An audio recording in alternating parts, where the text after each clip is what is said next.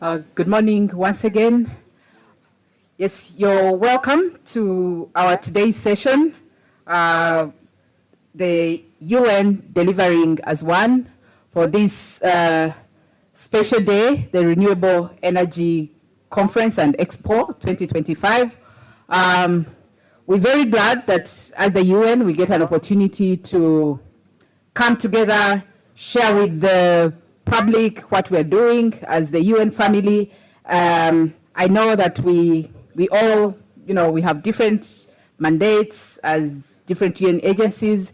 Many of us are delivering on SDG7, but in different ways. For example, we have FAO delivering, energy in the area of food security. We have UNICEF delivering energy for the children. We have IOM delivering energy in the migration context. But it's really a pleasure to see that we get together as a family to speak, to share, and learn from each other. So once again, you're welcome. My name is Zainab Kakungulu. I work with the Food and Agriculture Organization, FAO, and we have the pleasure to lead or coordinate this collaboration between the different UN agencies to host this side event on the sidelines of the Renewable Energy Conference. We have present different UN agencies. We have Food and Agriculture Organization. Can we see FAO team? Yes. We have a team from UNIDO. UNIDO, you're very welcome. We have UN Women, maybe yet to be here. We have WFP, welcome. We have UNEP, I think UNEP will be joining us online. We have UNOPS, welcome. IOM, welcome. UNDP, UNICEF, welcome. Resident Coordinator's Office, very welcome. Anybody that I forgot? UNHCR, yes, very welcome. Yeah, so we're glad to have all of you here, and we really look forward to a very exciting event to share and learn and find areas of synergies amongst ourselves as the UN family.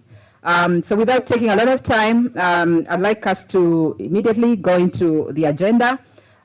Within the agenda, we have, we'll start with the welcome remarks from the Commissioner, Renewable Energy, and then we'll have also opening remarks from FAO representative, and then we have also remarks from the RC. I'd like to take this opportunity to invite the Commissioner, Renewable Energy, to invite us and give his opening remarks. Thank you.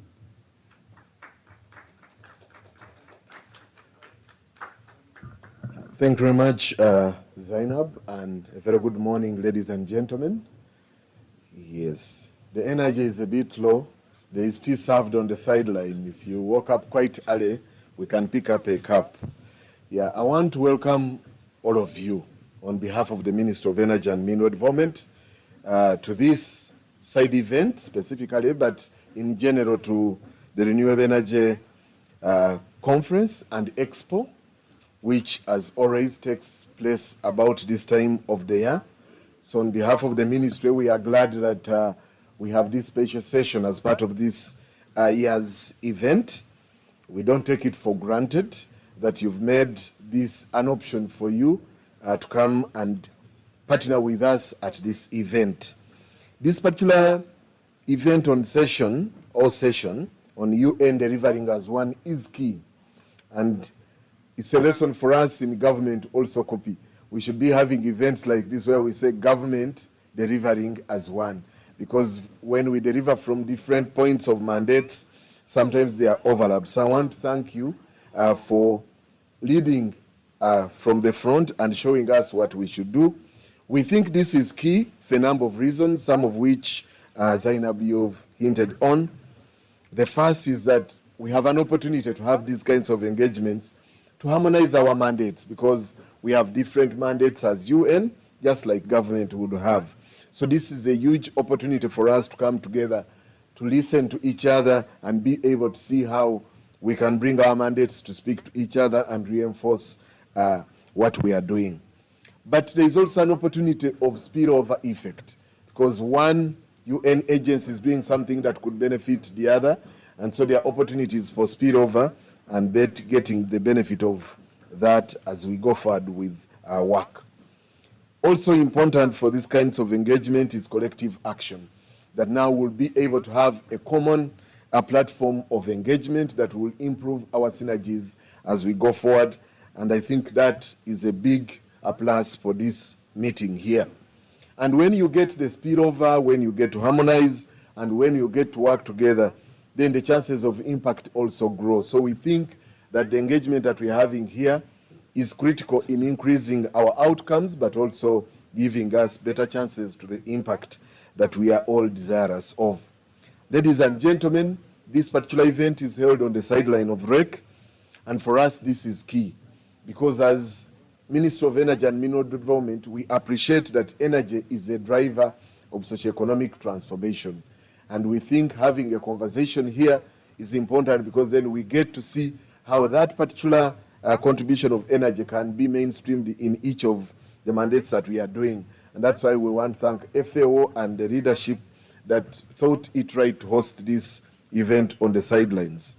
I want to thank all the agencies that have convened here as part of the UN team. FAO, we've been working together on a number of initiatives. We have a number of projects that span a long period of time, but particularly in the recent month, we've been discussing a bigger initiative that will continue engaging with all of you on food and energy nexus. That is very key for us going forward. So these conversations will start, but also continue engaging all of you, because you are either beneficiaries or contributors to the different aspects of that nexus that we are keen to harness. The UNDP, a number of projects, and I see some of my colleagues that we used to work with in UNDP have still moved on in the UN. They are now in UNIDO. Mr. Michael, I'm glad you're here this morning.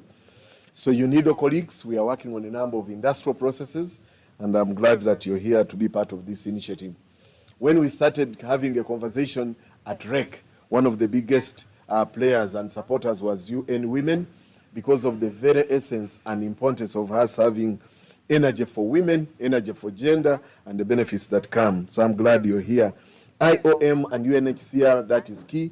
As we work with our refugee and refugee host communities, we've had a lot of interfaces with yourselves here. And our UN resident, did I mention that right? We are starting a very good conversation around Mission 300.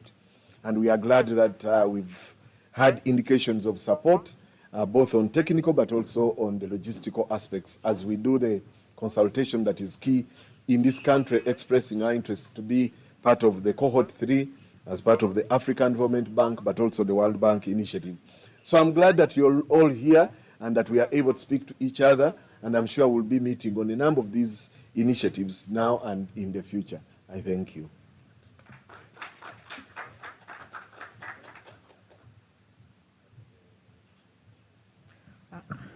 Thank you very much, Dr. Brian, for the remarks. And I think some of the key points that I pick from your submission is the importance of this convening for us to harmonize our mandates, spillover effect, collective actions as the UN agency. But I think most importantly, is that we are leading by example.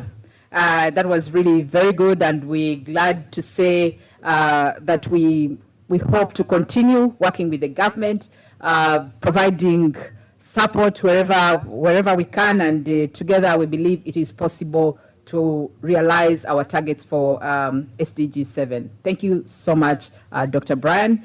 I'd like now to take an opportunity to invite the representative from FAO to come and also give his opening remarks. Jean-Marie.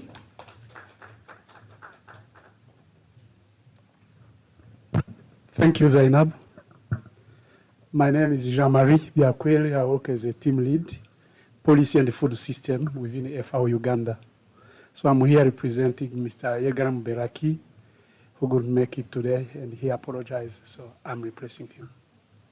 So Dr. Brian, Commissioner for Renewable Energy, Minister of Energy and Mineral Development, Mr. Leonard Zulu, Resident Coordinator, UN Family in Uganda, distinguished colleagues, partners, and fellow stakeholders, good morning. It's a great pleasure to join you today for this important dialogue on the UN delivering as one for Sustainable Development Goal number 7, which is taking place under the broader theme of transforming livelihood through nature and energy finance for climate action.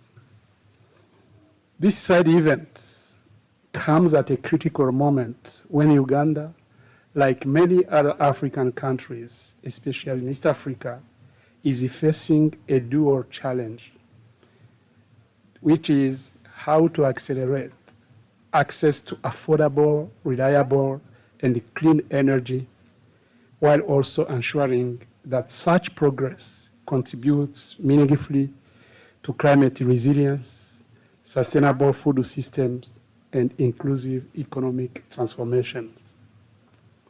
As you all know, energy is a cornerstone of agricultural productivity and rural development. Yet, most smallholder farmers in Uganda still operate in low energy environment with limited access to modern energy for irrigation, post-harvest handling, or value addition. At the same time, the country's heavy dependence on biomass for cooking fuel continue to drive deforestation, exacerbate greenhouse gas emission, and disproportionately impact women and children's health and time use. Recognizing this intersection, FAO is working hand in hand with the government of Uganda, local communities, and fellow UN agencies to ensure that agri-food systems are central to the clean energy transition. This is essential not only for achieving the SDG7, but also for making progress across a number of SDGs, of which the most central to FAO work is SDG2 on zero hunger and SDG13 on climate change action and SDG5 on gender equality. FAO is contributing to SDG7 through availing clean and affordable energy for agri-food system in many ways. For example, FAO is working to ensure that agri-food systems in Uganda are energy smart, inclusive, and climate resilient. Under the so-called its energy smart agri-food system approach, FAO supports the integration of clean energy across the agricultural value chain, helping Uganda transition to sustainable energy while strengthening food security and the rural livelihood. We've got a number of key achievements, of which promoting of solar-powered technologies help the use of solar-powered irrigation systems, grain dryers, cold storage, hatcheries, and greenhouse farming across the smallholder farming communities. These interventions enhance productivity, reduce post-harvest losses, and lower carbon footprint. And this is happening especially in the cattle corridor, like in the district of Nakasongola, Kiriandongo, in the Teso region, in the district of Kaberamaido, Katakwi, and in Karamojas. We're also promoting clean cooking and bioenergy solutions.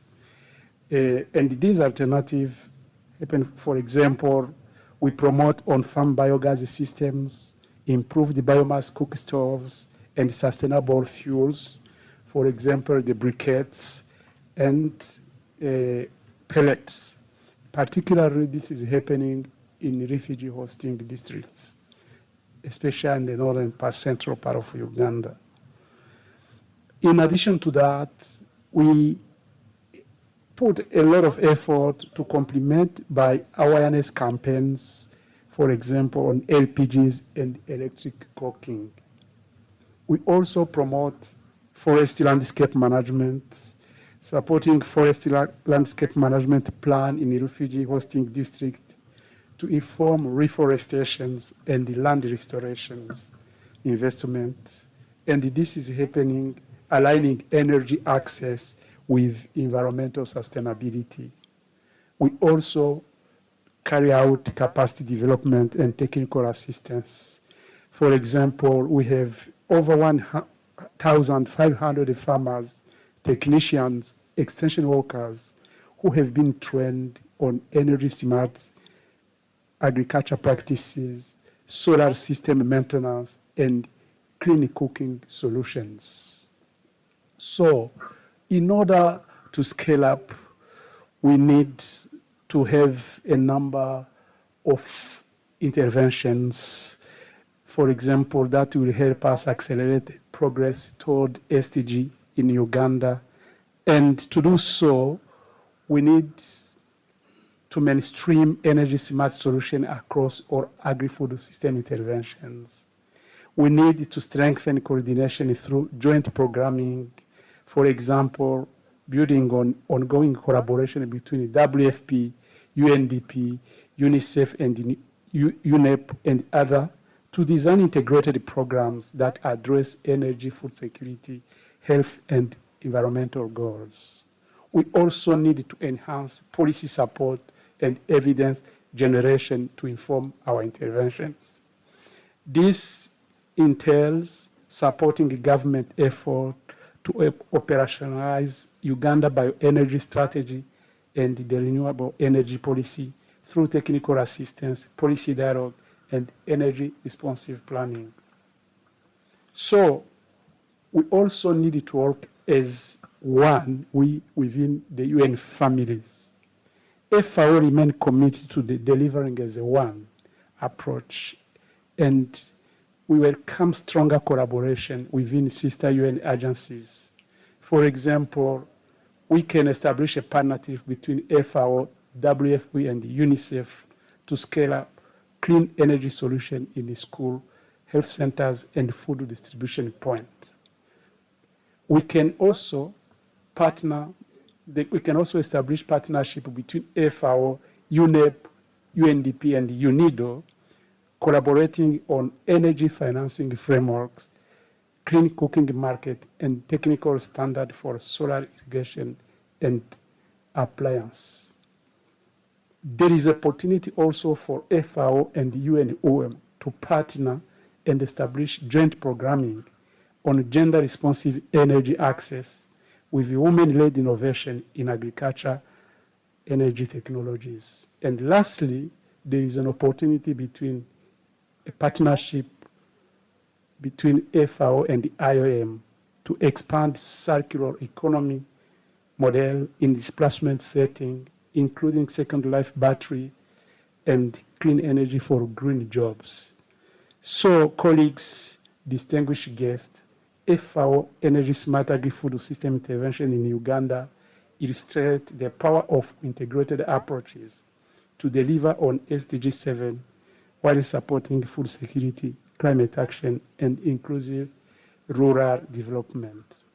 Moving forward, FAO calls for enhanced partnership, coordinated investment, and a whole of UN approach to ensure that energy transitions are just, sustainable, and leaving no one behind. Together, we can empower Uganda green transitions with a food, energy, and nature in harmony. Thank you.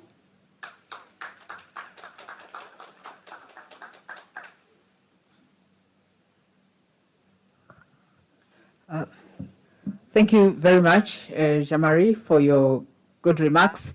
I think from your remarks, I like how you concluded that you're actually providing areas of synergies and collaboration. So I believe that from here we should be looking out for where to join to develop those joint programs, around the energy, the SDG on energy. It's really, I think from his remarks, the emphasis was on the energy food nexus. And while he spoke, I looked up a quick statistic around the energy food nexus. And I think I came across something that says 30% of global energy is consumed in agriculture.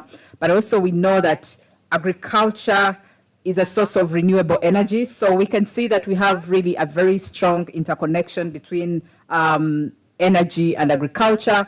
We have energy for agriculture and then energy from agriculture. So our task, our role is to look at how we harness, the potential of this interconnectedness between food security and energy. Thank you so much once again, Jean-Marie. I'd like now to take the opportunity to invite the RC to also come and give us his opening remarks. Thank you.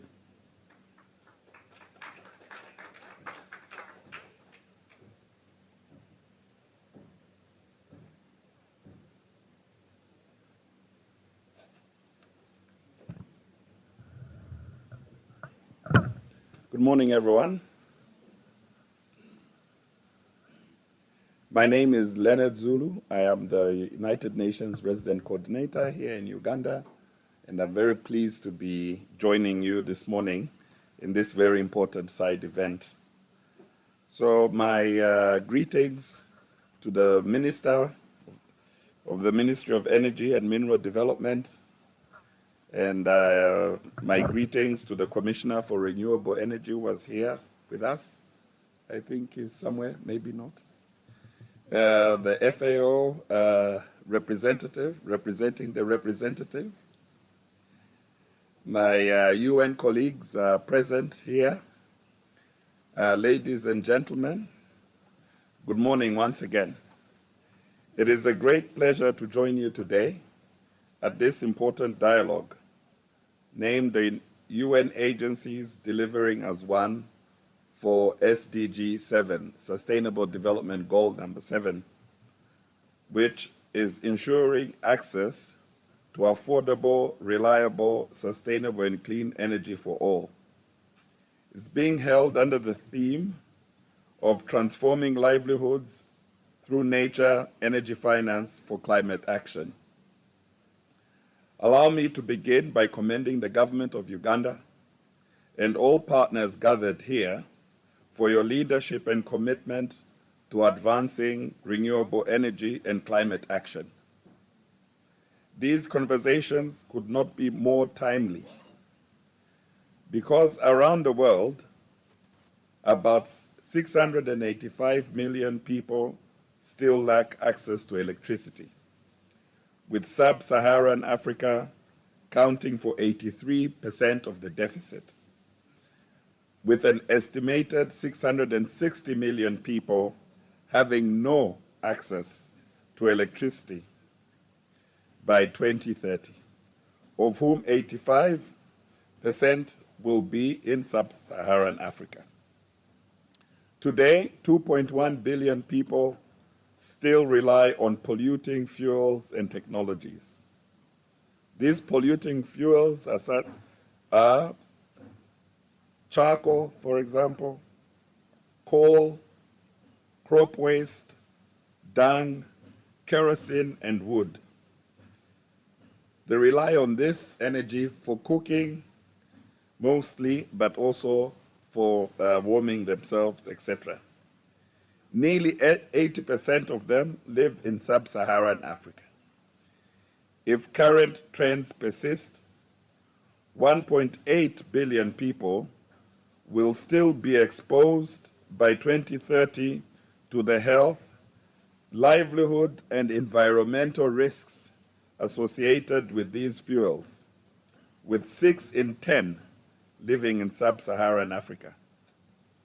In Uganda here, about 20% of the population has access to electricity from the national grid. That's very low. While 38% have access to electricity from off-grid systems such as mini-grids and solar home systems. 94% of Ugandan households still rely on biomass for cooking, of which 73% is firewood and 21% charcoal. This heavy reliance on biomass energy is among the key drivers of deforestation, a source of greenhouse gas emissions, and deepens energy poverty. It also places a heavy unpaid care workload on women who spend up to 4 hours daily collecting fuel and cooking with these inefficient stoves, exposing them to harmful smoke and pollutants. Such exposure significantly raises health risks, contributing to severe respiratory diseases and an estimated 3.2 million deaths in 2020 then, mostly among women and children, from indoor air pollution caused by polluting cooking fuels. 3.2 million, I don't know what the number is today, but I'm sure it's still high. We are also witnessing, ladies and gentlemen, the growing impacts of climate change, globally and even here in Uganda, through changing rainfall patterns, rising energy demands, and increased pressure on our natural ecosystems. Yet within these challenges lies an opportunity to harness renewable energy, invest in nature, and deliver real transformation in people's lives while advancing the global transition toward decarbonized and resilient economies. In this context, the joint initiative, Mission 300, which aims to connect 300 million people in Africa to electricity by 2030, strongly resonates with the United Nations core commitment to leave no one behind. This initiative, led by the World Bank and the African Development Bank, and supported by partners such as the Rockefeller Foundation, Global Energy Alliance for People and Planet, Sustainable Energy for All, and the World Bank's Energy Sector Management Assistance Program, Mission 300 is a unifying platform to link energy access with livelihoods, gender equality, and local development. Under the leadership of the Ministry of Energy, and in close collaboration with the United Nations Resident Coordinator's Office, UN agencies, and the Embassy of France, the government of Uganda is advancing efforts toward the country's inclusion in the third cohort of nations benefiting from Mission 300 initiative. It's very important, this initiative. To this end, a Uganda National Energy Compact is being developed, and a national stakeholders consultation will be convened in November, with the clear goal of aligning partners and key stakeholders, including development partners, the private sector, and national and international financial institutions around a common strategy to catalyze a resilient, inclusive, and low-carbon development pathway for Uganda by 2030, fully in line with the National Development Plan number 4, Vision 2040, Agenda 2063, and indeed Agenda 2030. Ultimately, Mission 300 represents Uganda's flagship effort to achieve universal access to affordable, clean energy by 2030, bringing together government, development partners, national and international financial institutions, and the private sector to connect every community, school, and health facility to reliable power. The United Nations system in Uganda is united in supporting such transformative shift towards affordable, sustainable energy with joint efforts that are part of a coordinated and community-centered vision. The United Nations country team is also developing a unified energy portfolio that tracks people reached, identifies service gaps, and maps opportunities for scale. This reflects our One UN approach to accelerating progress on the implementation of Sustainable Development Goals number 7, which is on affordable and clean energy, Sustainable Development Goal number 9, which is on industry, innovation, and infrastructure, and Sustainable Development number 13, which is on climate action. All of this work will be in full alignment with Uganda's Vision 2040. For the United Nations in Uganda, this is what delivering as one truly means: combining our strengths, our mandates, and our partnerships to deliver integrated solutions that respond to national priorities and accelerate progress on the Sustainable Development Goals, especially Sustainable Development Goal number 7, which, I repeat, is on affordable and clean energy for all. This is our mission, our destination, and we aim to journey with the people of Uganda to meet this goal. Together, the UN family is demonstrating that clean energy and nature-based solutions can work hand in hand. Through initiatives led by FAO, UNDP, UNHCR, IOM, UNICEF, WFP, UN Women, UNIDO, UNEP, CCC, and UNOPS.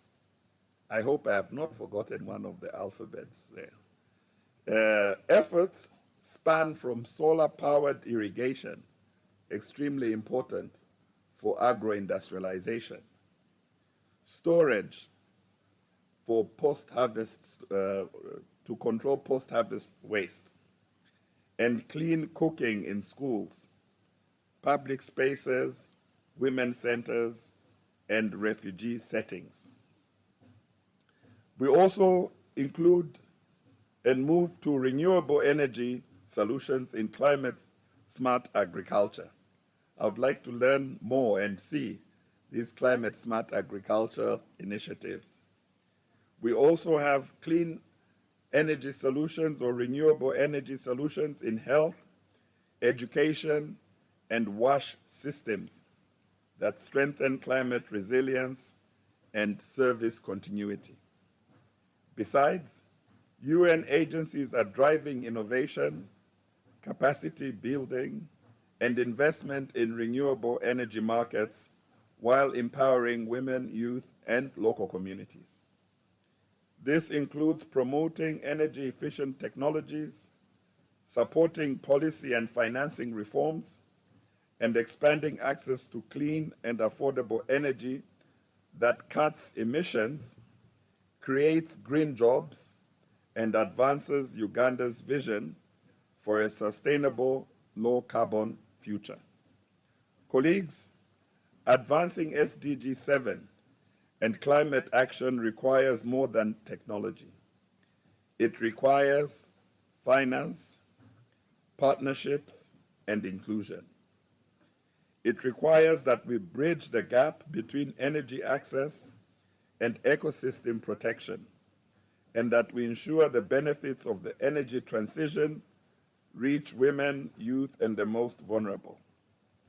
This is at the heart of our joint UN work in Uganda and aligns squarely with Uganda's Vision 2040 and the Parish Development Model and the nationally determined contributions under the Paris Agreement. As we engage today, I encourage us all to think beyond projects, to think in terms of systems, integration, and collective impact. I'm talking about joint programming. I'm talking about joined-up programs.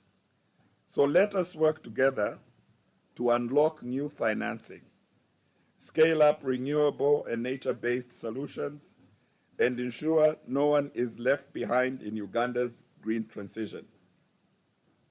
On behalf of the United Nations country team, ladies and gentlemen, I reaffirm our full commitment to supporting the government and people of Uganda in building a resilient, inclusive, and climate-smart future, where clean energy powers opportunity and where nature and people thrive together. I thank you all for your kind attention, and I wish you all the best in your deliberations this morning. I'll be with you for some time, so I see how everything starts and maybe participate in the dialogue that will start. Thank you very much for your kind attention.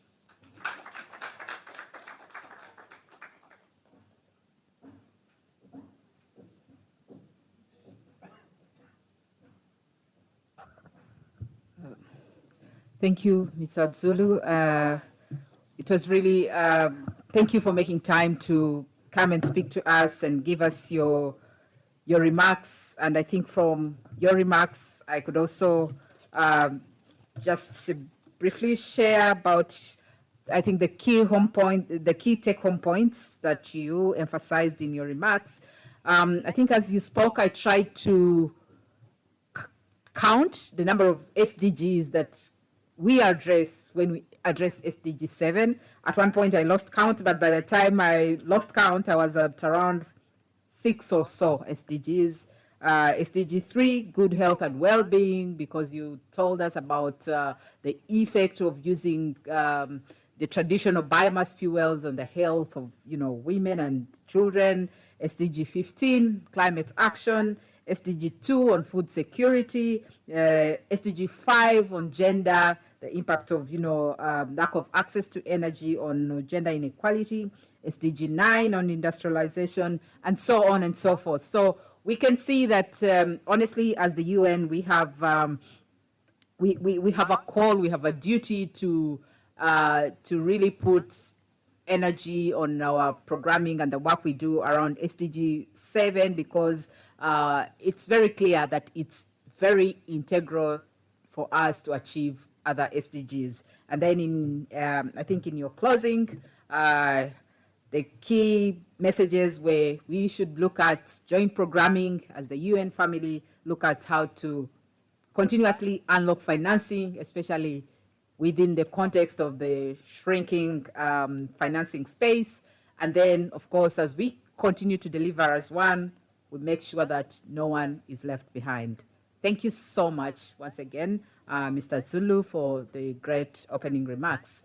Now we go into the next segment of our side event. Today, if you look at the program, you'll see that we have two segments of our event today. We have the first segment, which will be looking at unlocking productive use of energy.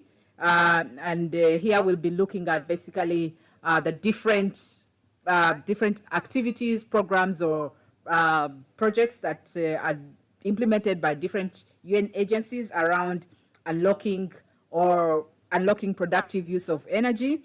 And then our second segment will be looking at scaling up clean cooking, which is also very integral to SDG7. So we have two segments: productive use of energy and then energy for clean cooking. So with that, I'd like to invite the moderator for the first session, Dr. Paul Nduhura. Please come and take over the microphone from me, and we look forward to following the rest of the discussion. Thank you so much.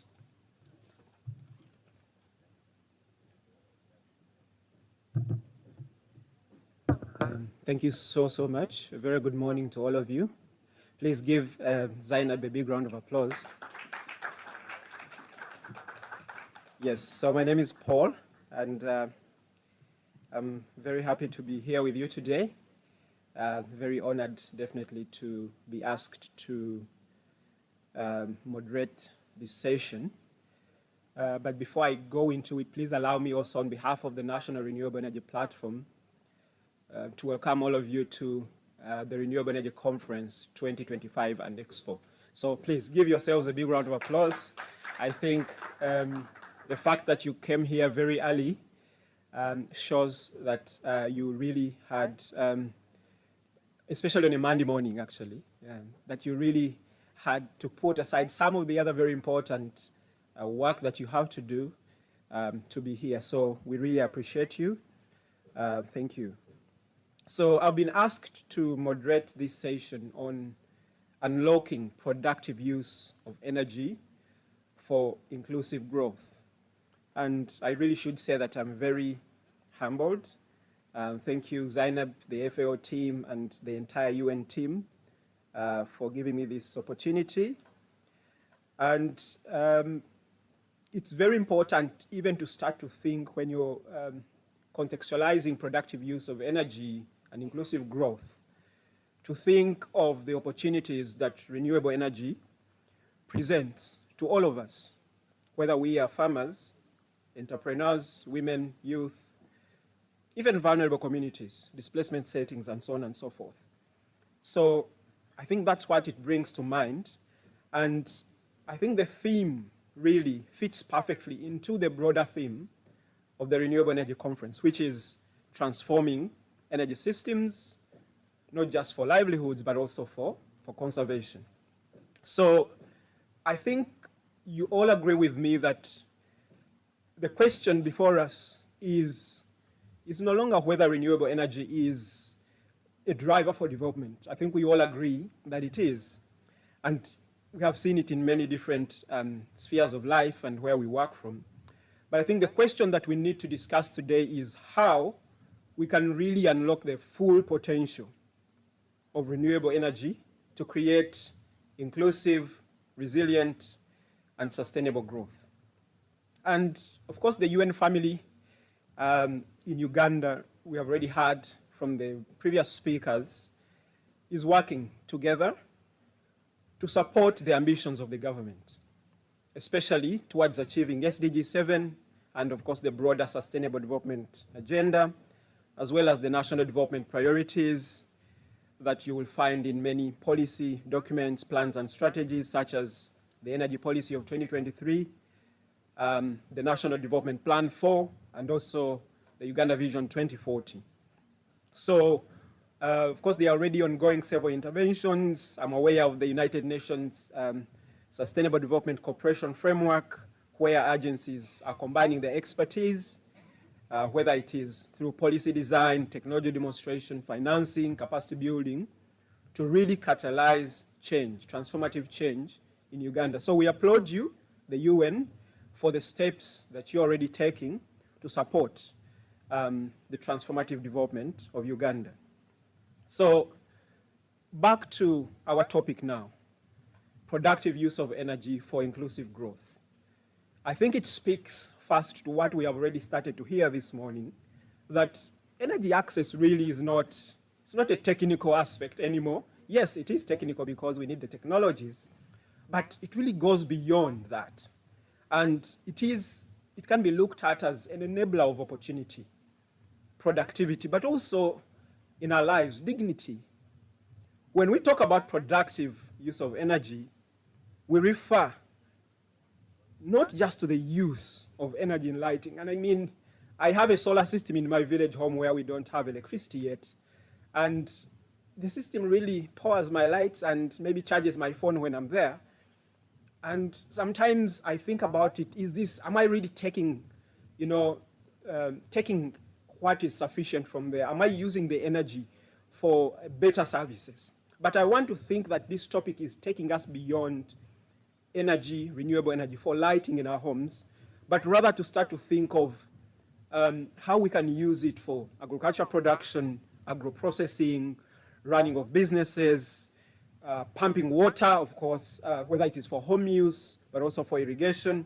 But also, how do we use energy to connect the farmers, for example, to the markets? We need that level of thinking as well.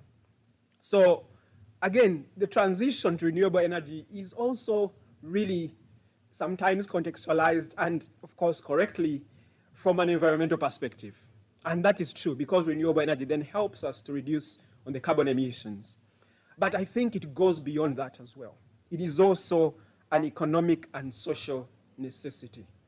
It is about unlocking productivity, inclusion, and resilience. So, we are going to receive 3 brief presentations to start off the session. And to kick us off, we are going to receive a presentation that will explore the role of renewable energy in enhancing agri-food systems. And as you can guess, that's going to be from FAO. So, and this topic is definitely very, very timely, because as you most likely know, especially if you're Ugandan, but I think those of you who are here, you know that agriculture employs most of the workforce here in the country. So talking about energy from an agricultural perspective, I think is a no-brainer for us. However, if you look at the statistics of agricultural production in Uganda, productivity really is still very low. Most of agricultural production is characterized by smallholder farmers who use very little energy in agriculture. And the production oftentimes is associated with a lot of losses. Sometimes the statistics talk of 40% of the production, agricultural production, goes to losses, post-harvest losses. And of course, this is linked to the lack of, let's say, cold storage, but also processing facilities for value addition. And we can also talk about energy supporting irrigation. We can also talk about bioenergy for value addition, and so on and so forth. So this presentation we will receive is going to really highlight for us the work that is being done in line with what we heard also from the commissioner earlier, the food and energy nexus. Our second presentation will come to focus on practices that empower women, youth, and vulnerable groups to make sure that they fully participate in the energy transition. Of course, we know that it will be very difficult or even impossible for the transition to succeed if the transition replicates the already existing inequalities. Women and youth must not be just beneficiaries of clean energy solutions, but they must also be designers, decision makers, and entrepreneurs in the transition. The third presentation will highlight the integration of clean energy in wash systems, an area where the benefits of energy access are, I think, really human, profoundly human. So solar-powered water systems, cold chain storage for vaccines, lighting for maternal care, but also digital lighting for children and youth, especially those that are in schools. So I invite you to participate. I invite you to really listen in. If you have any questions later, we'll have a chance also to have maybe a brief Q&A session. And at the end of the day, I hope that we will move from this place having agreed or really having thought boldly about what I term as 3 critical questions. How can we scale proven models of productive use of energy, especially solar irrigation, agro-processing, and so on and so forth? The second question is, what are those policy and financing frameworks that are needed, especially to attract private investment, but also ensure that affordability and equity are considered? And the third question that I want you to also think about, even as we move into the discussions, is how can we continue to deepen partnerships? I know that there is already close partnerships within the UN system, but how can we deepen this, but also expand them beyond the UN and the government, maybe to integrate private sector but also community organizations to ensure that, again, the energy transition truly leaves no one behind. So I want to end my scene setting here and take the opportunity to invite my panelists today to come forward, and then we will go to the next presentation. So first on the stage, please join me to welcome Miss Anne Nyambane, who is from FAO. Please give her a round of applause as she comes. And you're most welcome. Please join us on the stage. Next on the stage, please join me to welcome Mr. Larit Patra. And I'm sorry if I pronounce your name in a funny way, please, I apologize. Mr. Larit, you're most welcome. Please give him a round of applause. He's coming. Do we already have the representative from UN Women in the room? Yes, so is it Miss Juliet Nakato? Please, you're most welcome. Also, to join us on the platform, please welcome Mr. Tom Sengalama from UNDP. Is he in the room? Not yet, so I think he will join us when he comes in. Last but not least, please welcome Miss Fumi Arimizu. You're most welcome. I think I've tried, yes, to pronounce it very well. I was about to say that Mr. Tom is putting me in a difficult spot because now we have gender imbalance here. But it's okay. Tom will join us later. So we are going to have a discussion a little bit later, but I wanted the panelists to join me here. But before we have an in-depth discussion, please, we are going to receive the first presentation, and it's going to be very brief, 5 to 7 minutes, on sustainability and intersectionality of food and energy access. And to present that, please welcome Ms. Anne Nyambane.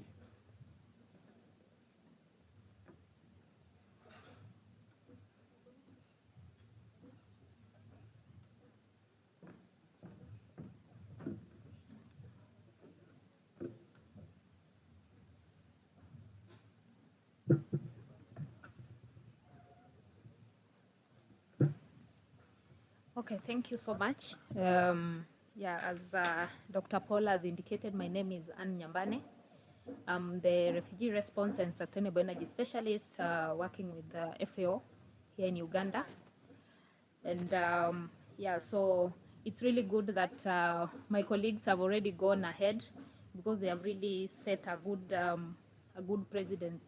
So it's going to make my discussions to be a bit more faster. As we wait.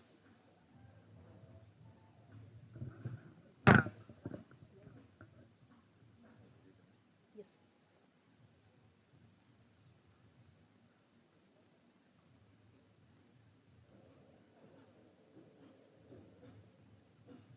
Okay. So just to set the scene, looking at the work that FAO in Uganda is actually doing. So we have our country framework that actually supports some of the interventions and also the government initiatives, because the whole idea is to ensure that some of these initiatives that we are doing is actually building up to what, to contributing to what the government is doing. And I think the RC and also my colleague John Marie were able to actually indicate some of the initiatives that the different programs that the government is doing that FAO is actually supports. And as you can see, we usually work around 4 areas, and it's about better production. Probably it's because of the light for the, yes. So we have areas around better production, better nutrition, better environment, and also better lives. And basically, our job is really to ensure there is support on food production and also ensuring nutrition security at different levels. and ensuring that our production systems are actually climate resilient. And also we are protecting our natural resource while we support agricultural activities. And lastly is to ensure that we have a good balance between rural transformation, ensuring that we are reaching the women, the youth, and also, I can say, the bottom of the pyramid population. So that is our goal.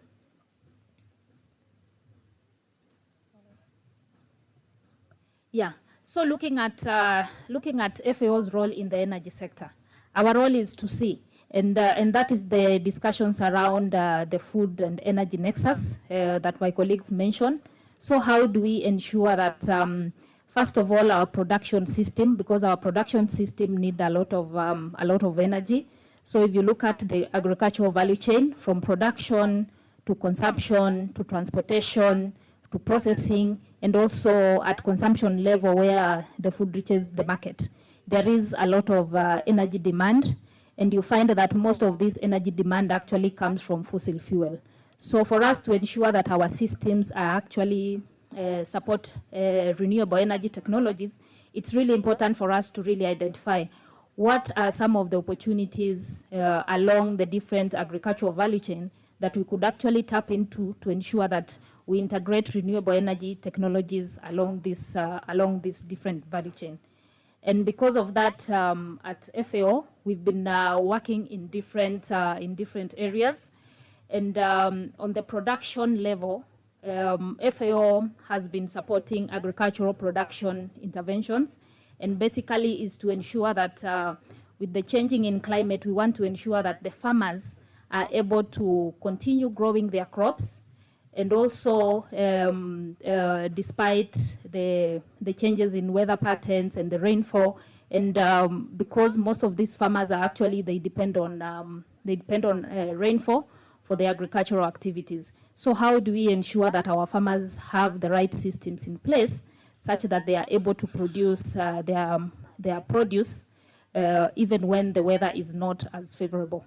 And some of the interventions that we do is support for solar irrigation systems, and we do this in two ways. So we have the solar irrigation system at household level, but we also try to ensure that, because at the end of the day we can't focus on all the households, so we try to see which systems can we implement on the ground that would actually support several number of farmers. And this one we do through having like communal solar irrigation systems. And with this, you find that one irrigation system is supporting between 10 to 50 farmers, such that they are able to keep producing at that level. And one of the key things about these irrigation facilities, you find that sometimes planting materials have to be prepared before the rain season kicks in. So with these irrigation systems, we ensure that the seedlings are already prepared. For example, if it's vegetables, if we are supporting, for example, passion fruit seedlings, we ensure that these systems are placed in areas where farmers, where a community can actually be like a seed bank, where they are able to access these seeds, do the production, such that when the rain comes in, you find that the seedlings or the planting materials that are needed are actually ready to be planted, rather than them being done before. And you find that also beyond ensuring that we have planting materials ready, it's about also capitalizing on the market, where we find that during off-season, farmers need, the vegetables are not in the market, so it means that the prices are high. So our farmers are able to actually continue growing their vegetables even during off-seasons, and then they are able to tap into to the high prices that off-season actually offers. And then we also have some value addition that we also support, having this vegetable drying units that we've installed in different areas in Uganda. And you find that all this intervention, I'm just giving an overview, all these interventions are actually being implemented in different districts. I can mention just a few. We have Kiriandongo, Luero, Nakasongola. We also have Karamoja districts. These are some of the places that these interventions are going on the ground.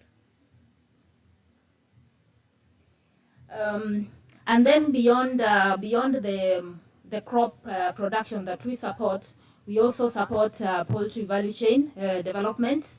The idea is to really ensure that our farmers are able to diversify their income, but also while at the same time supporting nutrition and food security, their food needs. So through this, we've been supporting different youths to actually access egg incubation facilities, solar-powered egg incubation facilities in different districts. I think so far we've installed almost five incubation facilities of 1,000 eggs. And through this, you find that the youth and the women are actually able to engage in production of chicks, and also the community can access these services by paying a very small fee, and they are able to produce chicken. Either we have the broilers or layers for eggs, and also for meat. And then beyond that, as an agency, we provide technical capacity for the different farmers, but we also know that it's really important for our farmers to actually get the right information when to plant. And through this, we've been working with the meteorological department to really ensure that we have solar-powered automated weather stations in the different districts. So far, we've installed around 16 weather stations in the different districts here in Uganda to really ensure that our farmers get the right information, when to plant, what to plant, and also additional extension service support from both from the district and also the different community extension service staff that we've been supporting at that level. And then beyond that, we also have we support cold storage facilities for the different districts, because we know that in different parts of Uganda there is need for vaccinations, and you find that if we don't have vaccinations, then it means that our animals are actually going to die. So we've been supporting ensuring that the veterinary services offices in the different districts actually have access to cold storage for vaccine storage. So we have supported especially the regional vaccination offices in Uganda to actually have these cold storage facilities, and some districts also in the Karamoja region. And so far we have like around 35 cold storage facilities that we've been supporting the veterinary services at the district level to ensure that our farmers are actually able to access these vaccines when they need them. And lastly, we acknowledge the fact that deforestation is a very rampant thing. And looking at Uganda and also the level of deforestation that is happening both around changing land use changes due to agricultural production. We've spoken about how the unsustainable use of biomass for fuel, for cooking, and also for institutional use we recognize the importance that and the need to actually protect our environment. And FAO, and we also recognize the fact that charcoal is going to be the biggest transition fuel as we go by, and also firewood. And we also recognize the fact that we have had a lot of degradation happening, and it continues to happen, despite the efforts that we are doing to see how the household, the institutions can actually transition to clean cooking technologies. And as an organization, we feel like, it's really important for us to actually see how do we address the degradation that has already happened, and also how do we ensure that the limited wood resource that we have is actually being used in an efficient way. And because of that, we have been supporting different sustainable wood-based value chains here in Uganda, and just to ensure that the actors actually engaged in, or rather using wood as their source of livelihood for charcoal production, for timber, for building materials and all that, they are actually doing it in a sustainable way. And we have developed a forest landscape management plan, and basically is to show the level of degradation and also some of the initiatives that all the different actors can actually engage in at that level. So we have the forest landscape management plan, which guides restoration and also degraded ecosystem restoration activities and reforestation activities on the ground. So far, we have 3 districts: Yumbe, Lamo, and also Changwali, and we keep encouraging that please use these plans to actually support the different efforts that you're doing when it comes to reforestation. And also, we also have other projects that we are doing. For example, charcoal production, ensuring that the charcoal that is being produced and also used mainly in urban areas is actually being done in a sustainable manner. And we've been supporting energy efficient charcoal production kilns, and also to ensure that also private sector actors come in and support reforestation efforts. We have been supporting different individual landowners to actually restore their forest through reforestation activities. So thank you so much. And before I sit, I was looking around and I saw this quote from our former Secretary General Ban Ki-moon. And what he said is that energy is a golden thread that connects economic growth, social equity, and environmental sustainability. And this was during the launch of the Sustainable Energy for All. That was in 2012. So as we reflect on this session, let's ensure that it has been like almost 13 years later. We still are talking about the same thing, but we are hoping that, we are heading in the right direction, and we are going to deliver this as one. So thank you.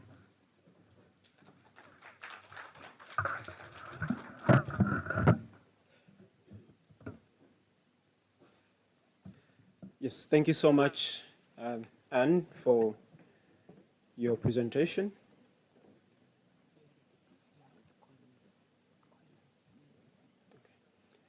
Thank you, Anne, for sharing with us the very good work that is being done at FAO. And of course, I'll be coming back to you later with some questions, and I know the audience has also maybe one or two. I'm informed that we have a representative from UNDP. Collins, are you in the room? If you are, I would like to invite you to come and join the panel discussion in front. Please welcome Collins. We are glad to have you. Thank you for coming. So we are going to take the second presentation, and I hope you are noting your questions that then we'll have a chance to ask a bit later, even if our time is limited, but I hope we can ask a few. Our second presentation is titled Powering Futures, Clean Energy in Schools and Health Facilities. And this is going to be delivered by Mr. Lalit Patra. You are welcome to take us on. Thank you.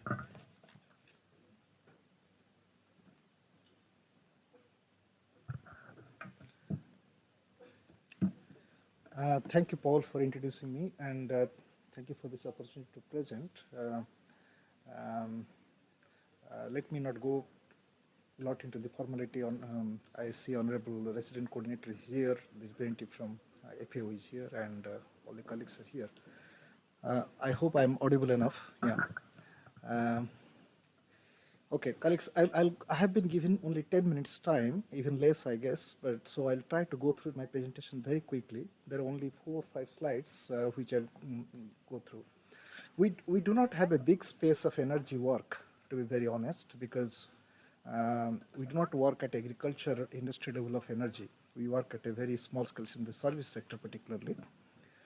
So I'll just go to move to the next slide, please. Yeah. So the energy that we talk about is basically for water supply systems, community water supply systems, Then we talk about healthcare facility to make it independent from the power grid, and then also the schools.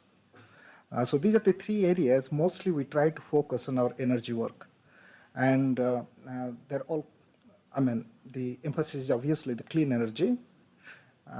Okay, let me go one by one.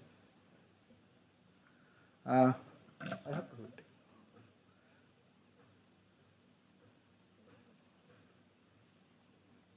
Oh, okay. So, okay, I jumped one, but it's fine. So these are the three areas where we're basically working on, and our major emphasis I'll try to explain in a little more detail as I go to the next slide. For example, in healthcare facility, we all realize how important it is to have a stable energy system in the healthcare facility. And most of the healthcare facilities are of course falling in the areas where you have a kind of power grid system, but then whenever there is a power grid system failure, the healthcare facilities stop functioning. And that becomes a real nightmare for the functioning of the healthcare facilities and its subsequent work. Maybe storage is not important, but in this healthcare facility, the storage is important because you are going to support in a large scale for the surgical activities, for the laboratory activities, and the cold chain management. And the second one, I'm going to focus on the schools. So we all know why the water supply and sanitation facilities in school is important. School is probably the most vibrant institution in any community where 300, 400 students get together almost every day and for a long time. So it is important for us to have the schools to be energy sufficient, at least for the basic functions like, for water supply and sanitation. Also the schools, when they get this kind of support, energy support, we have seen schools not only go for the sanitation and water supply facilities or hand washing facilities, they go for even some kind of school garden, which is also a very good learning for the kids, and also it supports the nutrition system. So this is a very interesting area, very small area, but you'll realize that any school where we have done this kind of intervention, you'll be surprised with the results. The attendance rate and the retention rate goes above 40%, which is unimaginable. I mean, we never expected that kind of impact. A small, energy support with wash facilities can make a difference. And it's probably because of the privacy the girls get. So that helps their, their day-to-day, of course, ablution and all. But at the same time, during the period of menstruation, they also get that kind of privacy. And that helps them not to drop out from the school and not to even miss the schools 3-4 days, which is very, very interesting. The impact is fantastic. And there is also something which is called, we call the children as the change agents. Like whatever they learn, the sanitation hygiene that we teach in the school, that also transfers to the families. So you will find in the communities where there are schools, there are plenty of houses who have built their own toilets despite the poverty, because of the because of the kind of campaign that probably the children by themselves have done, that has transferred to the household level. So it is really, it is a small intervention makes a huge difference to the entire system. Anyway, that is that set apart. The energy support, most of the time, that if you expect the energy support to come from the national grid, it is very unlikely, because sometimes also the national grid do not supply reliable water, electricity. So when you use solar energy kind of thing, at least it gives you reliable water supply system to function. You don't need batteries. Batteries are expensive. Batteries are only important for the places like healthcare facilities. In schools, you don't need. In the daytime, you can always operate the water supply system and store water, and it functions in normal way.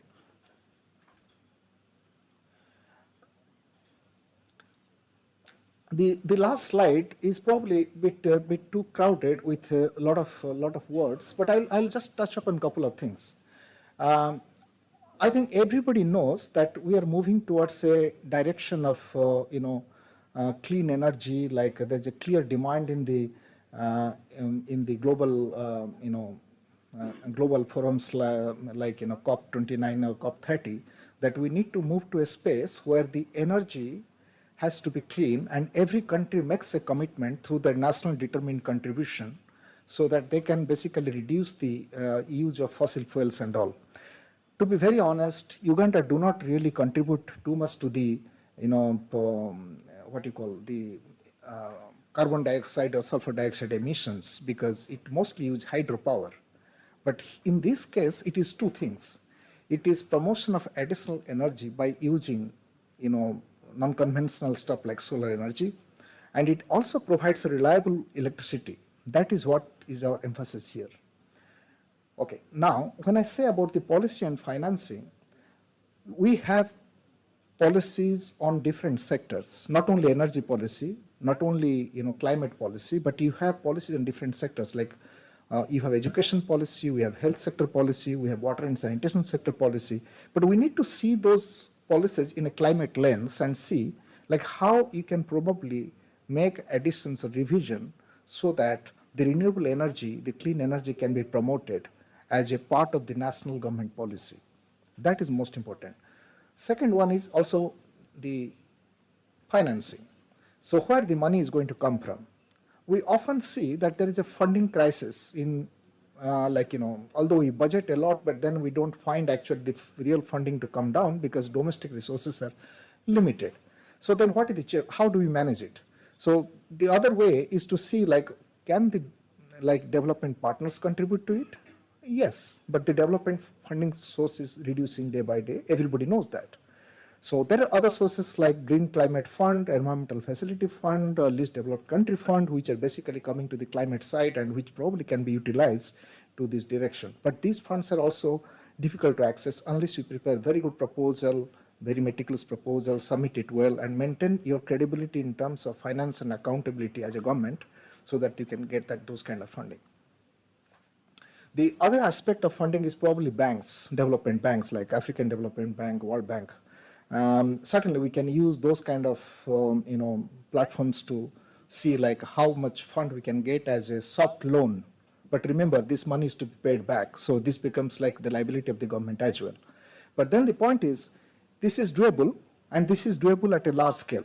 So what we have done as UNICEF, we have just piloted in 150 schools. We are going to pilot in, WAS facilities and healthcare facilities. We have already piloted more than 50 schools. But most important part is UNICEF alone cannot cover the entire country on this area, nor the development partners, if they combine together also, they cannot cover the entire country. It has to be the responsibility of the government to scale up. And to scale up these services, you need huge funding, you need huge capacity. Then coming to the capacity, what kind of capacity we need? One of the capacity is very important within the government system, what kind of capacity we have. National capacity, district level capacities, and even the capacities needed up to the list level, like LC1, LC2, LC3, local councils, I mean. Because when something falls apart, you still need to fix it back. So you need to have a management capacity at that level to make sure that any services which is provided, there is a continuity of that service by supporting the repair or maintenance of those services also. We are often seeing 30 to 40% of the schools where the WAS facilities were provided with solar panels, they're falling apart. And then we're trying to fix it. We're trying to now create a situation that the local artisans can be trained by some kind of well-skilled organization so that there is a local capacity maintained and they can be hired for repairing or maintenance as and when needed. So that is something which we are planning to do, but that has to be a long-term systematic plan and to be a plan of the government, and we'll support that. And we'll support the entire process, starting from planning to designing to implementation. We'll support that entire process. Another area which everybody knows is the private sector. You see, any country which has grown well, you have usually a very strong private sector. Government normally does the regulatory part, but private sector does the marketing, supply chain strengthening, and the implementation of things that we all know. So when the government needs to provide the enabling environment in terms of quality assurance and inspection systems, maybe in arranging the sources for large-scale implementation, but private sector is very key for any kind of intervention like this, particularly the areas where the system is not well accustomed to. So this is an area which we are trying to establish a strong partnership between the civil society organizations, private sector, and also with the government. And that's going in the sector, but it has to be really in a robust way, and it has to be much more flourishing, I mean, in a bigger way, not only in one sector, it has to be in multi-sectors, and it has to be nationally done. Maybe Minister of Energy should take a lead on that, and we can always support that kind of, technical assistance as and when needed. One of the things which I always emphasize when I do any presentation on the development sector is community engagement and social behavioral change. You see, the community engagement is the key to basically to develop ownership, because you try to consult people to explain them the thing that you want to bring in, and they can certainly tell you what is right, what is wrong for them. And they have their own concerns. If you don't listen to it, system is ought to fail. So the community engagement is the most important element in the entire process. So all the skills, capacities, institutional arrangements, and then funding and the policies support, all these things are very much, you need to imbibe while promoting a good, clean energy sector. I'll stop here. It is a very small area that, as I said, we work on, but what I say in this slide is valid for every sector and for energy as such, and even beyond energy. Thank you so much.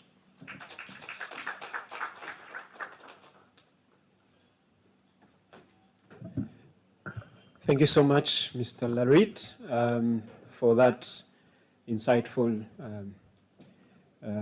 presentation that you have given us. I'm sure we are picking key points. We are going to come back to you with a few follow-on questions.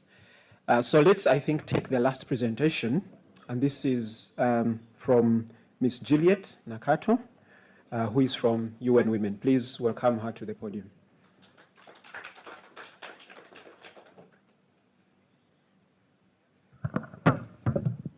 Good morning, everybody. I only heard good morning from the RC.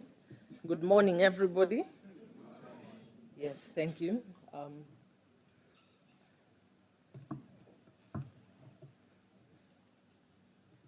As I wait for the, okay, wonderful. So my presentation will focus on centering women in clean energy transition pathways. One of the things that we observe in when we talk about energy or any other, say, area is it is important to cater for the needs of all people, women, men, boys, and girls. And I will just proceed with this with my presentation. Oops.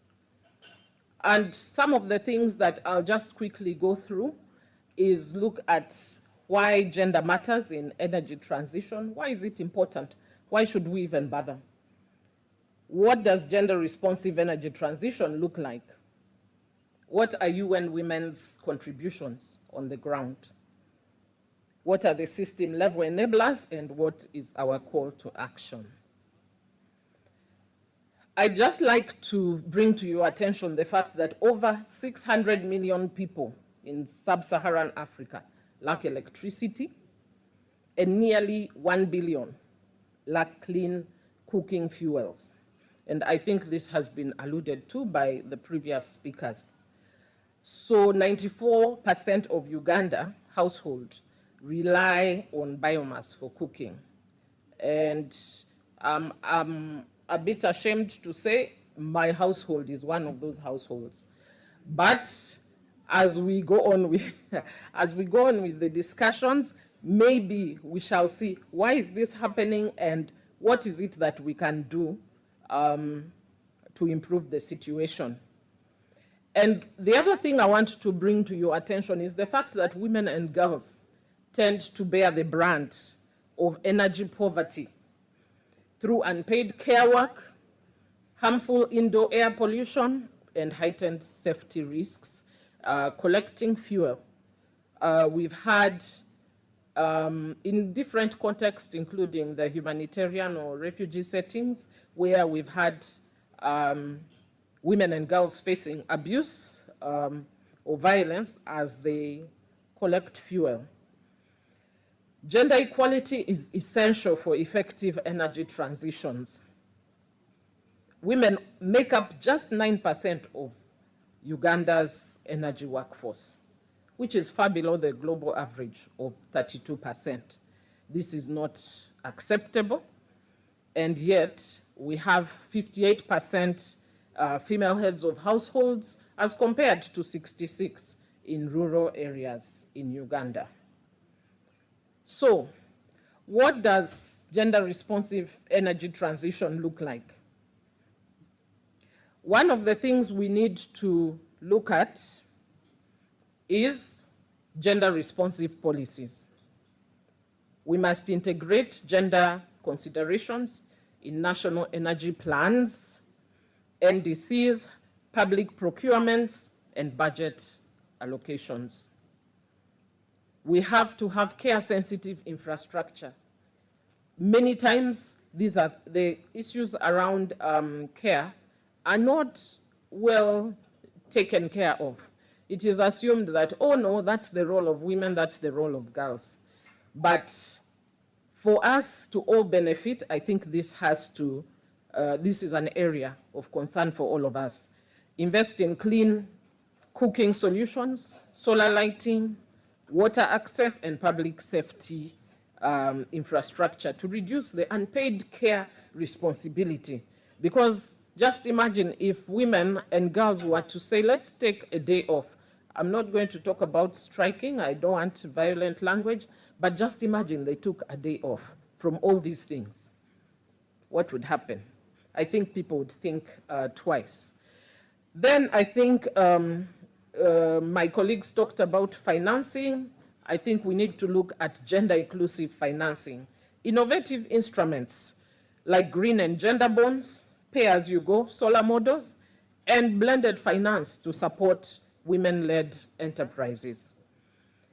Then we need enabling governance and systems, ensure participatory planning, and I think the last speaker took some pains to really highlight this area. Ensure participatory planning, gender disaggregated data, this is normally an area of weakness, inclusive policy frameworks, and infrastructure that reduces women's time poverty and enhances safety. What are some of the UN Women's contribution on the ground? Just to clarify, our work is not energy, but gender is our business. Gender equality is our business. So, one of the things that we have pushed for and are advocating for is expanding clean energy access for safety and care, and how some of the solutions are quite simple. For example, providing solar lanterns, street lights, and center-based panels, improved safety and access in refugee and host communities. Light seems, we take it for granted, but until you do not have that light, then you will know what the importance of light is. Then reducing the unpaid care workload by distributing clean cook stoves to reduce women's responsibility. Such cook stoves mean reduced amount of, say, they use less firewood, and that is an advantage for the women and girls because then they have to do less in terms of going out to collect fuel wood. Then promoting women's economic empowerment. We've enabled women and women-led enterprises with solar technologies and access to renewable energy finance. And enabling gender data and policy influence by providing technical support for gender data. For example, time use survey. I know that the last time use survey, I think, may be quite outdated, but this is important because when policies are being made, when plans and policies are being made, then this, they are done based on solid data that is informed planning. Yes, thank you. I will not go too much in detail in the case studies, but just to share that since 2017, UN Women has implemented the LEAP project in refugee and host communities. And in this project, some of the interventions have included the provision of solar lanterns, street lights, solar panels centered around women centers. And just as I was saying, light is life. It is important what difference light can make in the lives of women and children. Light can mean the difference between sexual abuse and safety. So there are other examples, but I will not, for the sake of time, I would like to move on. So what are some of the system level enablers? Gender data collection and use. This is critical. Gender data has to be collected. How do women and men, how do boys and girls interface with energy solutions? This has to be explored and understood for advancement and innovations and change and the right innovations and the right solutions. Cross-sector and multi-sector coordination is important. Just from what you've seen from the previous presentations, you see that there has to be cross-sector and multi-stakeholder coordination, because we are looking at energy for what? Energy for education, energy in education, energy in health, energy, we're talking energy security, and many other areas. Gender accountability frameworks have to be considered in energy projects. Energy is not neutral. It's not, okay, yes, electricity, we can both use the electricity, but the way we use it and the way we benefit from that electricity might actually be quite different. What things are we using the lighting for in our homes? One is using it for reading, another one is using it for cooking, another one is using it for maybe sports or something like that. So all this information is important in terms of decision making. Women's leadership in policy, technical and entrepreneurial roles is important. Women have a role to play. They can do many things, many more things than we normally think. You have companies, unfortunately, who will think that, oh, this will involve climbing poles. And they say, oh yeah, women can't. But I do not want to have to ask questions what body parts the men use when they are climbing the poles. But the point I'm trying to make is that there has to be deliberate action to ensure that women occupy these spaces. Many times, when you talk about issues of energy, this is where the money is. Then you say, no, let the women be in hairdressing and that kind of thing. No, we are saying we want to see women leading in these spaces, in policy, in the technical and entrepreneurial roles. I'm almost done.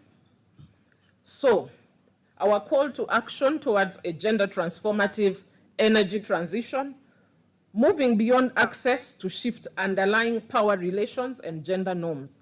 Yes, these gender norms underlie or at the base of how people access energy, how they use energy, including the energy jobs that we are talking about. All these things play a role and must be interrogated. We recognize women as active agents, leaders, innovators, and entrepreneurs in clean energy. We have seen it happen, and we know that we can replicate it. It should be scaled up. Gender transformative energy transition embeds gender in policies, data, finance, and infrastructure, and also prioritizes safety, time equity, and decision-making power for women.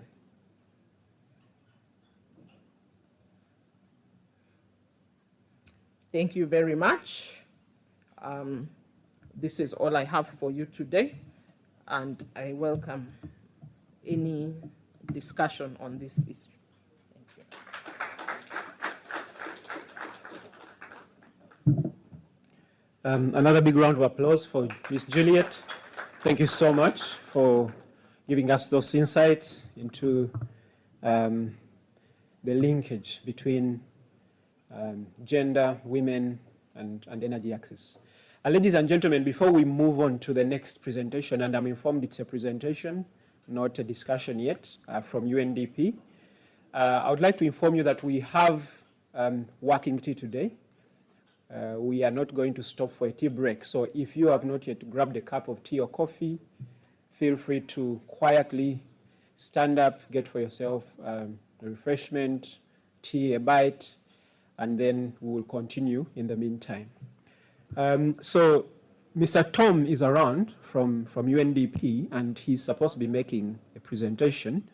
So I'll invite you, Tom, to come forward and also make your brief presentation. We have only 5 minutes since we are already behind schedule. And yeah, so I'm going to give the floor to you now.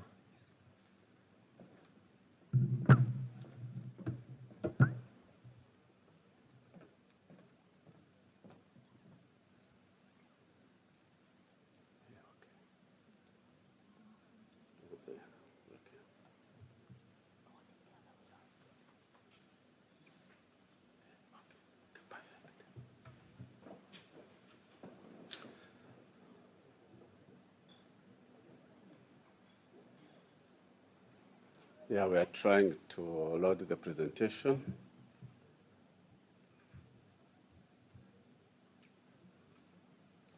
Yeah, thank you very much. Good morning, ladies and gentlemen. I'm going to take only 5 minutes to run through what UNDP does in the energy space and probably look at what we think we are going to take forward.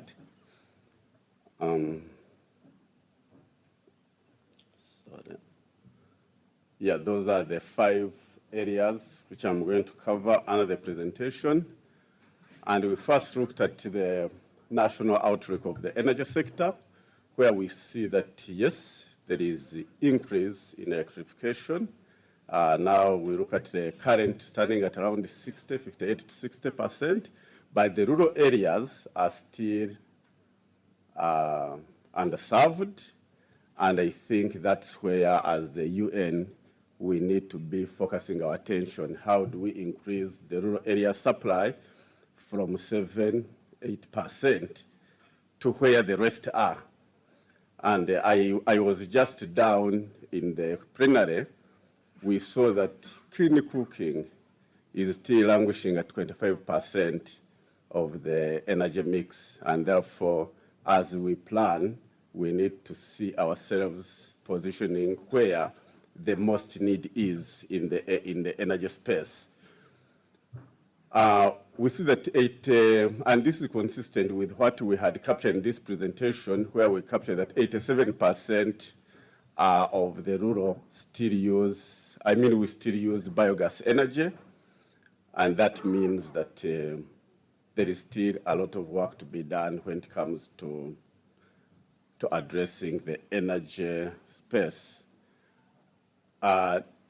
Uganda is not yet a member of the Mission 300, although UNDP and the Ministry of Energy, we have had a number of discussions with the Ministry of Energy to see what the UN role can play in making sure that, 1, Uganda benefits from this mission, but 2, what should we do in supporting this journey?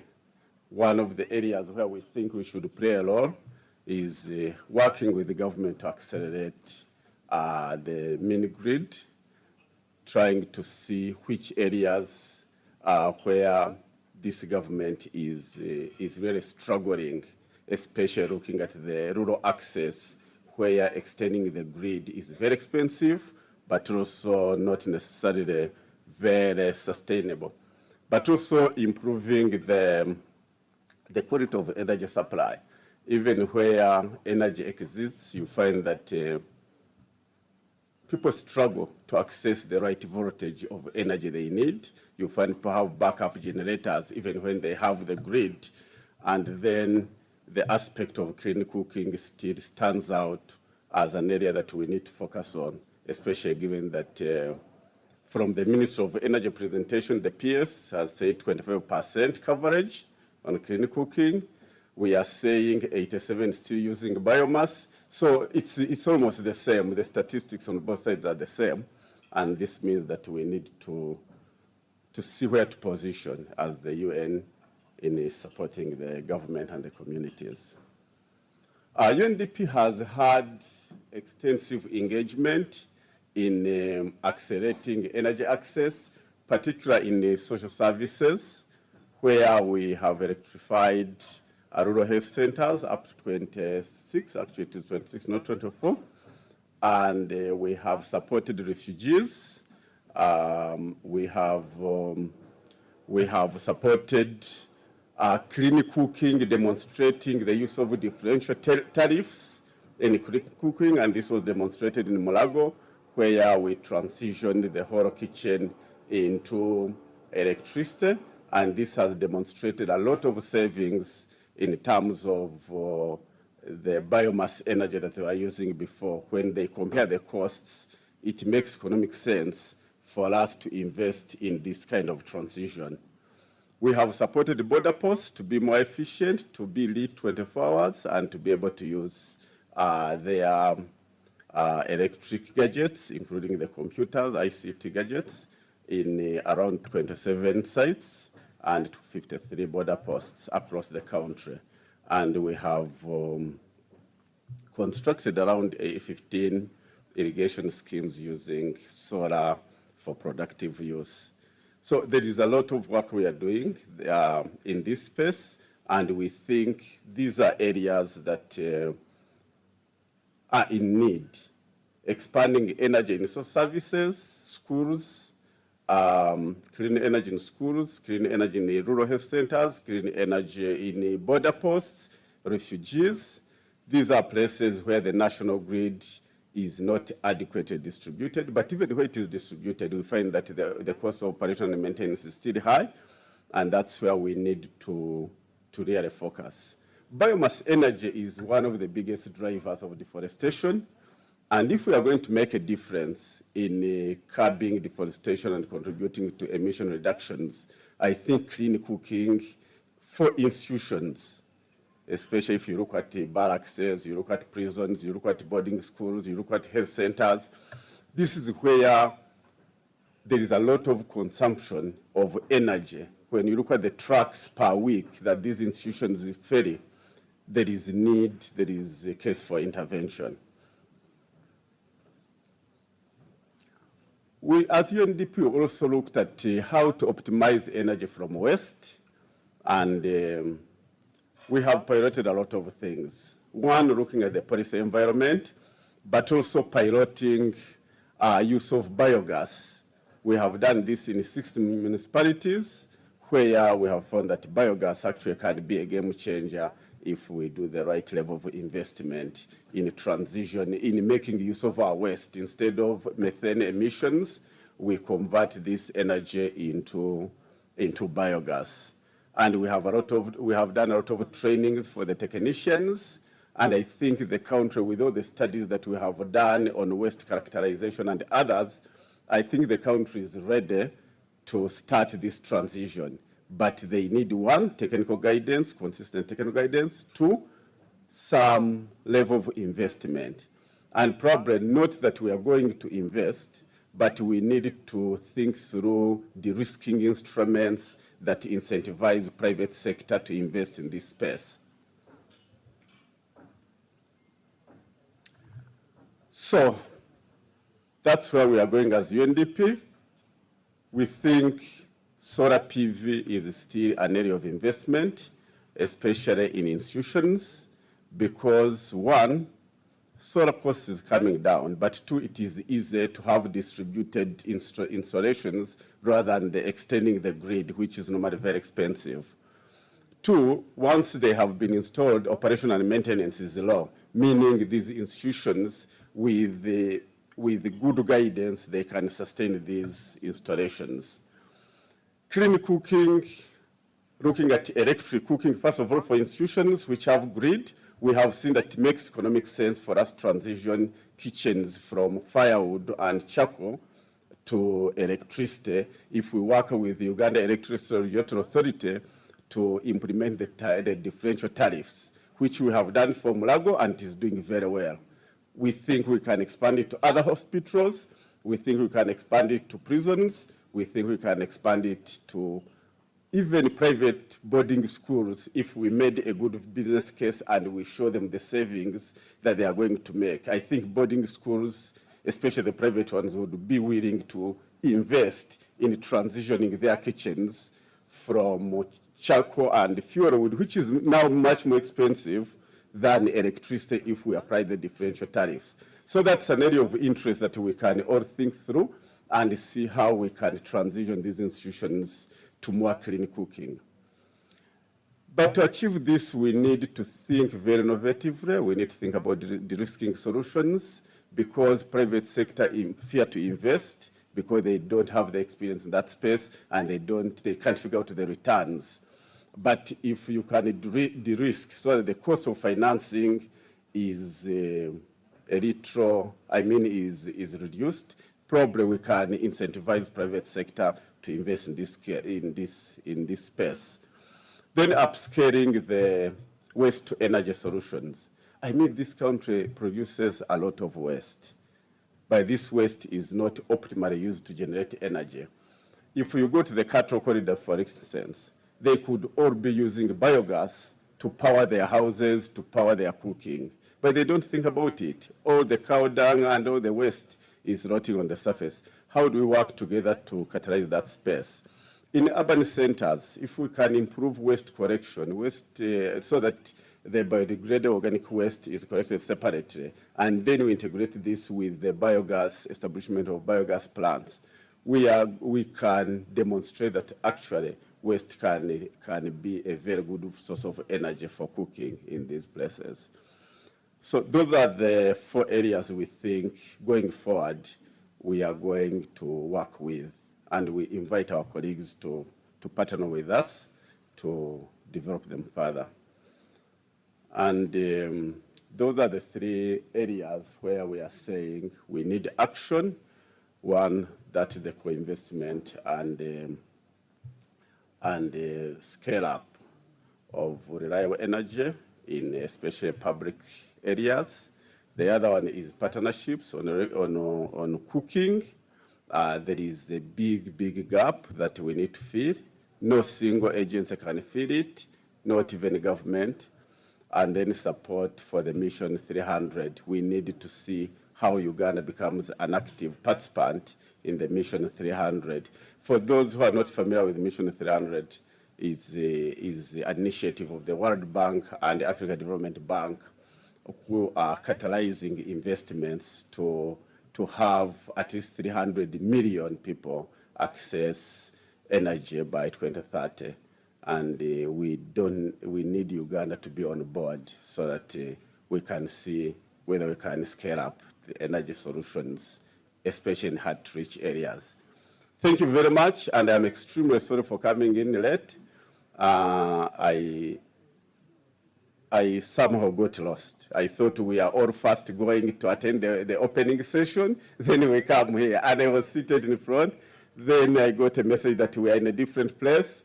The PS was presenting. I felt shy to stand up and leave, so that's why I got a bit late. I'm extremely sorry. So these are the few points I thought we should share, and I'm happy to respond to a few questions. Thank you.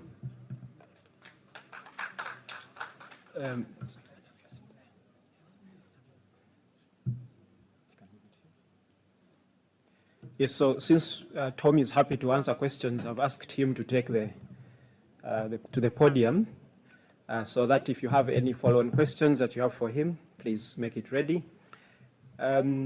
So, as you have noticed, we still have only, I think, one person that has not yet spoken, and I want to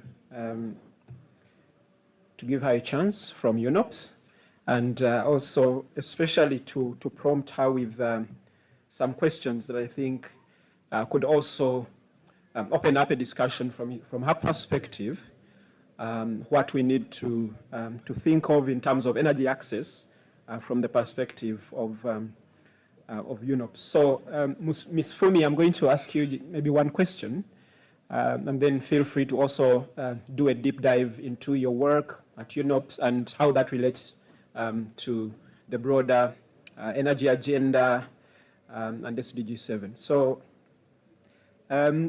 one of the challenges that we often face, I think here in Uganda, and especially when you think of solar systems, is we often rush to acquire these systems, and I am an example of people who have sometimes, acquired this system in a rush because I need light in my home, in the village.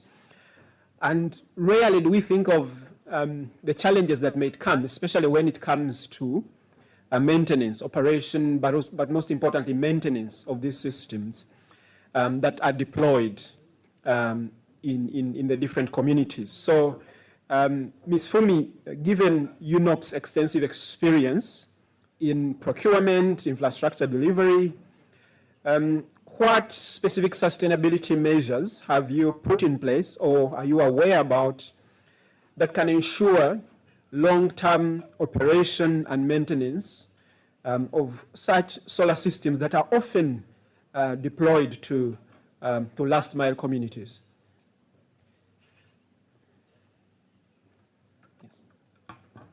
Thank you very much for your question. So for those of you who are not very familiar with UNOPS, UNOPS stands for United Nations Office for Project Services. And we don't have a specific policy mandate, but we focus on implementation. And we provide support to the government and other partners, in particularly in infrastructure, procurement, and project management. We have been around for maybe about the last 30 years. In Uganda, it's a bit less than 30 years, but in the renewable energy sector, we have been implementing around $150 million US worth of projects across Africa. So what I wanted to say is that distributed energy solutions are rapidly deployable and cost-effective in challenging environments, and suitable even where the ability to pay is low. But after 15 years of our experiences, we saw that we still seek sustainable solutions to ensure that these systems last longer, and because many are not maintained and fail prematurely. And we have seen that Uganda is pioneering energy as a service for public institutions. This is a model that is well known in the private sector, but new to the public sector. And this approach aims to address the long-term operation and maintenance issues that plague distributed renewable energy systems. And UNOPS seeing systems replaced after only 5 to 6 years due to a lack of maintenance. For instance, we have seen that in DRC.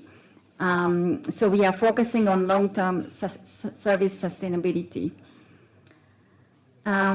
Key to sustainability is developing local markets, including supporting women-owned businesses. So we are currently also implementing renewable energy project with the World Bank financing in Yemen. So we have also looked at promoting these women-owned businesses through our projects. This increases local providers' spare parts availability and maintenance capacity, as well as lowers the costs.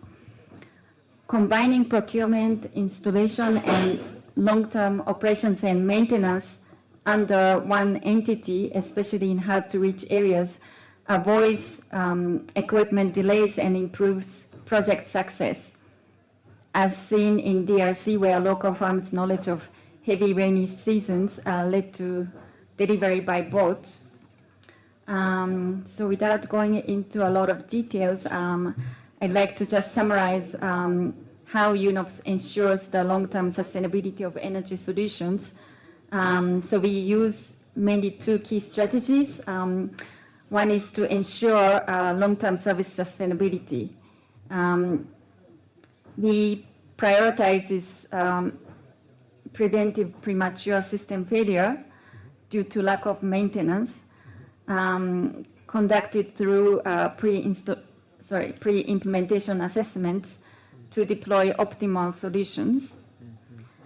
And then we also look at the end-of-life planning and e-waste management, because we consider the entire life cycle of infrastructure. So we really emphasize the planning for end-of-life solutions, particularly for e-waste generated by the solar panels and batteries. I think other agencies are also involved in looking at the e-waste. So we are actively collaborating with governments such as in Sierra Leone to develop e-waste solutions for mini-grid projects. And we also advocate for African policymakers to address this critical issue. And there are several operations and maintenance models available for consideration. One is user-based maintenance for standalone solar systems, which I understand that other UN agencies also using in Uganda. So in that case, for the standalone solar systems, we need to make sure that we train the school and health clinic administrators or local technicians to ensure the continued functionality of these systems. And then the second one is the private sector engagement. In the case of UNOPS, we can design, construct, and commission typical mini-grids projects, but following a 12-month defects notification period, we typically hand over those systems to the government. Then the government takes care of the operations and maintenance.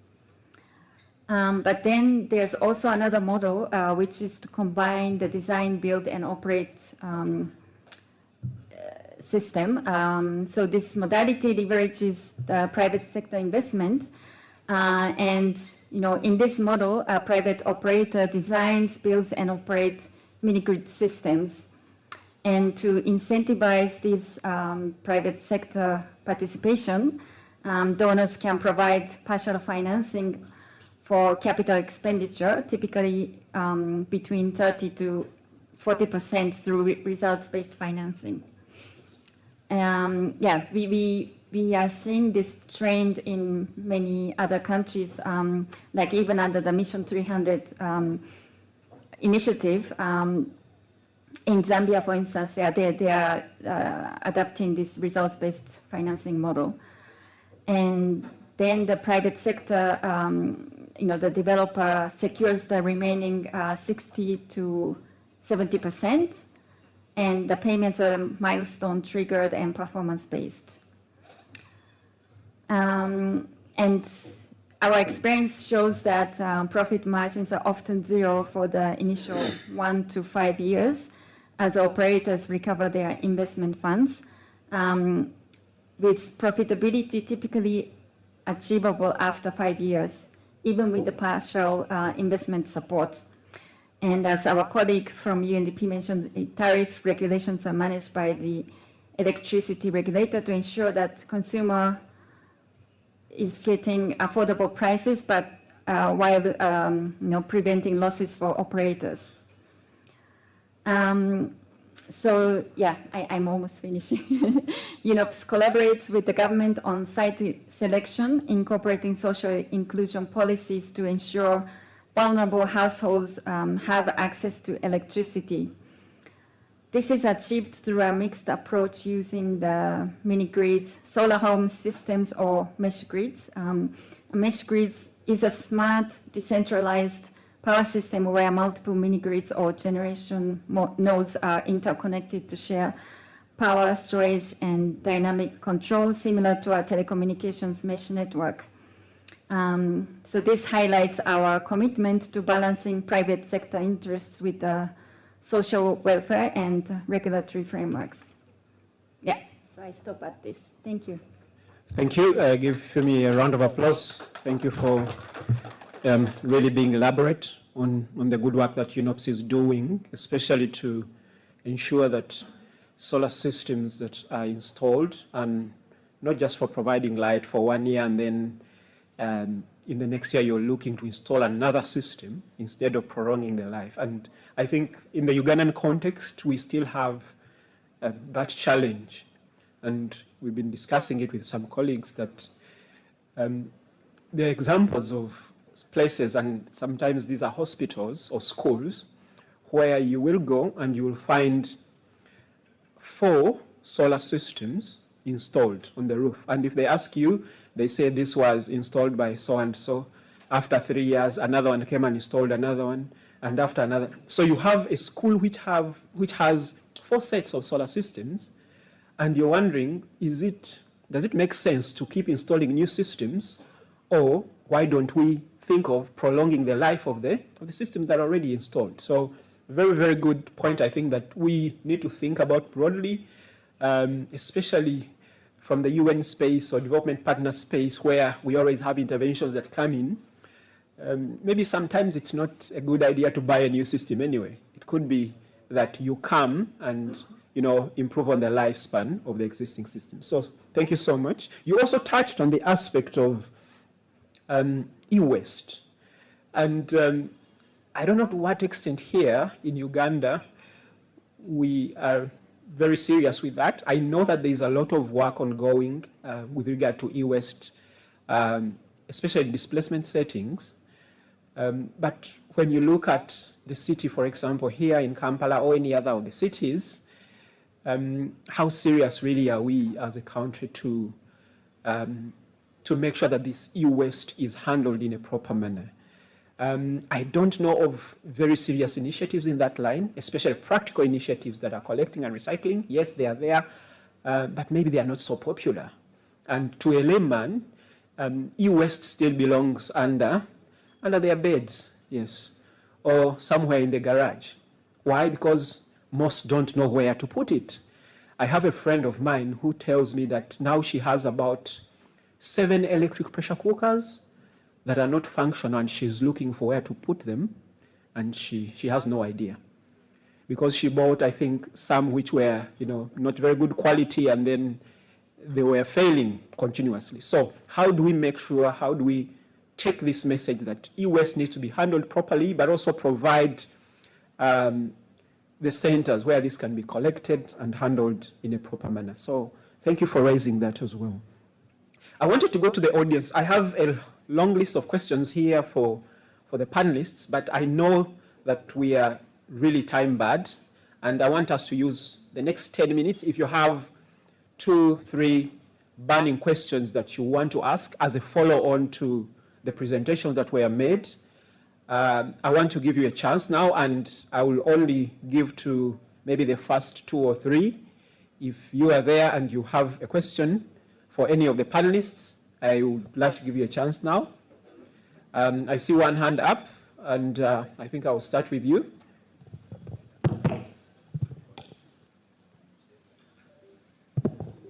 Thank you so much. My name is Paul from Action Against Hunger.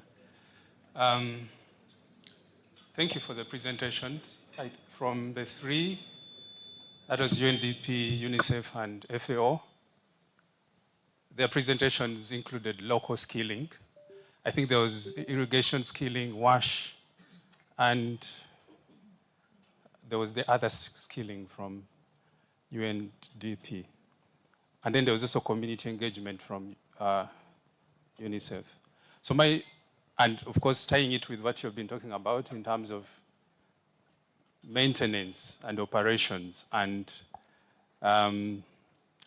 these very expensive installations of irrigation systems and so on, which seem to run out within the first 2-3 years, which is very expensive. I have two questions. One is, all of you are doing very good things in terms of raising the number of technicians.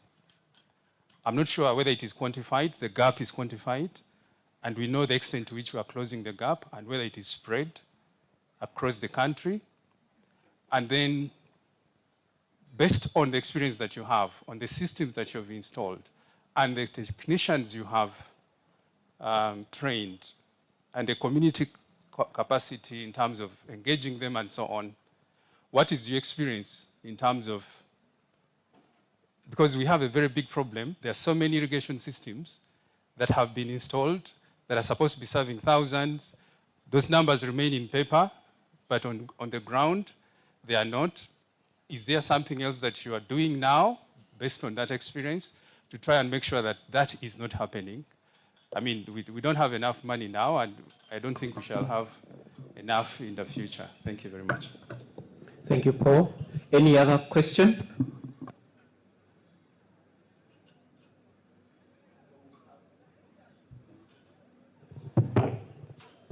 Thank you very much, Paul. I am Benon Mugulusi from CodeAid, and my question goes majorly to Anne and maybe Juliet. Who and what defines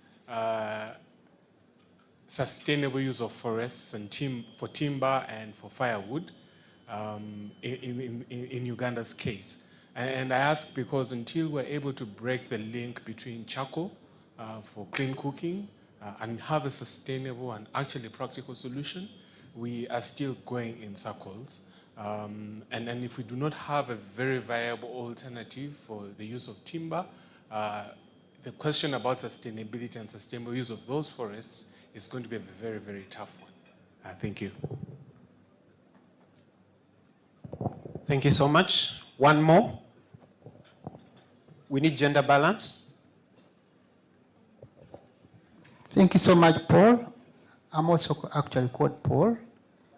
I'm Paul from UNIDO. Mine actually goes to Anne from FAO. I really first of all want to thank you for the presentation you made, but I wanted to find out whether you have done some work around product uses in the refugee communities. I mean in the fish communities, like for example, the hard-to-reach regions around the blue economy. Thank you so much. Thank you. There is a lady here, and I would really like to give her a chance to ask. Thank you so much. I'm Grace Akiteng from Uganda National Alliance on Clean Cooking. We are drumming, creating awareness on clean cooking, drumming up the desire to have the clean cooking technologies. But my challenge is, and my question, I would like to be educated, is after we have distributed and supplied and sold out all these electric pressure cookers, the solar panels, when they are used up or when they are damaged, what is the disposal plan for all these? Thank you. Thank you, Grace. I think let's first take those questions. Yes, I see that Larit wants to start. Yes. Well, I'll be very quick on a couple of questions. I don't think I've captured every question, but I'll just one on the trained technicians. I think Nam is standing behind my colleague. He's organizing a training for 9 Karamoja districts. In each district, 9 to 10 technicians will be trained on how to install, repair and maintain solar panels. To answer your question, that's not enough. I think in every parish level, we should have at least one technician who knows this, then the technology will flourish. Because people will gain confidence that if something goes wrong, there is someone to repair, and maintain. And that's very important. And that's not going to be over very soon. It will take a long call. And in fact, it cannot be done by development partners alone. It has to be a government's call, to do it. Second thing, on the forestry, I think one is basically you're talking about commerce. For forestry to survive, deforestation not to happen, you have to reduce the commercial deforestation, and that has to be basically the enactment of your government laws and legislations. And of course, illegal things, I don't know how to handle it, that your only government can handle it with a strict rule and regulation. And the biogas, which everybody is talking about for cooking as a cooking substitute for firewood, that has got a strong potential for reducing deforestation. These 2 points I've captured, others I didn't, but I think there are big, talented people in the panel can answer. Thank you. Just a quick follow-on, and I had this question for you, especially now that you've mentioned you have some interventions in Karamoja on training of technicians. One of the questions I had for you, and you've given me a chance to ask it now, is how do you prioritize your interventions as UNICEF? I mean, looking at Uganda, there is a lot of need across the whole country. I mean, what do you base on to prioritize? Where do you go? How did you determine to go to Karamoja and not, what is the thinking behind that? Yeah. Okay, I mean, in last couple of years, what we have done is we have, like this kind of projects which it comes as a sample kind of thing. It's like more like a demonstration projects. Mm-hmm. But the demonstration has been to a very large scale in the sense that 100 schools have been, solar electrified to support the water supply systems running. Mm-hmm. And that's not a very small number, that's a good number. But that's certainly not enough number, That's number one. Number two, like what we are discovering now, when you do the rapid assessment, we see that 30% of the systems are not functional. Why? Because a small operation maintenance need, something has fallen down, and that kind of thing. Even we have seen the quality of the supplies of the solar panels and the quality of the installations are not up to mark as it should be. But we have tested different enterprises to do that. But everywhere we see that there is a shortfall of quality. It's not like in the Middle East what you see, or in India and China what you see, unfortunately. But that has to really go up. So the quality is one of the most important things which probably government can enforce through its measures like in regulatory frame or quality assurance inspection system or something like that. Second thing, of course, the quality also goes by the private sector. Mm-hmm. What is the capacity of the private sector? And third point is what kind of quality of solar panels. Of course, you are not manufacturing probably at the moment, so far my knowledge is concerned, it is coming from other countries like China, but you have to also be very scrutinizing the quality of the solar panels that is coming into your country. Do we have that national capacity to scrutinize the quality of the solar panels that comes into the country, whether they're efficient enough, they're durable enough? So all these things, it is a big machine which you have to think from step by step and make a big list of things to do. And it is not a difficult thing to do. It requires just a good mission, And some of the things doesn't really cost money. It requires like a good, a positive ambition, I would say. Of course, when you want to scale it up to a very higher level, that's a different stuff. That requires money, as we discussed, You need to mobilize resources from bilaterals, multilaterals, maybe from development banks because you don't have enough resources in the country. So that is another story. But certain things you can always ensure. Sorry. Thank you, Larry. And I saw that Anne also wants to come in now. Yeah, okay. Yeah, so I had some questions. So maybe I can start with the skilling bit. So because as I mentioned, FAO we've been supporting community solar irrigation systems in different parts of Uganda, and one of the things that we do, especially during the initial development or establishment of this system, is our service providers actually work with the community, because you find that most of the time, of course, there is a big gap between the technicians who are on the ground and also the different systems that are available. So we want to ensure that the initial troubleshooting, because, for example, if a system is not working and then we have to get a technician who's 50 kilometers away, only for him or her to come and find that it was just a switch that had tripped. So we really want to ensure that our communities are able to actually sort out the initial, those basic troubleshooting. They are able to actually do basic troubleshooting and also address that. So we ensure that our service providers, as they are installing these systems, they work with one or two community members, mostly youth, to ensure that they are able to do the initial troubleshooting, and then any further issues are actually raised to the district production office, because we work very closely with the district production office through their district water engineer, who's fully available on the ground. So he's able to also support technically in case there are any challenges with the system. And then you mentioned about something around sustainability. Sustainability is something that is really key, and that's why we've been, when we are implementing any intervention, we work very closely with the district local government to ensure that we also, they have, because they have the technical resource actually on the ground. And one of the other things that we do is ensure that we have a very strong water user committees for all the systems that we have installed in the different districts. So through these water user committees, they are registered both at the sub-county and also at the county, at the district level, and they operate. They have a constitution. They are able to they have like a monthly fee that they decide on their own. And also including the local leaders, and this amount of money that they collect is the one that is used to do any operation and maintenance issues that arise after the project has ended, or even during as the project goes on. So those are some of the things that we put in place to ensure that sustainability of these systems actually continue. And then there was a question about sustainable use of forest and forest resources and timber. This is a discussion that will definitely go for a very long time. But basically, if you look at Uganda and most sub-Saharan African countries, you find that the demand for wood products has actually exceeded the supply. So that is the reality that we are working with.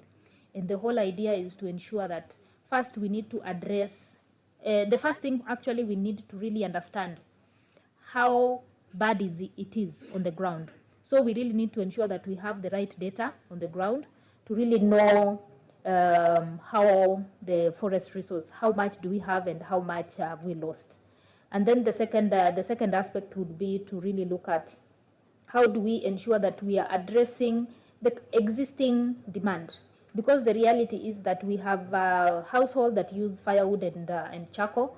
We also have industries that are using, because we are still constructing and we need the timber, we have electric poles that are usually used, that are from our forest resources. We also have institutions that are depending on firewood for their daily cooking. But now for us to really address, how do we say that, how do we address sustainability is to ensure that the current usage of the limited resources that we have is actually being done fast in an efficient way, because firewood and charcoal is going to be a long-term transitioning fuel in the different sectors. So that is the second thing that we really need to address.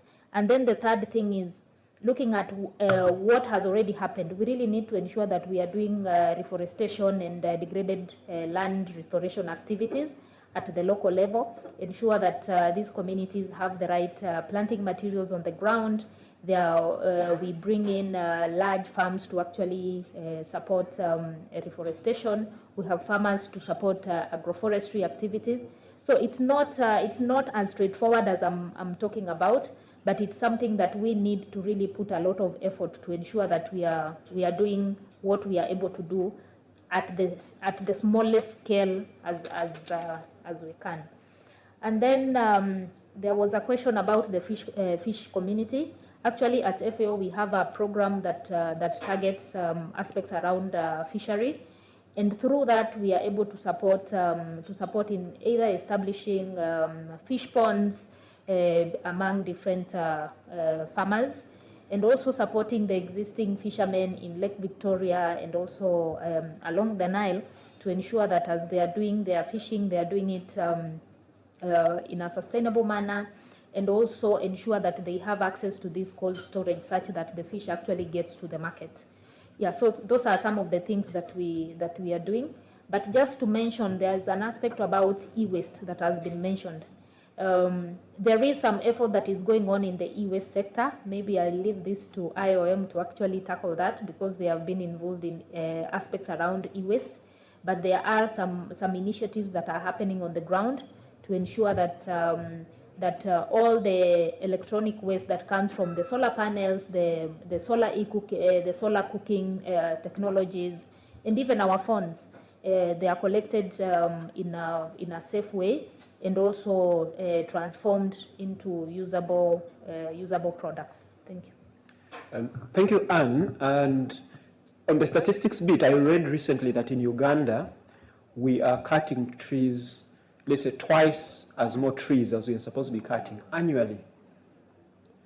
I think you see the magnitude of the challenge that we have. So it's definitely a very, very worth question to think of how do we sustainably harness our forest resources. I don't know among the panelists whether there's still an input that you want to give. And Juliet, as you speak, I also wanted you to address quickly, do you see progress?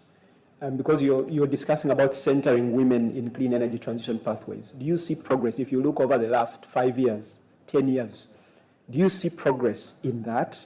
And where can we say that, okay, in this part of the energy space, now women are more coming up or have actually reached a level where they need to be? Thank you very much. Maybe I'll start with the do you see progress? Although I wanted to look at the issue that was raised about sustainability. We are all culprits. Men, women, boys, girls, we are all culprits in this. So the only thing we don't know is to what extent is who culpable and for what. Because there are many uses that, for example, we have for forests. The other day I was discussing with a friend who was sharing very happily about how they take truckloads of wood to Tororo cement, I think. So there are many factories which are also using this same wood.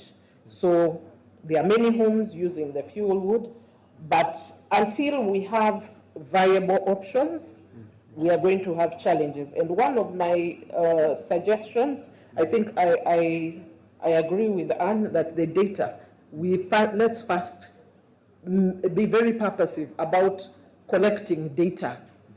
Who is using these resources? How are they using them? Do women use fuel wood for the same purpose as the men? How do they use it? And, so then we get a better picture of who needs what are our needs? What are Juliet's needs? What are Anne's needs and what are the needs of the other people? Then the other observation I have made is around scalability. That you'll find, yes, we have partners. We are working in 50 districts, but how many districts are in Uganda? And even when you're working in the 50 districts, are you covering the whole district? So the issue of scalability, I think, brings, for me, one important thing, which ties to, do I see progress? Yes, there is progress.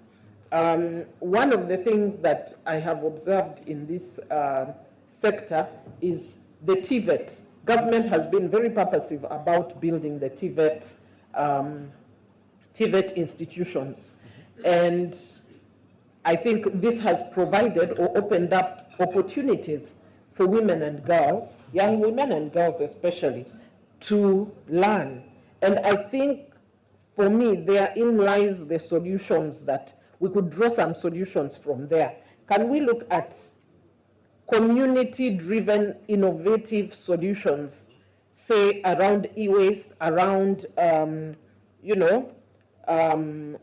because normally the solutions are within our communities. Like, I don't know if you've heard about the boy who harnessed the wind. This was out of school, and he managed to save his community by building, is it a windmill to pump water to irrigate the farms in the village out of, bicycle parts, scraps.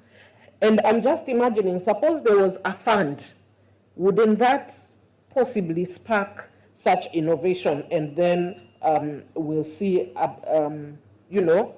us moving forward.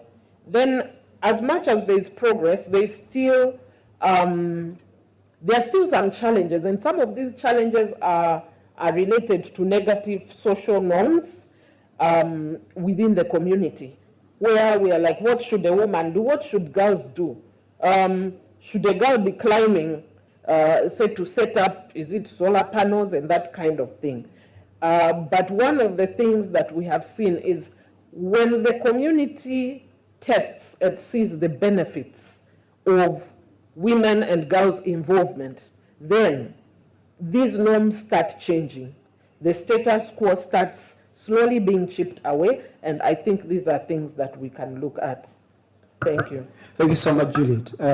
Tom and Fumi, I have just 5 minutes to wrap up, but I wanted to begin with you, Tom, to give you maybe 1 or 2 minutes. And maybe you can tell us, because you mentioned a little bit about financing, how important it is for scaling up energy access. When you look at our case here in Uganda, but maybe also relevant to sub-Saharan African countries, what are those financing models that you see that have shown really strong potential for being transformative? But also feel free to tell us, when you look at UNDP's top priorities or whatever you're planning to do over the next 5 years, what should we be looking out for? Yeah, thank you very much. I will start. First of all, I will talk about briefly on skilling, which they raised.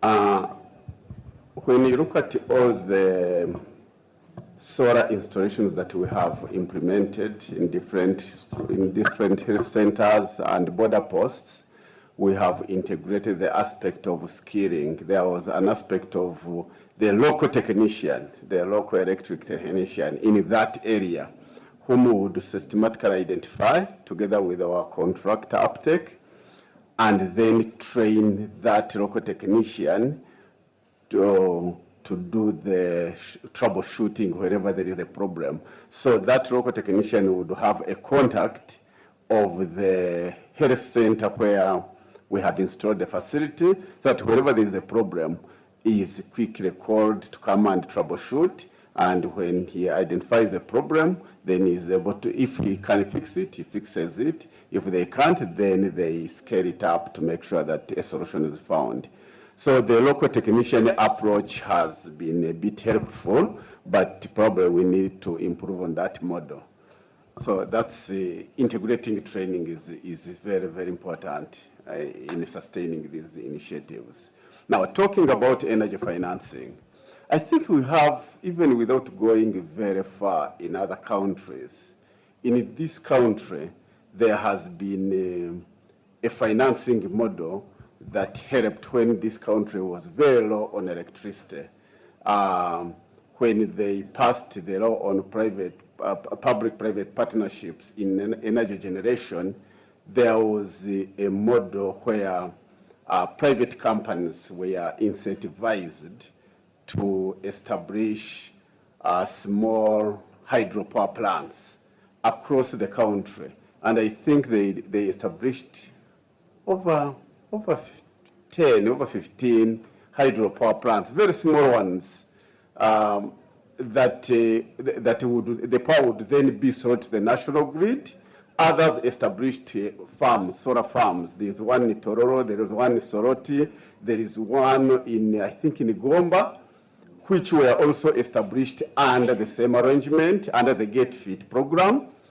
And this power was sold to the national grid, and it has contributed to the aggregate power that the country has.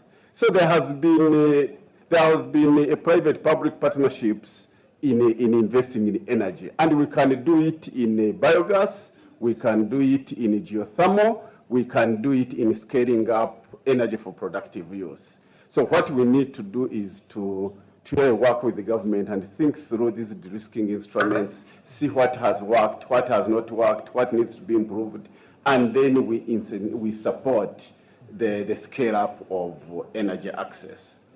That's what I think we need to do. And the future, because when you look at, for instance, the less populated areas, when you look at the cost of taking grid there, passing power lines in over 50 kilometers of inhabited areas, it's too expensive. So mini-grids are likely to be a game changer in scaling up access, where you have isolated mini-grids established to serve that community that is able to do small-scale manufacturing or agro-processing, that is able to run a saloon, that is able to supply power for lighting. I think that becomes the first step in scaling up power access. And you think that will be a focus for UNDP also in the coming years? Yes, when you look at the 4 areas we want to focus on, one of them is really designing de-risking instruments for scaling up investments in the energy sector. The other one is decentralized power supply, where you have mini-grids that are serving isolated locations to enhance power access. Thank you. Thank you, Tom. That's quite elaborate. And I want to end with you, Fumi, and maybe give you a chance to also speak to us with regard to financing and policy in about 2 minutes, especially given UNOP's role as an implementer. What are those specific financial and policy support mechanisms that you engage with to provide to accelerate renewable energy deployment? Thank you.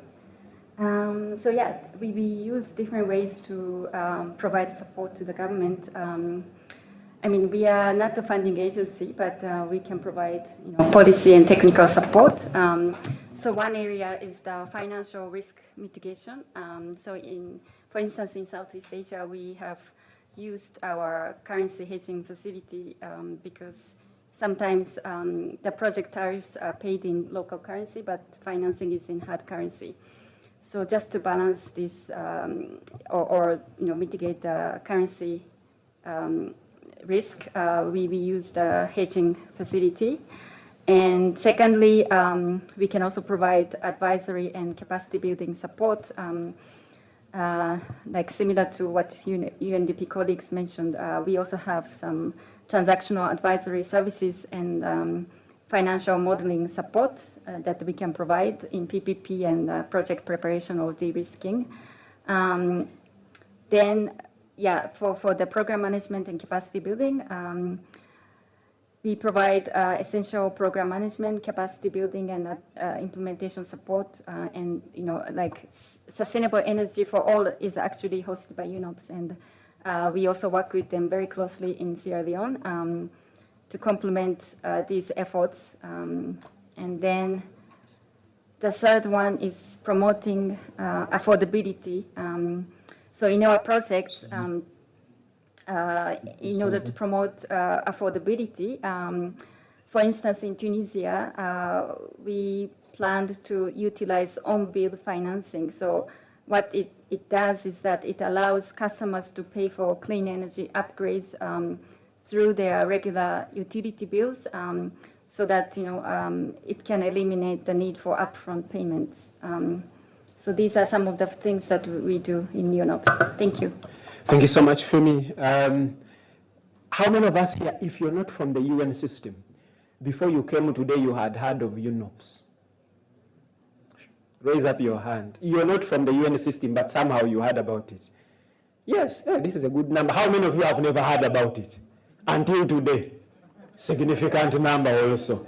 So you know that there is another UN institution that is actually very important in scaling up energy access across the country. So feel free to also engage with them. So thank you so much, my dear panelists. A very, very big hand clap for them, please. I think I don't want to take more time. I wanted to really summarize what we've learned, and we have had a lot of things today. But I can tell you one thing that's standing out is still pointing to the aspect of financing. How do we apply different financing mechanisms that are appropriate within our context to scale up clean energy? But we have also looked at the aspect of nexus. I think it still stands out that energy is not energy for the sake of energy, if you get what I'm meaning. Okay? Energy is supposed to lead us up to a greater good, whether it's a social good, economic good, environmental good. So thinking from a nexus perspective should really be at the back of our minds, even when we are planning for energy intervention. So for me, that's a key takeaway, that energy powers food, but also food has a link to energy in the other direction. Energy powers health facilities, water supply, and so on and so forth. So, but also expanding energy access has to have inclusion at the center, especially from the perspective that as the UN family, we should not leave anyone behind. So I think for me, it's been very informative discussion that we have heard, and I would like to appreciate you, our dear audience. Thank you also for being attentive. Thank you for those who have asked questions. I hope that you have been answered. In case you still have any other open question, later feel free to interact with any of our panelists during the breaks, and I'm sure you will receive more information and be guided accordingly. So another big round of applause for my panelists as we step off the stage. Thank you so much. Before we go, I want us to have a group photo here. Please stand, it's okay. We're going to have a group photo, and I know that there are small gifts also for the panelists here that will be brought forward. So whoever is in charge, please do so very quickly.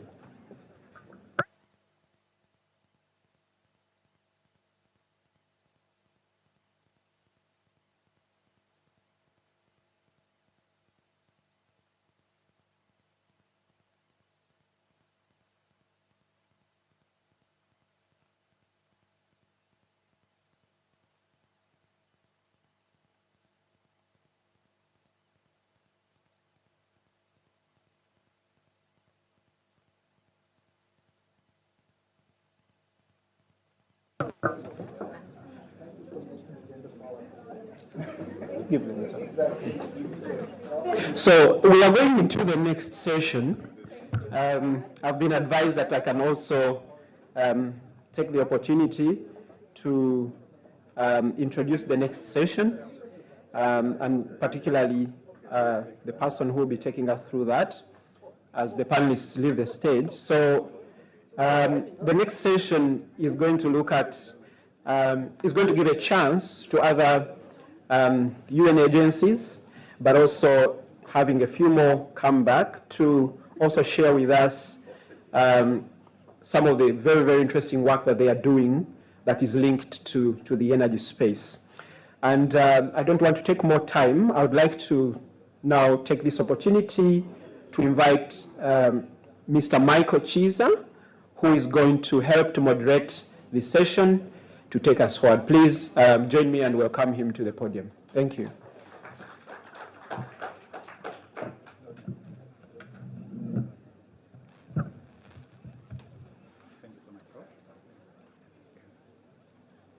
Yeah, we have already squared up with the Paul here. He is apologizing for stealing my time. But let's see how we can catch up. Michael Kiza is my name from UNIDO. Under this section, we want to see what UN agencies are doing, particularly focusing on clean cooking. Clean cooking is such an important thing because we all want to eat. And how are we putting food on the table? You know, there is acquisition of food, but also there is making food ready. And is it coming? My presentation is coming. So under this section, we are going to have the following UN agencies, and I'm going to invite my panelists to also already come up here. We have, start with Ms. Sojung Kang. Ms. Sojung Kang, who is joining us from UNHCR. We have from the World Food Program, Mr. Egide Ntikiratimana. That's a difficult one. Ntakiritunim. Wow, okay. I need to go to Rwanda somewhere. We'll have also Mr. James Haslip who will be joining us virtually. We'll have Dr. Iwana Bisaga. Do we have her around here, or she's also joining virtually? Mr. Paulo Nyait, Dr. Iwana Bisaga is coming from NORCAP, Global Program of Action, Global Plan of Action on Access, Clean Energy Access in Situation of Displacement, sorry. Then we have from Action Against Hunger, Mr. Paul Onyait, and then from International Organization for Migration, we have Mr. Robert Akankwasa. So welcome our panelists on the stage. Thank you. So my presentation is over there. I'm just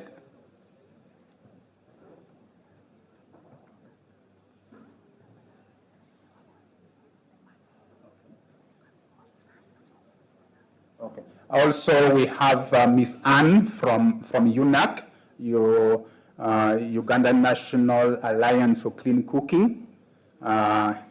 Please join us so that we can kind of balance the gender scale. I can see it's rather tilted on the other side, but if you sit there, we can balance.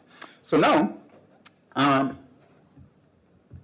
I'm just going to give an overview of my presentation. Next slide. And this is a presentation that has action point for all of us.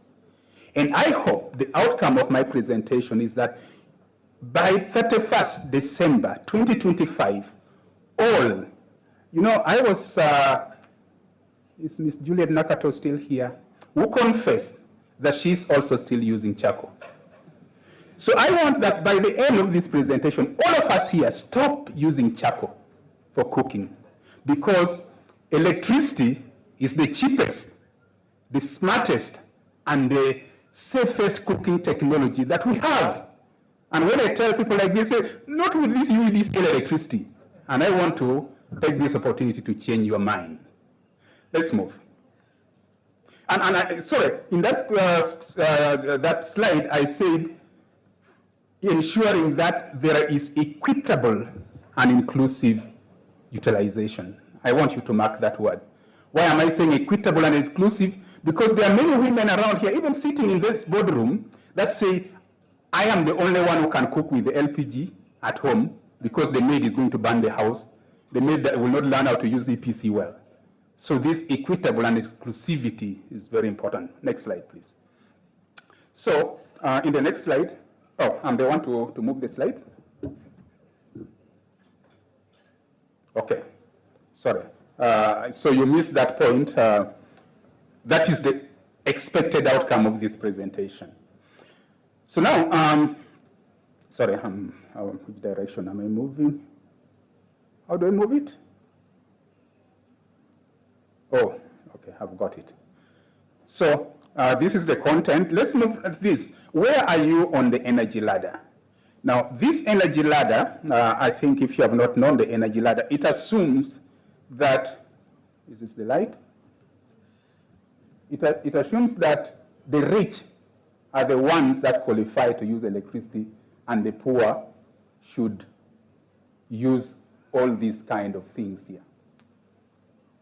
So in other words, if you are using charcoal, you are categorizing yourself among the very poor in the lower energy scale. And if you are sitting here, I think you qualify to move away from this stage here. Sorry? Now, what is clean cooking? What are clean cooking fuels? So modern and clean cooking fuels are fuels with zero or very low levels of polluting emissions when burned. For example, this includes LPG, biogas, ethanol, natural gas, electricity, and solar cookers. The state of switching from dirty fuels to cleaner fuels is called the clean cooking transition, which is a major component of the clean energy transition. Sorry, I'm still learning this. So, if you look at that, we have even children who are cooking, very dangerous. Tell me about this child. How safe is this child?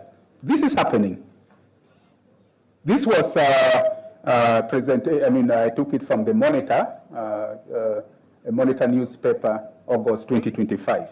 So we have this kind of thing happening in, so we want to transit to the pictures we see down there and many other clean cooking technologies. Now, if you look at the access, the RC mentioned in the beginning, 2.5 billion worldwide lacking access to clean cooking, and they're using all these sorts of dirty cooking technologies. And in Uganda, it is really alarming. Only 3.8% as per our national census last year. And this is a table that I got from the national census. I think you didn't load the last presentation. There was something which I added here, but I can just mention.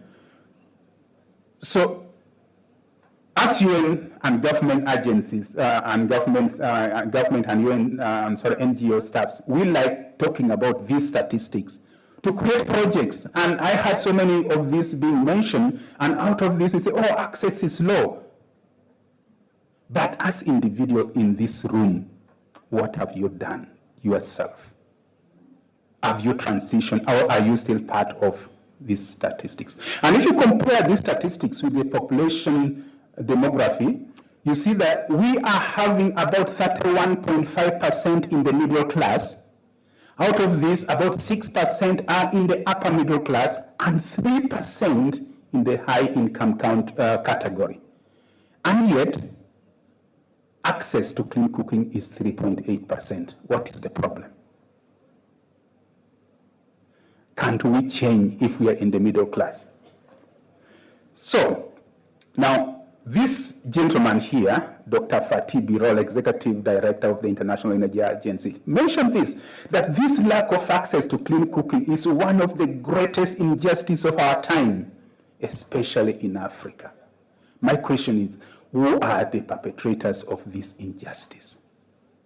We are always quick to blame the government. Are you one of those? But I want to argue that the government has done enough. Government, are you here? You give me applause, because you have done a lot. The government, the Ministry of Energy, has put in place effective policies. We have, first of all, we had the Renewable Energy Policy 2017 to 2007 to 2017. We had the Energy Policy 2002. Now we have the Energy Policy 2023, we have the Energy Transition Plan, we have the Clean Cooking Strategy, the Biogas Strategy, Electric Cooking Strategy, all are being implemented. The government is distributing free LPG sets, which includes 13 or 12 kg and stove and accessories, and 1 million free for 1 million households over the 5 years. There are subsidies under the Energy Access Scale-Up Project, subsidies for LPGs, subsidies for ethanol, subsidies for electric cooking. There are free installation in selected prisons, schools, police, barracks, health facilities of complete clean cooking transition, which is taking place, and the awareness campaign. I love our minister, Honorable Ruth Nankabirwa. She's always going cooking, telling people that clean cooking is cheap, but we are not moving. So we are,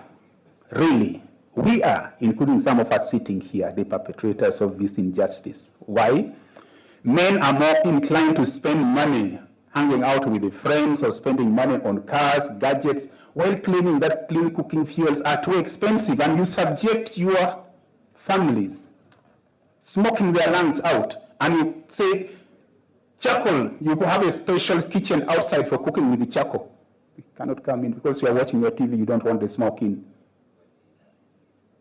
But those smoke particles that have settled on the roof of the outside kitchen, where are their brothers, cousins, and sisters? In the lungs of the cooks, your family members that you love.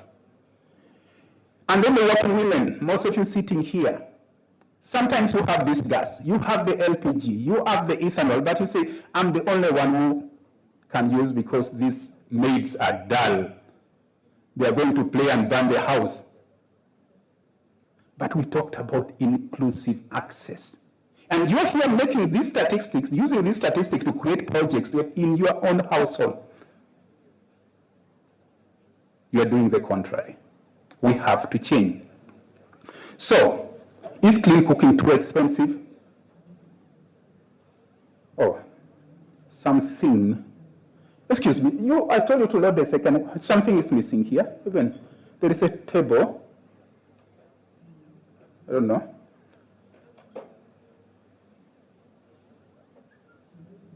There's a table that went missing.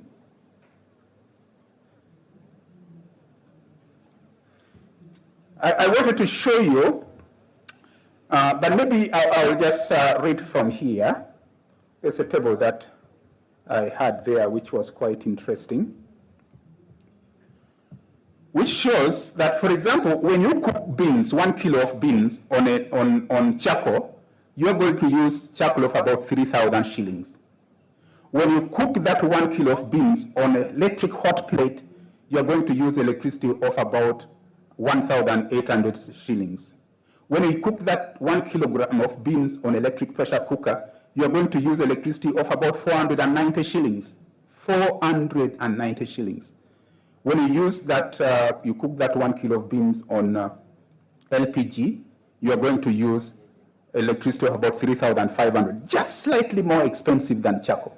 Charcoal 3,000, LPG 3,500, all the cleanness that you have in the LPG. When you cook matoke, which we so love, yes, on improved charcoal, you are going to, I don't know, something went wrong with the slides. So, yeah, so this UNIDO, for example, we are, through the East African Center of Excellence for Renewable Energy and Efficiency, we have done a lot in promoting renewable energy and energy efficiency, including under the energy efficiency, lighting and appliances, done the minimum energy performance standards for a number of products. We are also, through our Austrian project, supporting standards as well as promoting clean cooking, building technical network in the East African. Through the GCF funded project, Parliamentarians for Climate Change, we are trying to strengthen the capacities of the legislators to enact, so that help them to understand the energy issues and make effective policies and legislations, as well as mobilizing climate finance to support a number of areas, including clean cooking. What are the other UN agencies doing? So at this point, I want to turn our attention to the other UN agencies in this that we have. And I want to start with Ms. Sojong Kang from the United Nations High Commission for Refugee. How does UNHCR integrate clean cooking into its broader protection mandate for the livelihoods of refugees and the host community? Thank you very much, Michael. And good afternoon, colleagues. My name is Sojong Kang, Associate Environment and Energy Officer at UNHCR, based in Kampala. So I firstly would like to reiterate the points raised in the previous session by the chair, Mr. Paul. He has mentioned that the energy is not just the technology issue, but it's beyond the technology. And so for the UNHCR, the energy is not only remaining in the technology level, but it's more on the protection issue.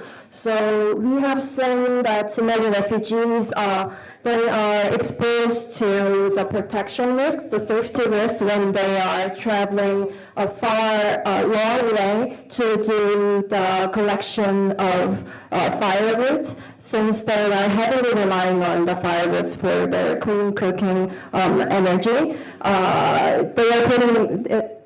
They are being put on the risk of especially the gender violence risk, because the refugees who tend to do these activities are the women and the girls.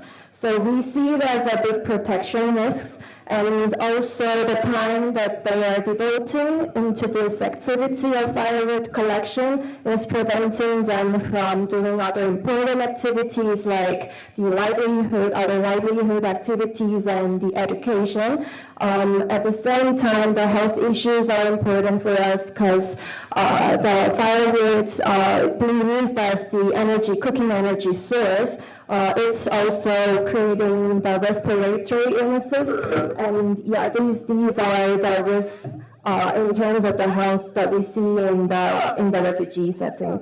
So by promoting the more sustainable and cleaner cooking fuels and the technologies, we are aiming to reduce these kind of like safety risks, the protection risks towards the refugees and also the host communities. And while doing this, like, we want to improve the health, safety, and dignity of these people. And at the same time, we are supporting on the capacity building of the local groups. So we are training the local artisan groups for them to have the skill set of constructing the improved cook stoves, aiming for the long-term sustainability and the resilience in the community. Thank you.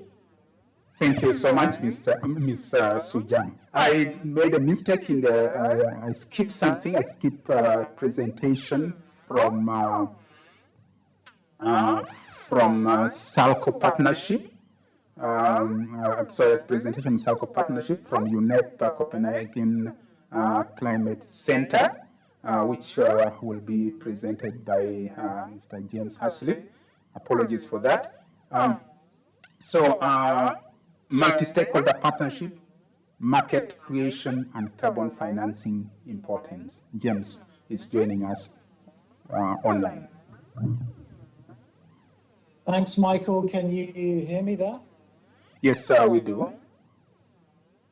Okay, great. Thanks for your introduction. That was a good set of slides.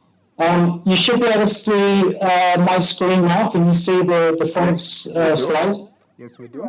Just put it in presentation mode, I guess. Yeah. So you should be able to see, actually you can see the presentation mode, sorry about that. How do I change that? Yes, we do see you continue. Could you put it in presentation mode so that it's a bit bigger? Sure, how to do that. Maybe I'll just go like this. Yeah, that's big enough. Okay, so yeah, I'm just going to go through a few slides on the SALCO partnership, but also a little bit broader on what we do, given that the theme of the session is about UN collaboration. So just to start off with a brief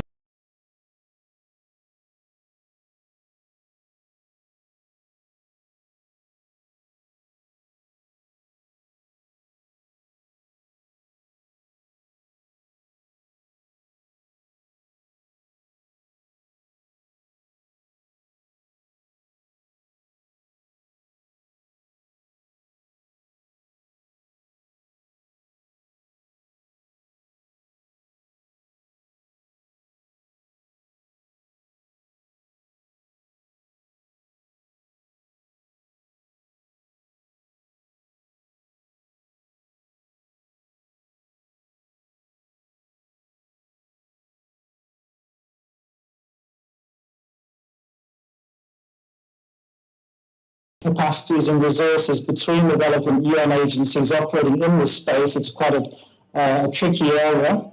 So it's essentially a way a platform to gather and organize resources and coordinate for more effective responses. And within that, clean cooking is a priority issue, which has major environmental and climate impacts that you mentioned, and also Sejong, I think, mentioned.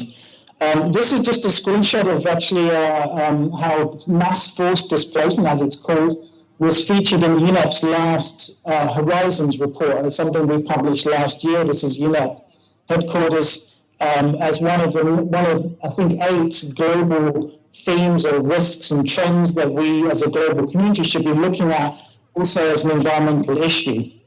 And I think it's perhaps common knowledge to people in Uganda that which is host to almost 2 million refugees. So this is a really growing issue globally. So it's something that UNEP is also looking at increasingly. And we've published policy briefs with UN partners such as IOM. This piece here was on the integration of displaced populations in national climate change and energy policy and planning. And that came out just before the Africa Climate Week in 2023. And then in Uganda, we're really framing this work to align with our support to the government's NDC strategy and implementation. So this photo is actually from one of our workshops for the NDC Action Project, which was overseen by the Ministry of Water and Environment. That wrapped up last year. Cooking was one of the prioritized issues and technologies, specifically solar e-cooking, which is where we lead into SOCO.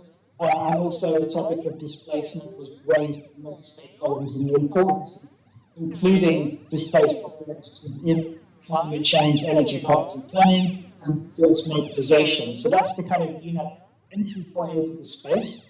And then to SOCO, which will have its own side event this week at the REC. And I think my colleague Purity from Mercycorps is in the audience with you. Perhaps you can speak to that event afterwards. But we've published a couple of technical pieces in support of SOCO, which is our contribution at the UNEP Copenhagen Center with World Food Programme. World Food Programme is one of the SOCO partners within the UN system. And basically, we see the transition to solar e-cooking, or e-cooking more broadly, and you mentioned that, Michael, as a viable set of technologies. There's also a climate change agenda. So avoided emissions with a major mitigation effect from the household and institutional level, but also with some adaptation side co-benefits. So the reduced reliance on ever scarcer biomass can also protect those areas, especially those that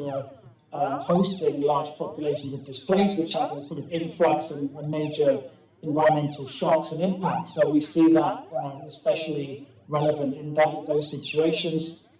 And then what can be done to realise these benefits and framing clean cooking as a climate issue. We can put it in the NDCs as part of national climate action.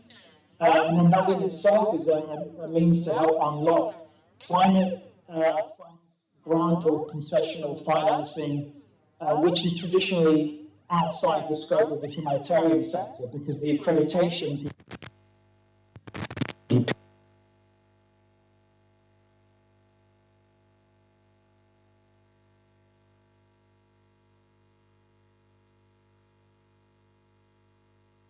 block those climate funds for so with that in mind, we contribute to 2 multi-stakeholder partnerships that were launched just ahead of COP28 in 2023 and simultaneously at the Global Refugee Forum at the end of 23. And one of these is SOCO that you mentioned, which has a specific aim to create access to affordable low-carbon Tier 4+ clean cooking by the end of 2027. So, in other words, by the end of the GRF pledging period. And then the sister initiative called Eco-Adapt, which is to focus on land restoration, reforestation, and a kind of a sister initiative as a complement to SOCO. I'll focus here just on SOCO. On the screen here, you can see some of the partners that we have. At the bottom, the donors who enable the work in this space, the global steering level, which is ourselves at UNEP Copenhagen, Last Mile Climate, who are also, I think, present in the room today with you, and then the GPA coordination unit. And then we've got a sort of different layers of partners, so sort of technical partners, global level partners, the business, the private sector partners you can see there, many of whom are operating in Uganda today. And we help connect them with other partners, overcome barriers and knowledge gaps, and ultimately access to affordable financing.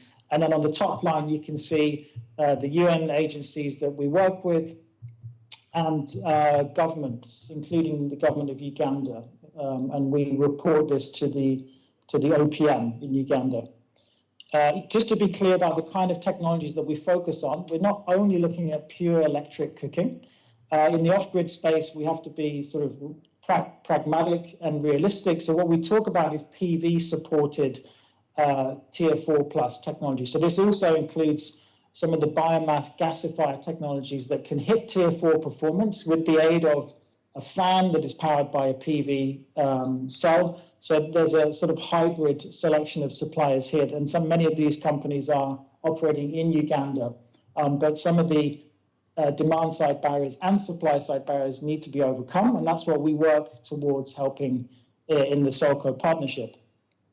I just put up here a couple of photos of how Solco was launched. What we like to think of as an innovative way of operating both in the humanitarian traditional fora, such as the Global Refugee Forum and the World Economic Forum there in Davos, but also at COP28, Solco was launched within the broader umbrella of the GECCO, which is the Global Electric Cooking Coalition, which SE for All is a driving force behind.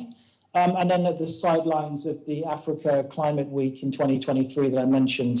And here are some photos of our launch of Solco in Uganda. We have with us there in that photo the Minister of Environment, Honourable Beatrice Anwar, again, building on the NDC work that we do with the Ministry of Environment, but Solco being anchored more with MEMD locally. So we have oversight from the Renewable Energy Department of MEMD, and then a global level launch in Geneva.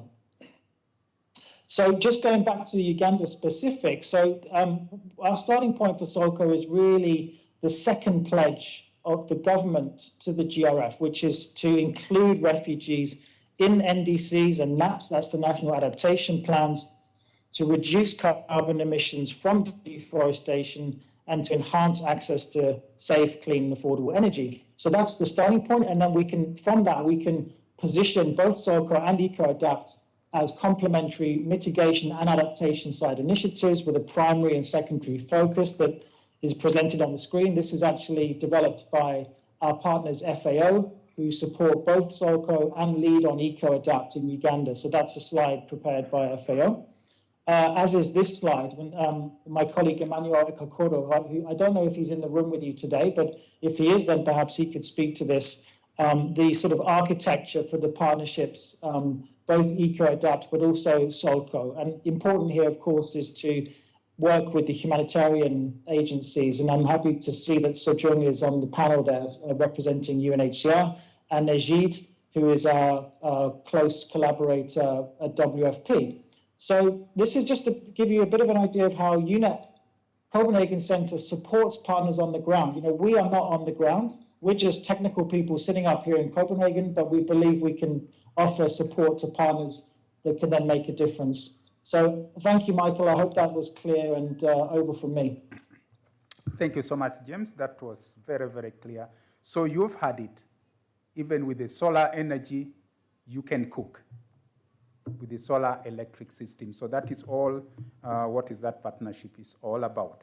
I'm not going to spend more time to summarize what he has said, but let's move on to the next presentation, which is from WFP, Clean Cooking Transition in SMP-assisted schools, strategy for transitioning schools under the school meals program to clean cooking solutions. And we have, sorry, I just missed the name. Sorry, I have a slide with the name, I took the wrong one. Can we get the presenter? That is, I'm looking for the name. Tell me the name.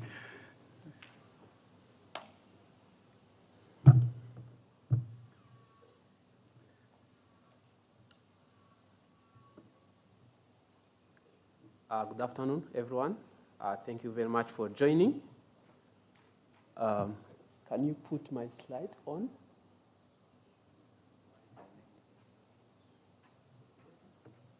Transitioning schools.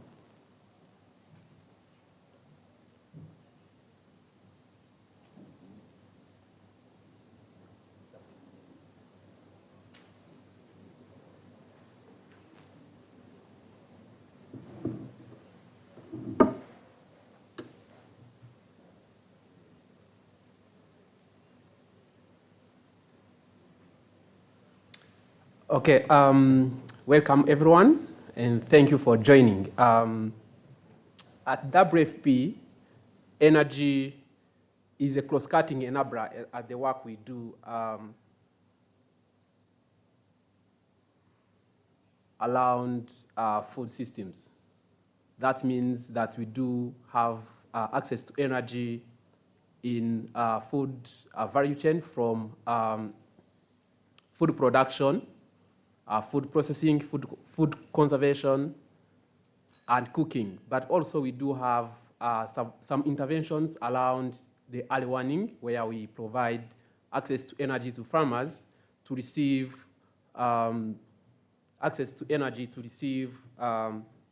information around the weather information. So now, today, I will just walk you through WFP strategy to transition WFP-assisted schools in school meals program to e-cooking solutions.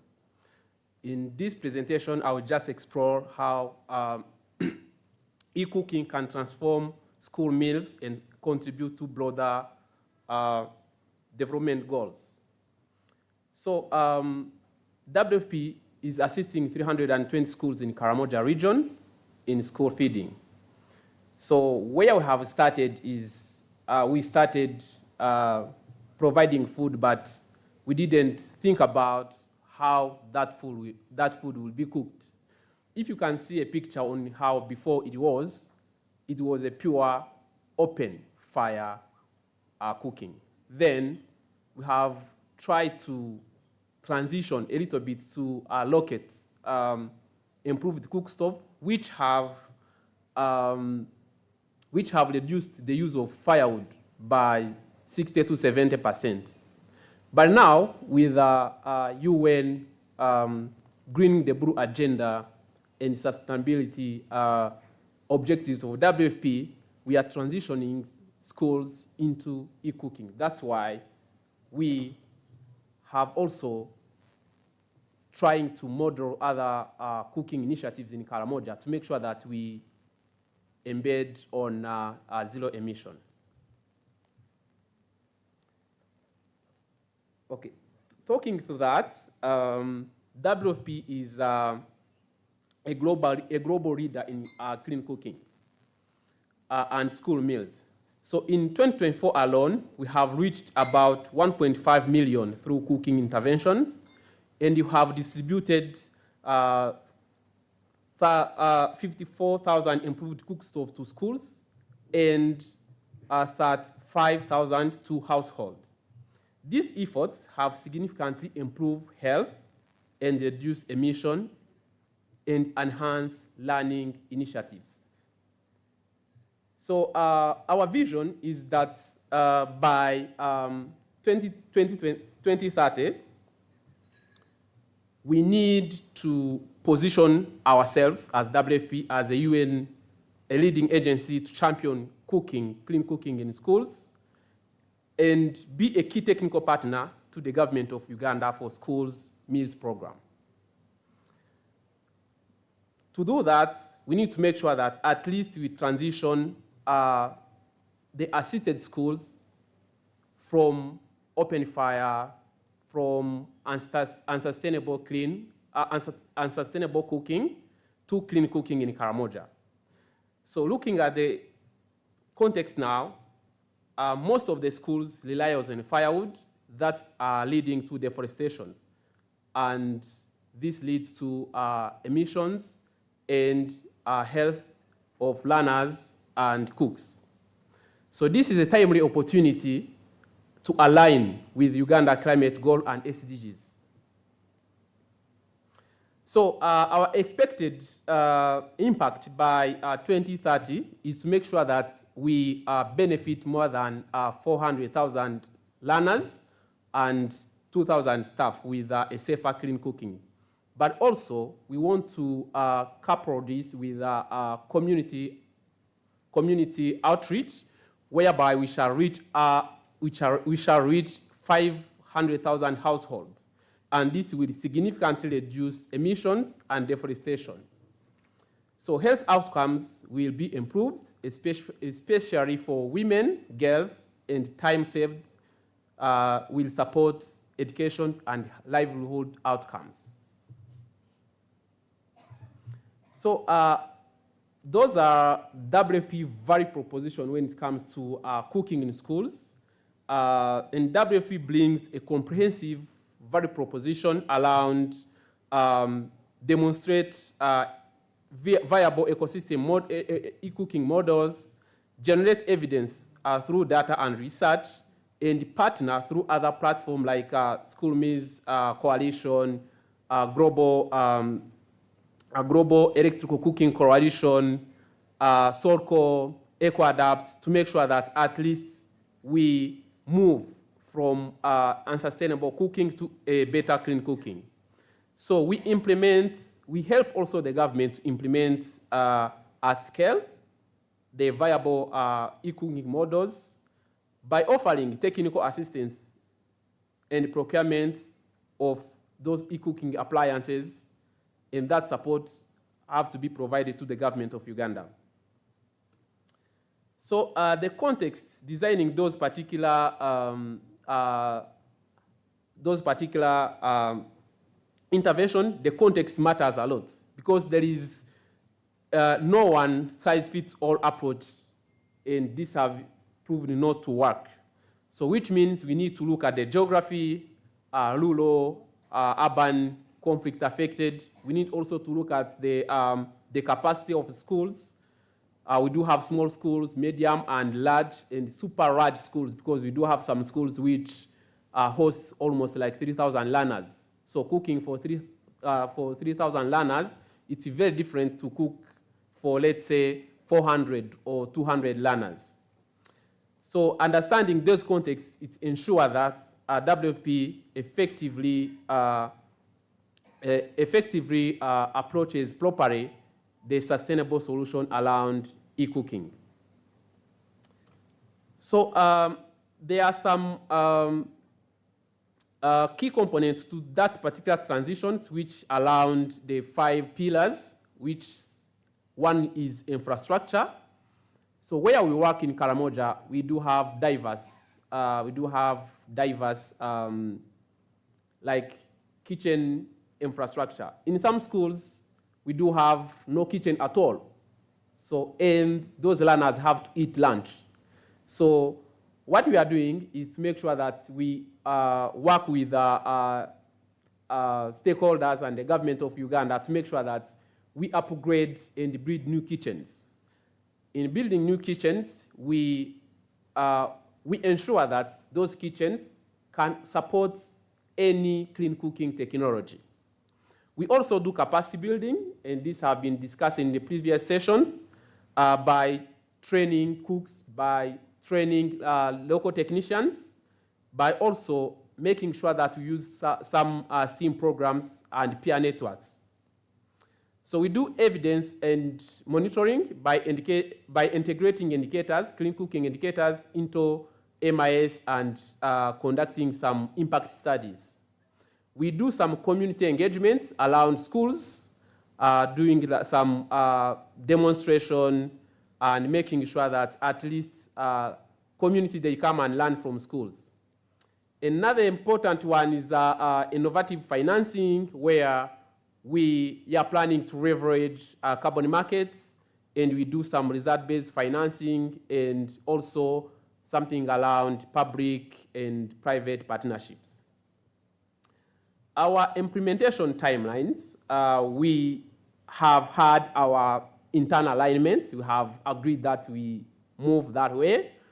By end of this year, we shall be piloting e-cooking in 3 schools in Karamoja, and do some of our stakeholders. We convene relevant stakeholders to come and learn from our pilots, and we shall also do a rollout and to make sure that we implement some viable approaches across the country. So we cannot talk about clean cooking without talking about the long-term financial sustainability.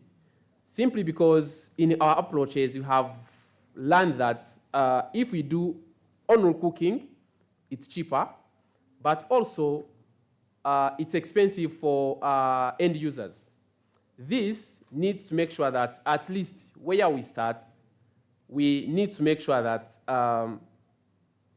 we need to engage schools for them to understand that cooking with electricity or clean cooking is most cost-effective, and with WFP and MEX research, it have shown that cooking with electricity is cheaper than cooking by LPG actually and firewood.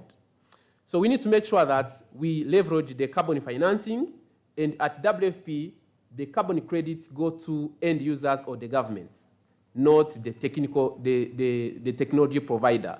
So these have been discussed internally, and we agreed that in our intervention, that will be the mode. So the long-term sustainability also depends on reduction of technology improvements. You all agree with me that the cost of a PV panels in, let's say, 10 years back was a way expensive than the cost of a PV panel today. The cost of, let's say, a pressure cooker, let's say in 10 years back, was a way expensive than the cost of a pressure cooker today, which means that the cost of e-cooking, even the initial cost, have been reduced. So our call to action and the funding need, our model, the cost to make sure that we transition a school to e-cooking range from $15,000 to 123. This depends on the level of intervention, because at WFP, we believe in like coupling one intervention to many more other interventions. Like we do cooking, but we also do pumping at school, but we also do the power generation that can be used by other community nearby. So now, with all of those good things we have been doing, we call upon stakeholders to invest in this particular transformative agenda, and together we can make schools a hub of innovation and sustainability and sustainable area where our students, our learners get knowledge. Sorry. So thank you very much. Let's work together to make Open Fire something of the past and drive forward a clean cooking for every school in Uganda. Thank you very much.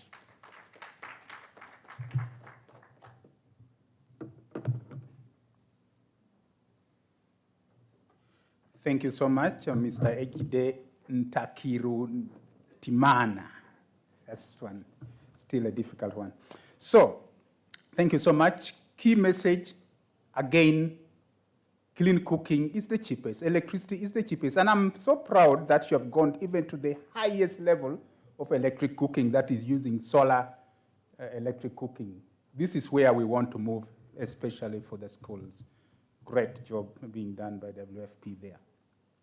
So now I'm going to move now to sort about the mishap that had missed those. The rest, I've already spoken, Ms. Sojong, Ms. Kang has already spoken. For now, we'll come back to you later when we have some time. Let's go to another participant online. I'm just going to ask her a question. She doesn't have a presentation. Dr. Iwana Bisaga from NOCAP Global Plan of Action on Sustainable Energy in a situation of displacement. I would like to ask you, Dr. Bisaga, how can we strengthen or build new partnerships to move the needle on clean cooking access while leveraging and mitigation agenda opportunities? Do we have you on? Yes. Oh, network problem. Hi, good afternoon. I just looked at you. Sorry. We can't see the connection, I think, just broke for a few seconds.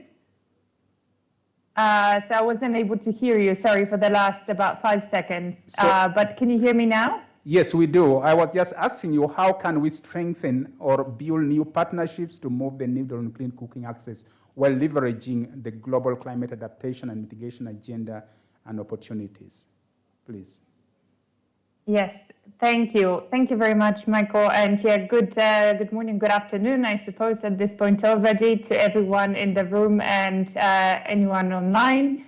So yeah, it's my pleasure to be here, and apologies I can't be there in person this year. My name is Yvonne. I lead on clean cooking with the Global Platform for Action on Sustainable Energy and Displacement settings of the GPA, hosted at UNITO, as well as with Norwegian capacity on NORCAP. So yeah, James already mentioned in his presentation the GPA and its co-leadership globally on the SOCO Climate Action Partnership.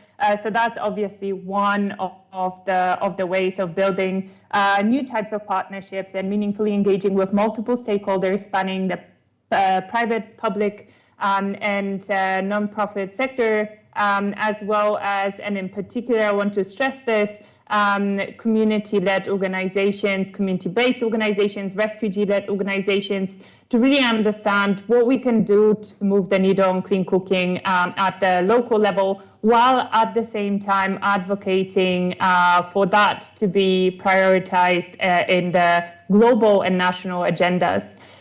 So what else can we do? I think given the focus of this session, it's really important to think about, how do we build alignment? How do we collaborate as UN agencies and also as UN agencies with multiple partners that we already collaborate with to ensure that we're all moving in the same direction? I can hear quite a bit of echo, so I'm not sure whether the room can hear me all right, or whether, yeah, is it okay, or? Yes, okay, great, thanks, Anne.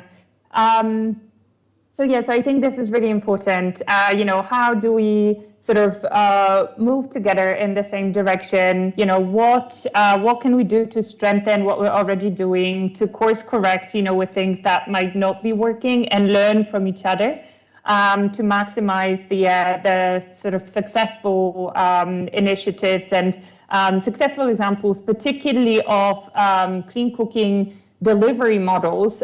So as Sojang was saying, it's not just about technology. We already have a whole spectrum of different technologies that are responsive to the different needs and the different levels of, for example, capacity to pay. But what is so critically needed is to build partnerships that can develop or boost, scale up existing successful delivery models. And here, again, as Michael was stressing, funding and financing are going to be the key, because without that, it's hard to expect that everyone is going to be able to spend the sort of upfront, amount, or have the upfront amount to transition. But with access to finance, this can be facilitated, and we've seen that, and we can definitely learn from those examples. Of course, when it comes to partnering with other UN agencies, I think it's also really critical to kind of join forces, and given the shrinking humanitarian funding in particular, generally the sort of lack of adequate funding in the energy access sector at large, we need to be able to maximize what we do to create effectiveness and efficiencies that maybe we haven't necessarily been paying to because of the shocks of particularly the last year. I think this is going to be critically needed again as we sort of work with less but have to deliver on more, because again, as Michael, you were saying, the numbers have not budged very much over the last couple of decades. We've had the solutions, we have more and more examples of successful deliveries, but we really need to scale up, and we need to do it with various partners effectively and efficiently, and as soon as possible, because while households and institutions across Uganda are still struggling with transitioning to clean cooking, same goes for the refugees and refugee hosting communities, which face very much the same challenges. So we have to promote, again, and I think I reiterate what's already been said in the room, inclusion and dignity and climate action, because clean cooking is not just about the act of transitioning. It's about the environment, it's about health, it's about climate, well-being, and so many other things. And I'll come back to that later on if I get the chance. So yeah, thank you very much, and back to you, Michael. Thank you so much, Iwana. Now, let's move to, we come back in-house here.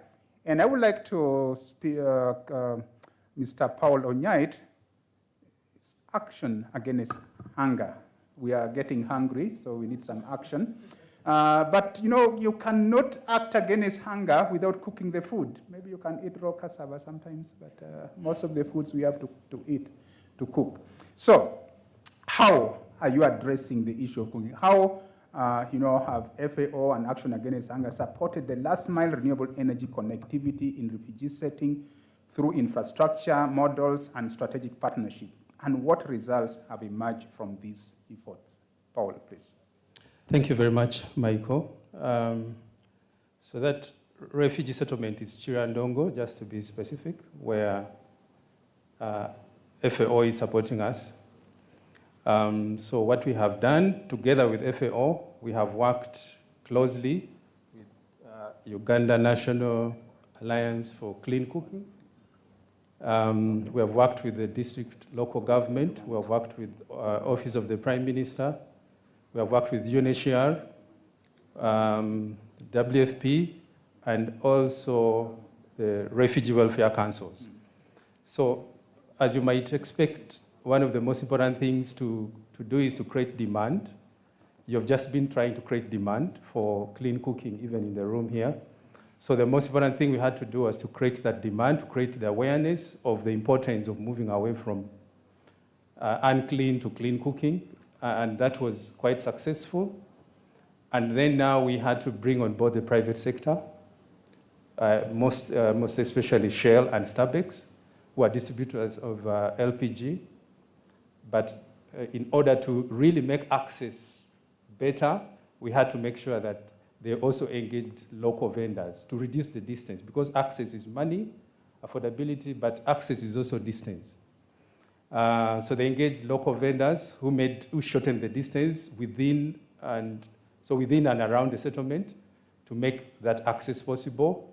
And then we had cards, e-cards, which were loaded with a 40% subsidy to make it a little bit more affordable for the households. And then we also, so after making sure that all these were coming together, we, of course, continued to make sure that the follow-up was there. The supply chain was delivering, because once you have redeemed the first time, depending on the size of the household, the rate at which we refill is different. Some people might take 1 month, some people might take 2 months. So continuing to work with Shell and Starbucks and their agents to make sure that the access and availability of the refills was there, but also making sure that the 40% was loaded into the cards. In terms of results, 605 out of 700 households redeemed the very first time. That is after the creation of awareness, and when the project just started, 605, which is about 86%. For the first refill, that dropped to about only 51% of the first ones who, as you can imagine, 95 households did not come. We're talking about financing. There's also a financing challenge at the household level. 95 did not come. The second refill, or the first refill, only about 350 came. And the second refill, which we have already concluded, only 42% of households came. So that is what the result looks like at the moment. Awareness is high, accessibility is varying depending on affordability and other factors. Thank you. Thank you so much, Paul. I come from Kiriandongo, just by the side of the park, and I know how many trees, how the land is getting bare there. it is very difficult. By the way, they sell firewood in the villages, in my villages. There you go to a trading center, they are selling firewood. It's something never heard of, firewood being sold in the village, but it's happening there, and very expensively. Some 2 small pieces of firewood can go for 3,000 in some trading centers. So that initiative is very well appreciated. Thank you. In fact, to the extent that I had to take to my household home there, electric pressure cooker and ethanol cooker, because the firewood is very expensive.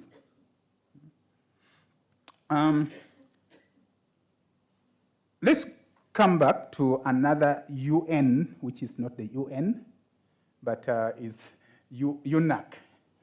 It's not part of the UN family, but we decided to bring them on board because they start with the UN, but Uganda National Alliance for Clean Cooking. And we would like to invite Ms. Anne Grace Akiteng. What is UNEP doing to support scaling up access to clean cooking? Yeah, thank you so much, and thank you for this opportunity to come and share what UNEP is doing. Uganda National Alliance on Clean Cooking has a mandate of creating awareness, of creating market, improving on the marketability of the clean cooking technologies, looking at policy issues. And so from 2021, when I joined UNEP, 2021, 2022, 23, we're creating awareness, but mainly in the Greater Kampala. And we're not going out to the regions. So 2024 is when we got partners like ENACT, FAO came in, and they supported us to get out of Kampala. And you will be surprised that even here in Kampala, where we have been for all this time, since 2013, when UNEP was birthed, you will be shocked that there are some places where you will reach and people still don't know about the clean cooking technologies, the alternatives. We had a meeting at Ryder Hotel, and when we went for lunch, as we were coming out, they served very nice molokoi. So we asked the chef, how long does it take to cook this molokoi? And he said about 4 hours, about 4 to 5 hours. So we asked them, what do you use for cooking? They said they use charcoal and sometimes firewood. So we told them that, have you heard about electric pressure cooker? And they had not heard about it. They didn't know. So you'll be shocked, not just the rural person, not just even the peri-urban, but even those that you think should be knowing about the alternative technologies don't know. We have done awareness, and 2024, 2025 this year, we got support from GIZ, we got support from FAO, FAO1 that took us to 5 places. That was the first time we went out to Jinja, for example. Then FAO2 now has given us access to the refugee settlements, like he said, which is a very big plus because we didn't have that access before. And then with the support from GIZ, we've gone, GIZ and NREP now, we've gone to over 50 districts regionally. And still again, with support from GIZ, we are establishing 5 hubs regionally. One in Mbarara, Soroti, Jinja, Gulu, and Lweza. So all these are geared towards the awareness because this came up as a result of the regional awareness that we have been doing. Once we are leaving, we normally go and spend a week.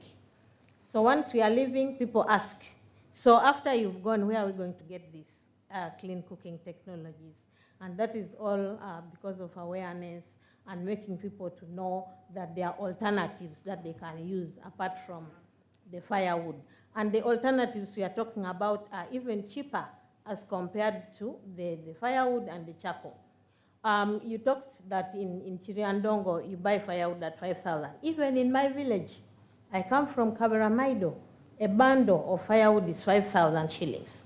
So, and that cannot even cook a meal. when we talk about cooking matoke, that bundle of 5,000 shillings cannot make it cooked in the way the traditional Muganda man would love it cooked. So this awareness creation helps people to know about the alternatives that are available, where they can access them, and even it speaks to the behavior change. Because when you look at, even in this house, you'll find that there are some men here, or even women, who will say, I cannot eat matoke cooked in a pressure cooker. And yet it cooks the same way, because that matoke is wrapped in the banana leaves, and it is cooked the same way you'd cook it using firewood. So it also speaks to behavior change. And once you demonstrate, because when we go to the regions, we actually do the demonstration, physical cooking. And then we have days when there are stakeholder engagements, meeting the different stakeholders, the district leadership, maybe the farmer leaders, the group leaders of different circles. They come together and we practically do the demonstration. And that helps to change their mind. You find someone saying, oh, you mean this can cook the matoke like this? It can even cook molokony. And we told them that you can cook the molokony in just 1 hour or less, and it will be as ready as the 4 hours you spent. So that speaks to that. And through this awareness, we've seen that even the sales of the different technologies has gone up. And through the demand that has been now brought up, so it also informs policy issues. For example, recently we had the taxation dialogue, and this all came as feedback that we get from the different places we go to. So people are saying, okay, these technologies are really good, and they are good to have, but the initial cost is very high. And what is bringing that? Issues of taxes, for example, because most of these are imported. So how do we look at starting to maybe make them here, manufacture them here, or assemble them here, and then seek out for tax holidays? So this brought, the tax dialogue brought in Revenue Authority, it brought in Ministry of Finance, it brought in Ministry of Energy, and so many stakeholders looking at how can access to these different technologies, how can the pricing make it accessible to everybody, to the last mile. And so, but coming back to the question of awareness, even what we are doing, we think that we are doing so much, but it is still at a very, very low level. I would even say it is 0.00. Why? Because awareness creation and publicity is very expensive. And looking at the funding that we have is very low. So I'm calling, my action here, the action point for UNAC here is, I'm calling on different partners who are here, who have been talking about promoting so that we can reach our 2030 goal, to come on board and partner with UNAC so that we can do a lot of awareness. For the exhibitions that we have at the regions, we sometimes have like 4 radio mentions in a day and then 1 radio talk show. That is not sufficient enough to drum up even the people. Sometimes when the day we are leaving, someone comes and says, oh, so you have been here. Because the awareness that we have created about our presence there is very low. It's very minimal. Because of cost, sometimes I listen to Capital Radio in the morning. Thank you, Anne. I'm going to stop you because of the time. Yes. And I want to agree with you. Can you put for me that slide, that awareness is the most important thing? You know, we are talking about access to finance. We are talking about all these technology issues. But not that one. I gave you that slide. We have this 31% of that slide. 31% of the population in the middle class, 6% in the upper middle class, and 3% in the high income. But That is the population, and only 3.8% are using these clinics. So it is the issue. These people, these 31%, do not need subsidies. They have the money, but they are resistant to change. They keep saying, this thing is too expensive. And then I want you to jump to the other slide. Go down. Look at this. Oh, somehow it's not showing. If you look at that, comparing the fuel cost, you see the red line. I decided to put the charcoal, and I'm talking about improved charcoal stoves, not even the ordinary. If you use the ordinary charcoal stove, you're going to even get higher. It's much cheaper to use electricity, especially when you use electric pressure cooker to cook. And you notice that charcoal is almost the same price with LPG. LPG, a little slightly more expensive, but if you look at the environmental cost, the health cost, LPG is much cheaper than charcoal. And electricity is cheaper. It's the cheapest, the cleanest, and it's, the safest cooking technology that we have. But people are just too resistant to change. So awareness is the most important, not the subsidies. I keep on insisting it's not the subsidies, especially if you're sitting in this boardroom. Now, I want to move now to Robert. Robert Akankwasa from International Organization for Migration. How can setting up improved cooking hubs in refugee settlements such as Nachi Valley reduce reliance on firewood and biomass while promoting safer and more sustainable cooking practices for the community refugees and the host communities? Robert, please. Thank you very much. I think the question has been discussed extensively. Absolutely. In the context of what has happened in terms of clean energy, clean cooking in some of these spaces, from improved kitchen health to reduced burden time in homes to reduced firewood. I think this has been extensively discussed. I would like to twist a little bit this conversation, yes, and bring it around the theme, which we're talking about delivering as one, having access to clean technologies, and how actually it can be sustained and so forth. And I want to start with one of those things that we would like to think about a lot in relation to what can we do to deliver as one. And I'm going to refer a little bit to the conversation that happened in the earlier session, the panels. And this talks to the energy, and then to boil down to the clean cooking conversations that we have. We're doing a lot as UN agencies, there's no doubt. But I think what I've picked out in this whole conversation in the morning at this time is that we are missing a great opportunity. And that is coordination and communication. While you call it awareness, we are missing an opportunity. We are not communicating to each other, not only as UN agencies, but even with our partners in government, where we have a responsibility to work with. And I want to refer to the Commissioner's communication, the representative from the Commission and the Ministry in the morning. I think the government has a role to play in coordinating some of this conversation. And we are not strengthening that. And that's, for me, an area that we think, I think, or as I am, we think, we should work on as UN agencies to support these government agencies to coordinate. Another thing that really came out in this conversation in the morning, and still comes out now, and I think Ms. Nakato mentioned it also, is data. There is a lot of information that we have, but we are not collaborating it. We are not coordinating it.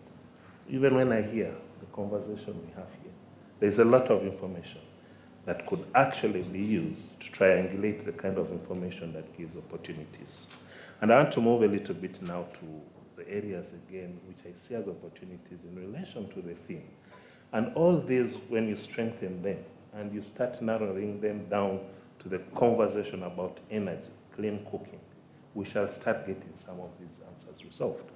From an IM perspective, we look at our engagement in the energy sector and the clean cooking around how we engage the youth. The youth, especially, who get up and move because of lost opportunities and the lack of initiatives in the spaces that they're in terms of displacement. And some of these opportunities in terms of coordination and information and coordination is that for some of the projects we've done actually, not seen, we have done. One of them is the e-waste collection. I saw this conversation come up quite a lot earlier. IOM has one project in Bidibidi, and actually one of its kind in the humanitarian setting, where we've put up a bat lab. And this bat lab, we are collecting one of the things as humanitarian actors. We've provided humanitarian assistance. And those are the solar and electronic gadgets, from the lanterns and so forth. We are now taking them back. Some of those, we are repairing them. And that means we're giving back some energy to these households. But some of these battery packs, we're actually repurposing them into battery packs that can be used in some of our agencies' actions. For example, battery packs for schools, mini-grids, battery packs for water pumps. And all this goes back to the coordination, the collaboration within the UN agencies.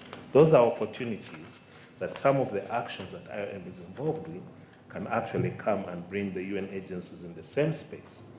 But we are also going further. These youth that we have selected, both in the refugee and host communities, we have turned them into business entities, enterprises. And that's where UNIDO comes in again. And these are areas where we have opportunities to collaborate. One of them is a cooperative that we have set up since December, and we are training them, capacity strengthening and training. And again, it goes back to coordination and communication, that all this capacity building that we are putting together in these spaces, if we would share this among the agencies, these youth have been trained to repair, to collect, repair, and repurpose these battery packs. So they are collecting e-waste. In the long run, actually, they are reducing the humanitarian response, because then a household gets back a lantern. Then the response is reduced. But then they charge a cost. So we are also giving them an economic agency in a way. But the amazing thing about one cooperative in a Bidibidi, just one, and has not collected even 2% of the potential waste in this e-waste in this community, has built through those repair services up to 7 million 3 months ago. That's about $2,000. These are 45 individuals. But imagine the scale of this outside the refugee, within the refugee settlement. We're outside the refugee settlement. We are talking about youth being employed, but being empowered. So you stop the movement of these youth in and out of refugee settlements into urban areas, but you give them hope. And this is all the conversation we're having about dignity, safety.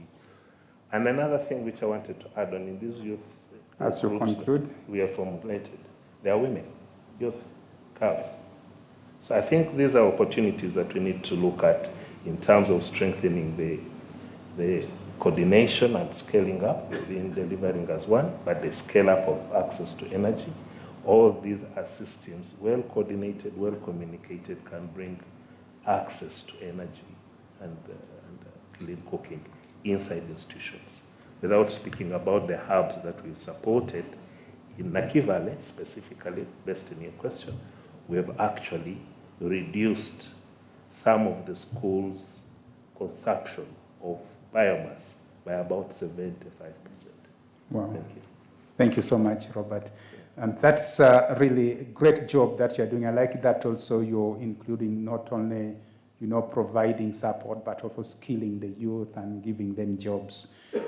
So I still have many questions to ask you, but it will be unfair if I don't give the audience a chance to ask the panelists, including asking me, some burning questions.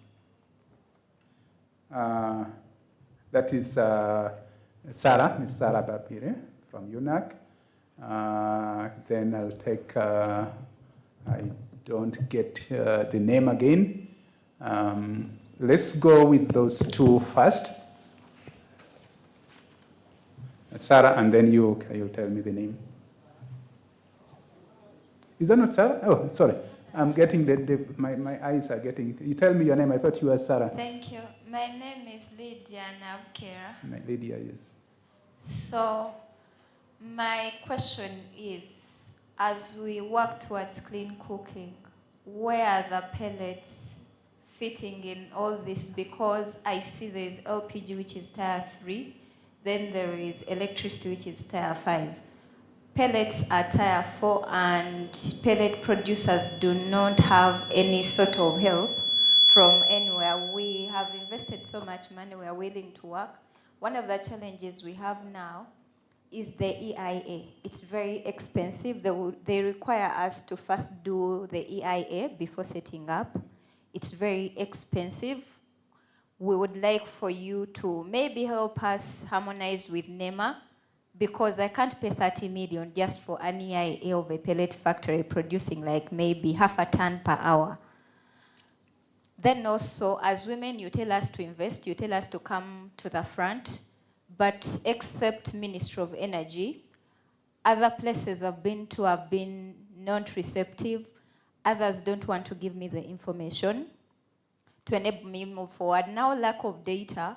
We have the data, we only need a centralized platform where we can share so that you as policymakers can make decisions based on facts, not assumptions. For example, I did a study on the clean cooking practices among Ugandan households for 2 years, and I was working on households single-handedly, and I handled 300 households. So I know what's there. Then I've also gone around the country. You can reduce, so our time is really... Yeah, I've also gone around the country to look for renewable energy raw materials for making pellets. So I know where they are, but all that information is with me, and maybe possibly Ministry of Energy where I shared. So we need a centralized platform or database where we can share all that information. But as women, we need more support, especially financial support. We have the knowledge, but some of these things are too expensive for us to proceed, because you can't procure like a pellet plant line of like 30,000 before tax. You come here, you struggle to get a VAT exemption, but then again, in order for you to get an EIA done, someone wants 30 million UGX. That's like $8,000. So we need help. Thank you so much, Ms. Lydia Nabokera. Let's take a second one. Excuse me, please. James Waduka is my name. I'm heading my question to the representative from UNHCR. I'm glad that you've convinced us so well that there is a plan that you continuously working on to ensure that the refugees are catered for, and they are always getting clean cooking devices into their plans of cooking. But Uganda is well appreciated for its open door policy on refugees. That much we cannot kill it away tomorrow. But now I'm wondering, in your plans, why don't you plan it early for whenever you are bringing a consignment of refugees from their country to part of our region is in the country, to follow them with the clean cooking devices, just on day one.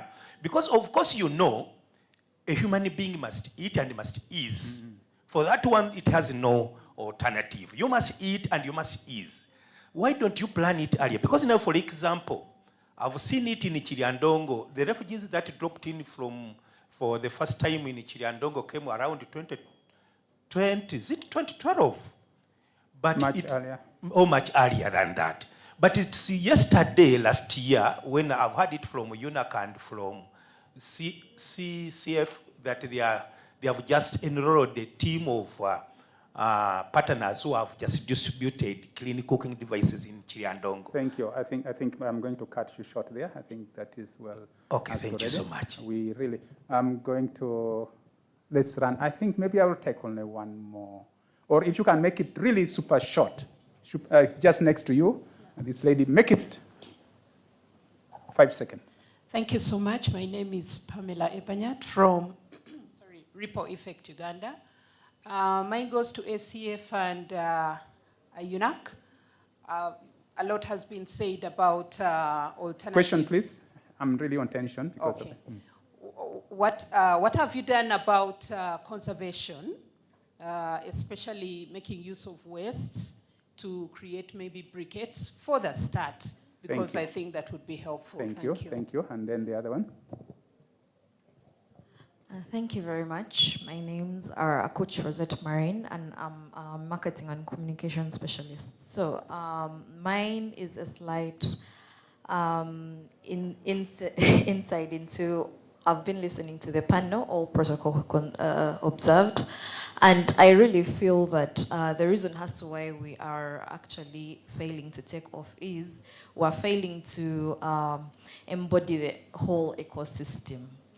So if the hand is doing this action and the leg is doing the other and the head another, it fails to coordinate. But if we could all coordinate Question, the please. way, if we could all coordinate the way a body does to perform one specific action, it will move much more than us doing various actions apart. Especially even for an individual. If you educate the students in school about clean cooking, but the parent at home is still using, the student will automatically listen to the mother. So we need to, as well, re-echo that we have to embody all our actions at par, as well as look at the whole ecosystem of a Ugandan. Thank you. I'm going to stop you because, Mr. Onyait need to act. Action against hunger. And then there is another group coming here shortly. So let's allow Mr. Onyat to act shortly. Ms. Lydia Nabokera, I don't know who wants to answer this, or should I give a response? She was asking, where do we put the pellets? You know, the pellets, when you compress this wood waste into pellets for fuel. I said very good renewable energy technology, and we have very good biogas burners, pellet burners that can burn that fuel with less smoke. So pellets is a very important technology, but it's one of those transitional technologies that we still promote here for. It's very important. But most of the conversation we were having in this room, we were talking about us in the middle class. Of course, you can go pellet if you want, but what we are saying is, in addition to pellet, you can actually acquire the higher tier category. That is the conversation, but not really saying that pellet is not important. We are talking about clean cooking technologies in totality. Thank you. Do you want to talk about pellet? Briefly. Yeah, thank you so much. Thank you for your concern. Pellet is among the fuels that are used, especially on the improved cook stoves. It has not been left out. Actually, in that meeting we had on the taxation, those are some of the things that they were discussing. And then maybe I could also answer about the waste for biogas. I mean for briquettes. Yes. Briquettes is also one of the fuels, the alternatives that actually pellets and briquettes are one of the alternative fuels that are being promoted. And there are so many organizations, manufacturers, producers who are doing briquettes. So it's not left out, except maybe we did not talk about it here. Thank you. Thank you so much, Anne-Grace. Robert, please. I want to add on that the issue of pallets. We thought about it, but I think she may want to look at it at an industrial level, not at a household level. Thank you. If you move it into institutions, schools, in agriculture communities where you can get the agricultural waste, press waste, pallets, and it's an area that could grow because you could easily move it into a mass production for economic viability and then push it further into industrial production sectors where you have either bricks or people who do some of this mass wood consumption, and then you reduce them to a pallet production mechanism. It's a possibility. Thank you. Thank you. Let's leave it at that. So pellets is one of the technologies being promoted. Lydia, take heart. Don't see we have thrown you out. Ms. Sojong Kang, there's a question specifically directed to you. Please. Thank you, Michael, and thank you, James, for your feedback and suggestions. So I'd like to mention that UNHCR has to also align our interventions with the government policies, and with the Clean Cooking Unit being established and the national strategy will be launched soon. We are trying to support this more than before. And also your point on planning earlier, I also wanted to mention that there has been, we are facing the funding shortfalls, and in order to utilize this limited financial resources, UNHCR is also putting more focus on to the coordination, coordination through the Uganda Country Refugee Response Plan. So this is an interagency plan. The agencies working on the refugee response are having this 5-year planning for the next 5 years from 2026. And we are using this projection data, actually, how many refugees will come in for next 5 years, and trying to apply this into our target setting and then the intervention. But thank you very much for raising this point. I have taken note of it. Thank you. Thank you so much, Sojong. Just to add on that, Jim, we spoke a few times about the global plan of action for sustainable energy in situations of displacement. This conversation started actually way back, I think around 2017 or maybe even earlier. The plan of action was launched in I think January 2018, I don't remember the date,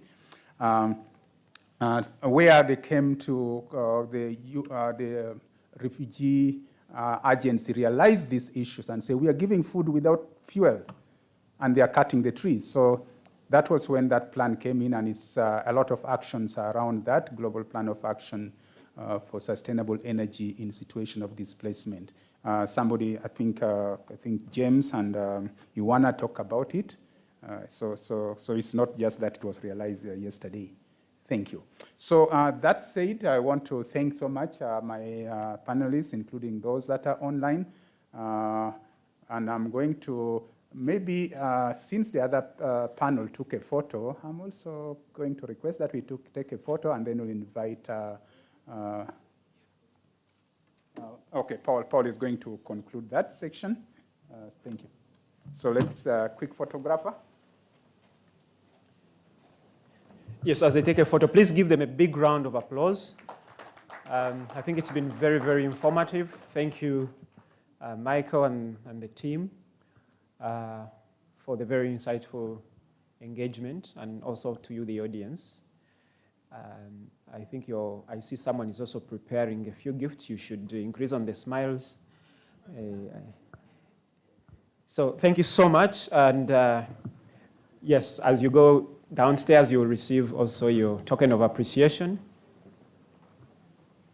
Thank you so much to the participants online. Thank you, Dr. Iwona. Thank you so, so much. We appreciate your presence there.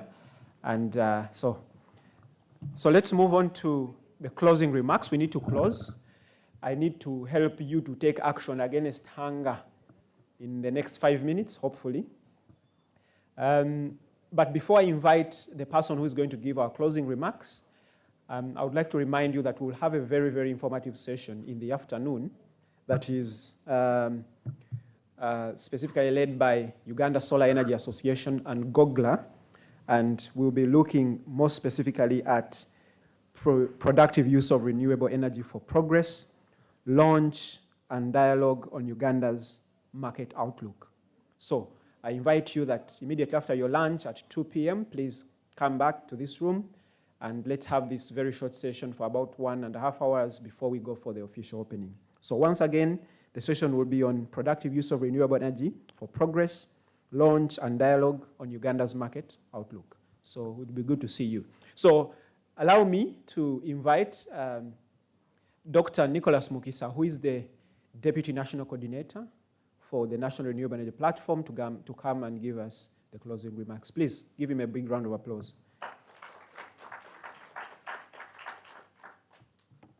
Thank you very much, Dr. Paul and colleagues that have spoken before me. My senior, Mr. Michael Chiza, thank you for moderating the previous session. I was honored to listen in and appreciate some of the comments that are coming in from the participants. It's not every day that we have the UN agencies sitting together to deliberate on matters clean energy, and in particular SDG7. So this is a unique opportunity, which is the beginning of many other engagements. We look forward to continuously meeting with the UN agencies collectively to understand their interventions in promoting SDG7. But in a special way, as I've mentioned, I want to extend my appreciations to the conveners of this session, in particular FAO, that has been on the top of the organization and engaging the different partners to bring them today. How many of us are here and this is our very first renewable energy conference we are attending? So thank you very much, FAO and the sister agencies that you've worked together to bring these people today. I know, like someone mentioned about UNOPS, and people were putting up hands, they've never heard about it. You know, there's another one I heard recently when I was coordinating this session. So it's good that also we've gotten to know beyond just the energy, to know the agencies that are behind some of these activities that we call the UN interventions. And just some of the things that have been highlighted in this discussion, one of the outstanding has been the finance. Financing is a cross-cutting challenge, not only for the end users, not for the humanitarian, but even the people that are meant to finance are also seeking finance. So we need to be understanding and considerate that as we're pressing and calling on UN to bring us more money, they're also looking for money somewhere.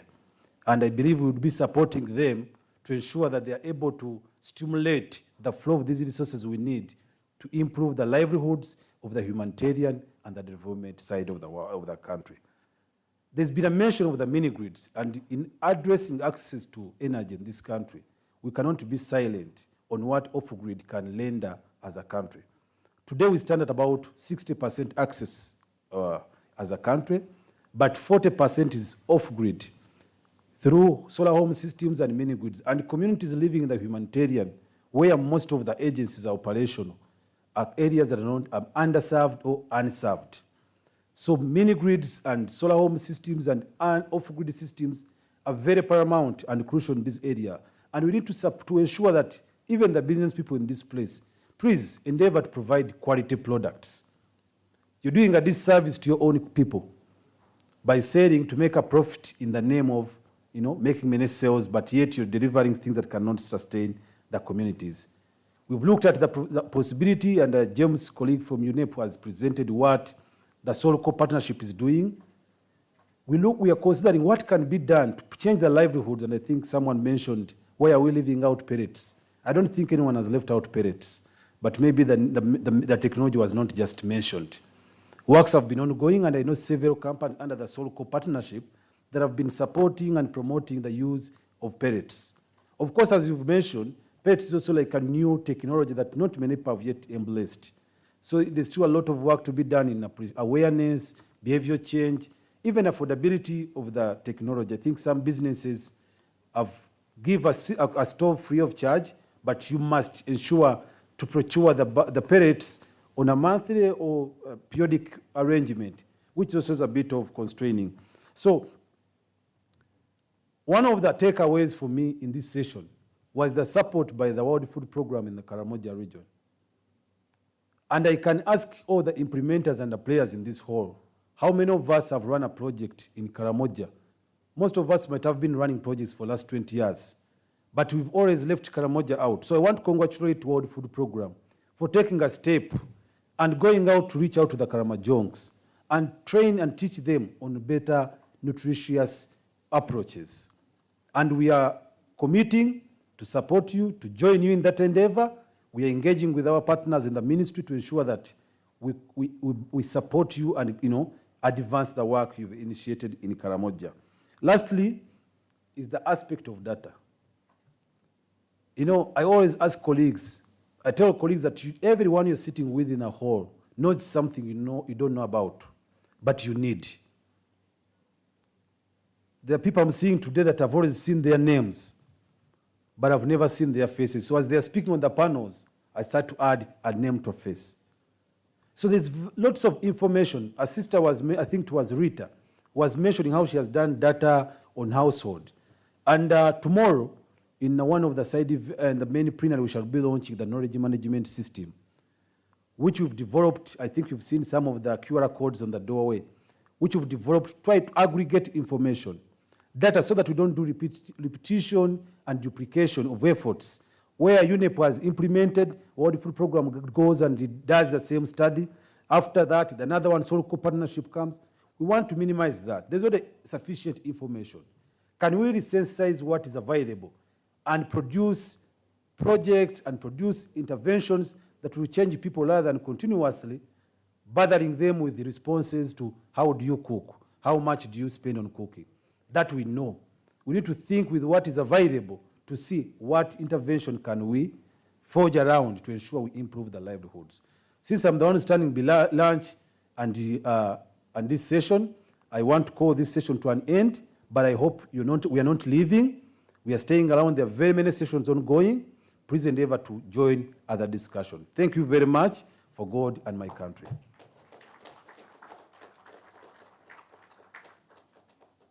Thank you so much. Dr. Nicholas Mukisa has closed the session. We are free to go for lunch. Lunch coupons, if you don't have, someone is going to be standing at the door to give you a lunch coupon as you move out. Lunch is being served just outside here, but also there are other places that are in the next hall as well, so feel free to use any. We invite you to be back by 2.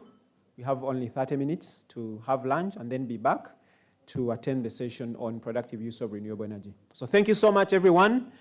We are happy that you could join us and have a nice lunch. Thank you.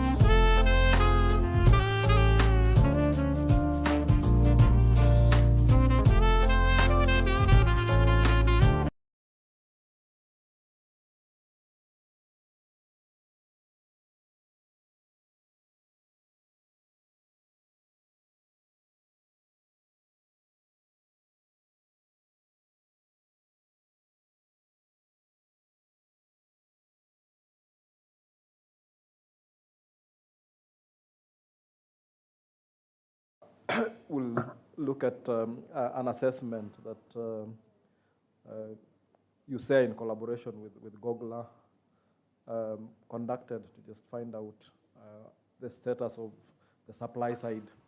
So we will do a presentation and then followed by a brief panel discussion. I think we are really late on time, so but we will try to squeeze it in within the prescribed. We were still trying to wait for a critical mass, but we will start and then they will join us during the session. So without much ado, I would like to welcome Paddy and then later on Gloria to present the findings from this assessment that we jointly conducted. Thank you and welcome, Paddy. Okay, thank you, Walter, and good afternoon to everyone. You are welcome to our session.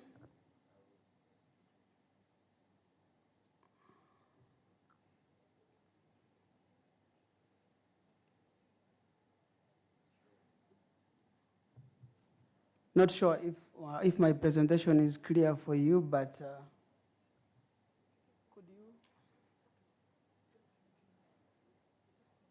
Okay, so thank you very much. I'm glad to, my name is Paddy Bakingana and I work with the Uganda Solar Energy Association. I'm glad to present to you the PUE Market Report 2024 that captures the supply side of the PUE industry of Uganda. This work is has been supported by UNICEF and Gogla. Okay, so the content.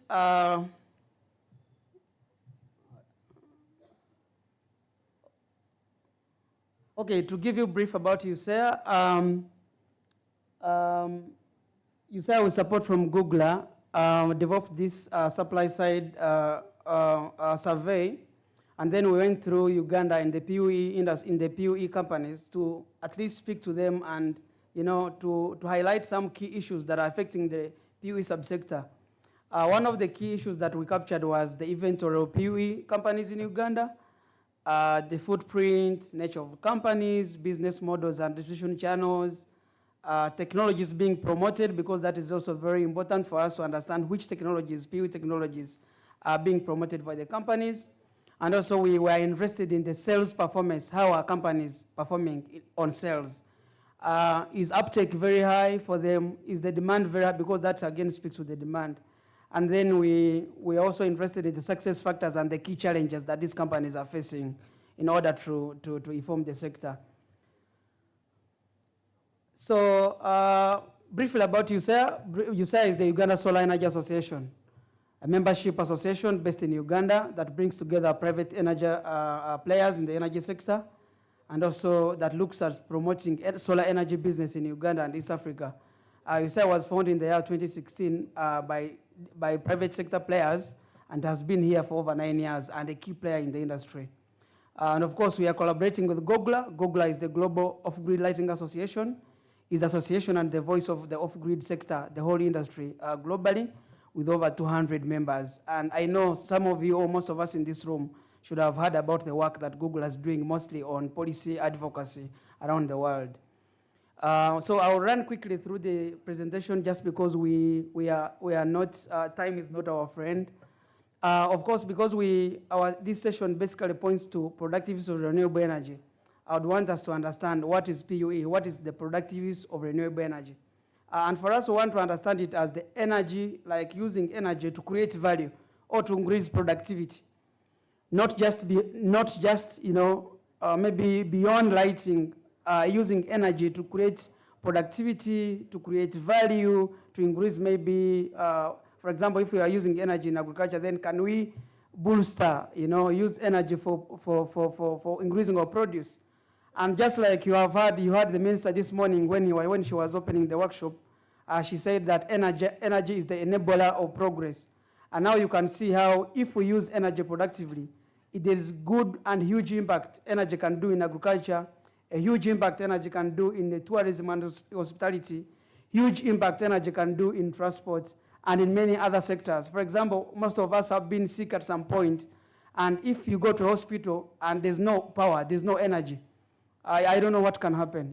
Sure, I don't know what can happen. So we are speaking about using energy for productive use. Okay, so, and this is the main thing. Kindly give it attention. This is our key takeaways from the survey. Very key. And I know this panel that is coming next will be interested in amplifying some of these findings. So in our survey, which was filled by at least 45 companies, PUE companies in Uganda, it shows that the PUE market is expanding, driven by applications like solar irrigation and cold storage. However, of course, the sector remains nascent, remains a little bit not highly developed, and remains not highly developed. But of course, it is again dominated by the large and medium companies, which are leading in the sales. And then the small companies are a little bit struggling, maybe because of financial constraints and many other managerial challenges that the small companies have. We see that the PUE sector is basically driven by the large and medium companies in Uganda. I know some names may come to your mind. We can discuss it maybe later, but we could say that the larger companies are doing quite well in the PUE subsector. And that again draws to the discussions we're going to have in the panels. How best can we bring in the small companies also to drive PUE in Uganda? Okay, another key takeaway was that there's strong product demand, but of course limited diversification.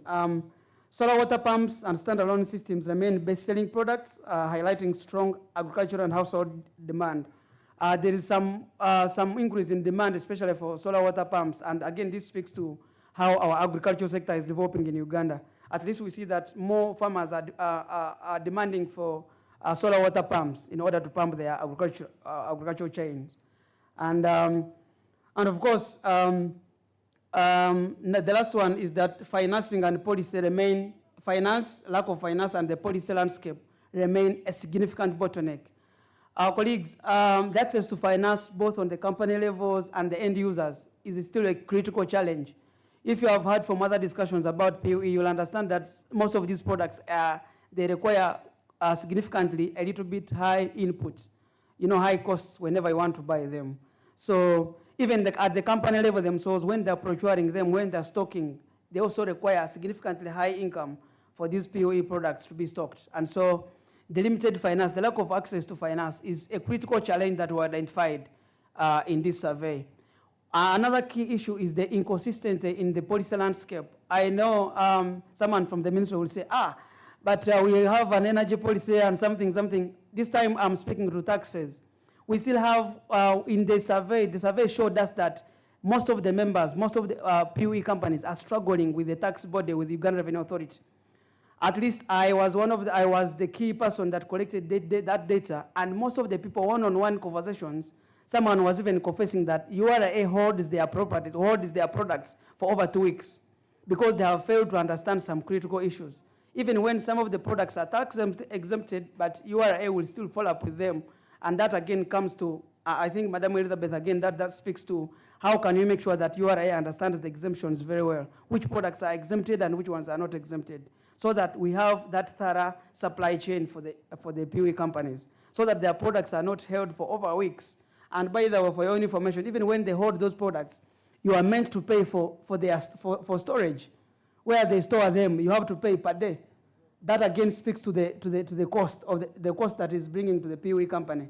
So again, in our discussions today, we should drive discussions on how can we make sure that our policy landscape, especially on taxes, are critically clear for the URA people to implement so that we have quite a good industry. So briefly, to go to the country context, I think this is quite known to all the people here. I see rural electrification, of course, in Uganda is still a little bit low, but we see that access to electricity in the urban areas has increased significantly for the last, I think, over 12 years. It has been doing a little bit well. And of course, at a national rate, we are about 57% of electricity access in Uganda. Of course, that speaks to some differences in the urban and the rural electrification. But again, much contribution to this electrification is done by the off-grid, and with about 21% with the grid. I think this is where we have to give you, say, a very big hand clap, because we lead the off-grid sector. Okay, speaking to the PUE companies, the respondents. Now, the PUE companies' footprint, you can see the map of Uganda. I think it is not very clear that side, but we see that majority of these companies are concentrated in Kampala. Colleagues, we have over 146 districts, but most of these companies have offices and operations in Kampala.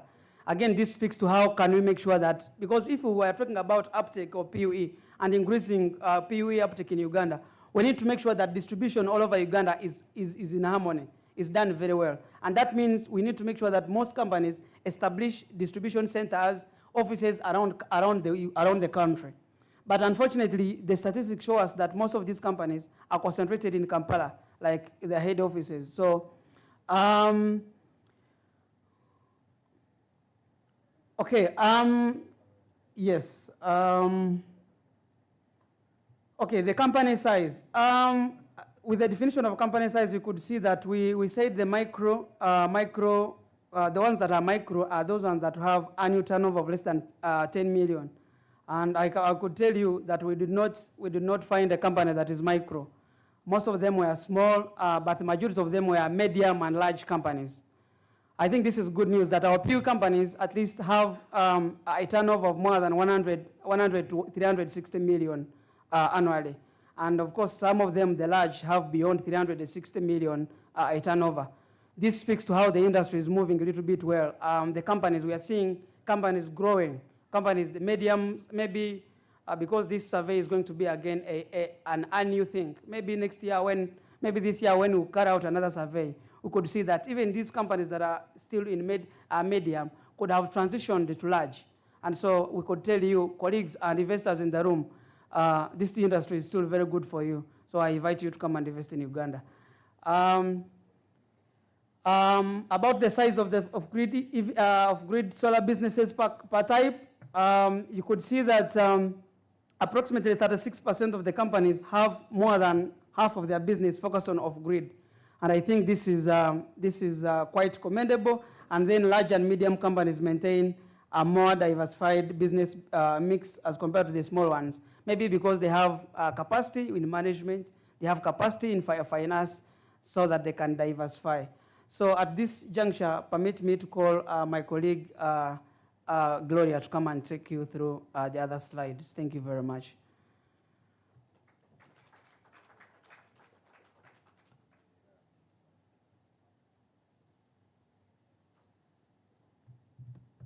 Thank you, Paddy. I do have to apologize for the visibility of our slides.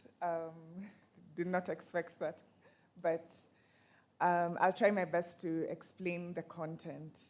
Now, as Paddy indicated, majority of the large companies are able to diversify their businesses across sectors with a higher focus, over 50% of their business focused on off-grid solar, but with smaller companies focusing on other products. Mostly this is because of the high cost of the products and also operational costs of the sector. However, when it comes, you'll see this also reflects when it comes to distributors and last mile agents. Small companies are averse to making use of distributors and last mile agents, mostly because of capacity and financial constraints. With large and medium companies being able to hard to reach areas and make use of last mile agents. Now, being this is the off-grid sector, it's very unfortunate that small companies and those entering the market are not able to instantly reach the hard to reach areas. However, as you can see, as they grow, the capacity increases, indicating much potential for growth of the industry. Now, for the payment models that these companies prefer, we have seen quite a wide variety, from cash to pay-go, loans, check-offs, fee for service, and these payment models are being utilized across all company sizes. Of course, the small companies are utilizing less of pay-go, of course, because this is a high risk for them. But they're still open to it, which is a good thing, making it affordable for the end user, and with the medium and large companies making use of a variety of payment models. Of course, we all know this is that affordability is one of the challenges in the sector. But with a variety of payment models, this supports in terms of affordability and adaptability of the technologies. Now, the customer segments are quite interesting to see. With household use and social institutions being a lower immediate priority for pure companies. Of course, this is due to they may be able to access this later in the future through awareness strategies, and also creating an enabling environment for future penetration of the market. Commercial and industrial segment shows a strong priority 4, which is concentration, which indicates mostly readiness to engage with solutions, hopefully with better avenues of scalability and financial viability. Now, for the applications for Pure, we see a diverse variety of technologies in the sector. I must emphasize that we didn't really focus on companies that do e-mobility, but solely e-mobility, but the focus was diverse, with companies providing technologies that provide basic electric services, majority. Water pumping and irrigation was high uptake. Basic refrigeration and cold storage is nascent, but the interest is there, as you can see. Now, we do encourage that even with in terms of agro-processing and other technologies that are gaining traction, that we have to consider that these technologies impact the end user in terms of increasing their income, reducing harvest losses, and supporting value chains. So with more awareness, this is likely to increase in the coming years. Now, as I said, for the top selling products, the solar lanterns take the day,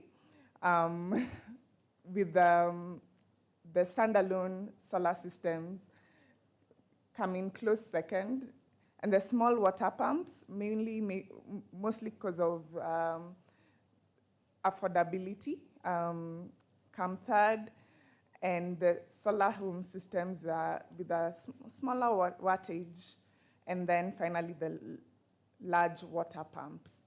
Now, you don't see any other products featured here because they're still not mature in the market. They are yet to pick up in terms of awareness, and therefore it's very difficult for the companies to penetrate the market with the volume of sales. Paddy, I know this is your favorite part, so I'll allow him to go through the success factors that we identified and the challenges. But do feel free to reach out to us in case you want more information on this report. In case you want to partner on future reports, we would be very interested in having that conversation. Thank you. Okay, so thank you, Gloria. She said this is interesting, so permit me to go through it quickly.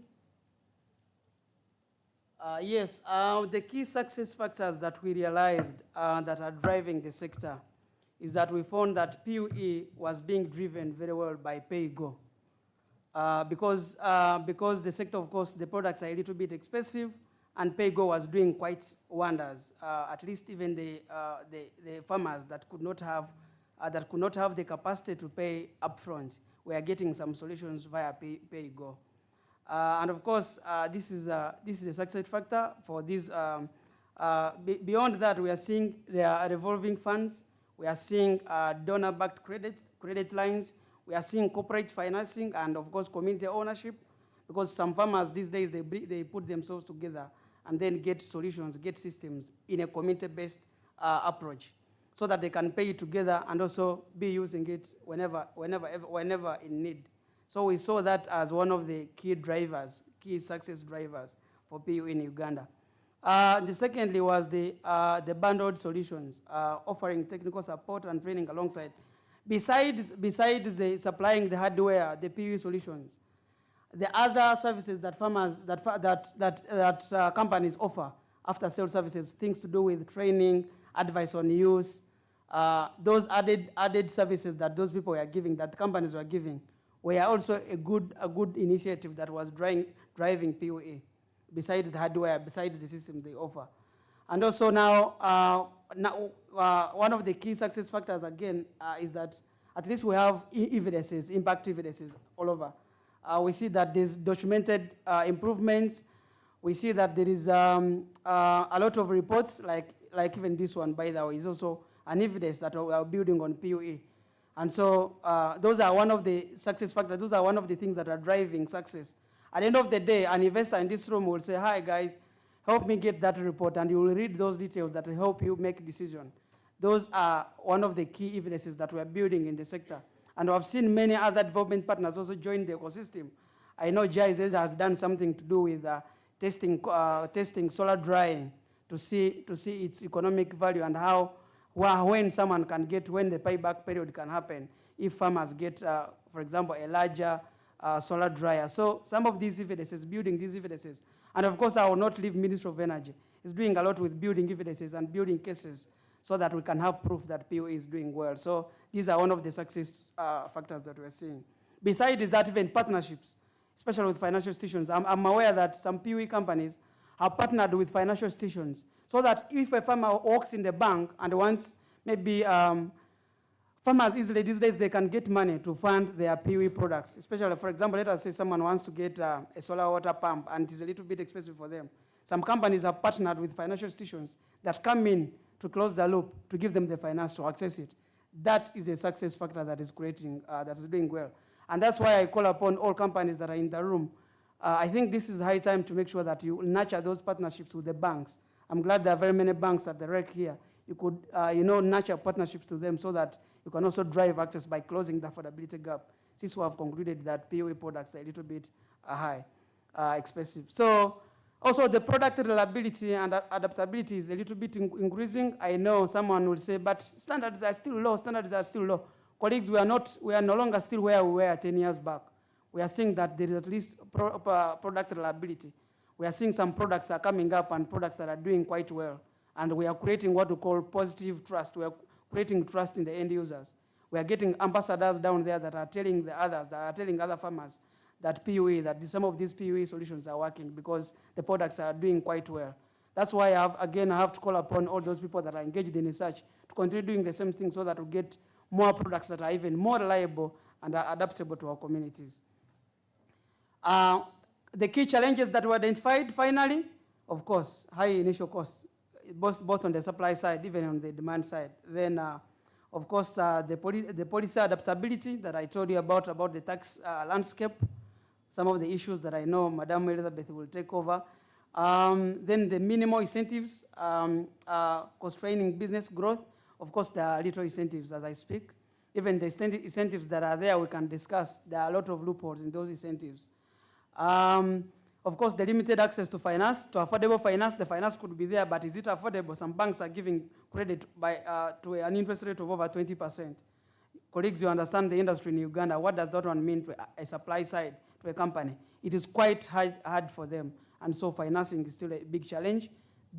All these things were highlighted most critically in the survey, so we need to give them good attention as we think in this room. Of course, lack of customer awareness about long-term benefits of PUE. You will walk to a customer, maybe in a district, maybe in Sinchiro, and you will tell them, I want to give you this, please buy this solar water pump. But he will tell you this thing is very expensive. They will not know the long-term benefits of using that. So you need to speak a lot of English, a lot of Nyangola, a lot of languages to make sure that they understand. So I think our awareness, again, should be more focused. This is why we have to unpack some of those things. We have been talking about awareness, but awareness has been there. What can we do next? What can we do to make sure that the awareness that we do creates more impact? So that farmers can understand that if I use some of these solutions, for example, I'll get more produce. For example, I'm saving the environment, all those benefits. So there is still little understanding about these long-term benefits for PUE, some of those end users. Of course, the high operating costs for the supply side, for the companies, that is a critical thing because these products are a little bit expensive. So finally, we say that Uganda's PUE market is uneven, but at least expanding, driven by irrigation, agro-processing, some little cold chain coming in. But of course, financing remains the biggest bottleneck. That's why some companies, financial institutions, and other partners that could be in the room, impact investors, this is the time to make sure that we close this gap. Of course, while adaptation in areas such as basic refrigeration and cold chain and agro-processing remain modest, growing awareness of energy's role in reducing post-harvest losses of course, would be very, very important. If we could, I had someone in the session that we just concluded talking about post-harvest, a lot of, over 20% of post-harvest losses that we do in Uganda. If we could drive awareness on that alone, we would do much for this sector. So I think our awareness should be much focused so that we get more fruits out of it. Overall, the PUE market in Uganda presents a strong foundation for scaling up integrated energy and agricultural solutions, strengthening across the energy and agricultural sectors. Of course, yes, we need to promote productive use of renewable energy in agriculture, in health, and in other solutions so that we see that the landscape grows in Uganda. I thank you very much.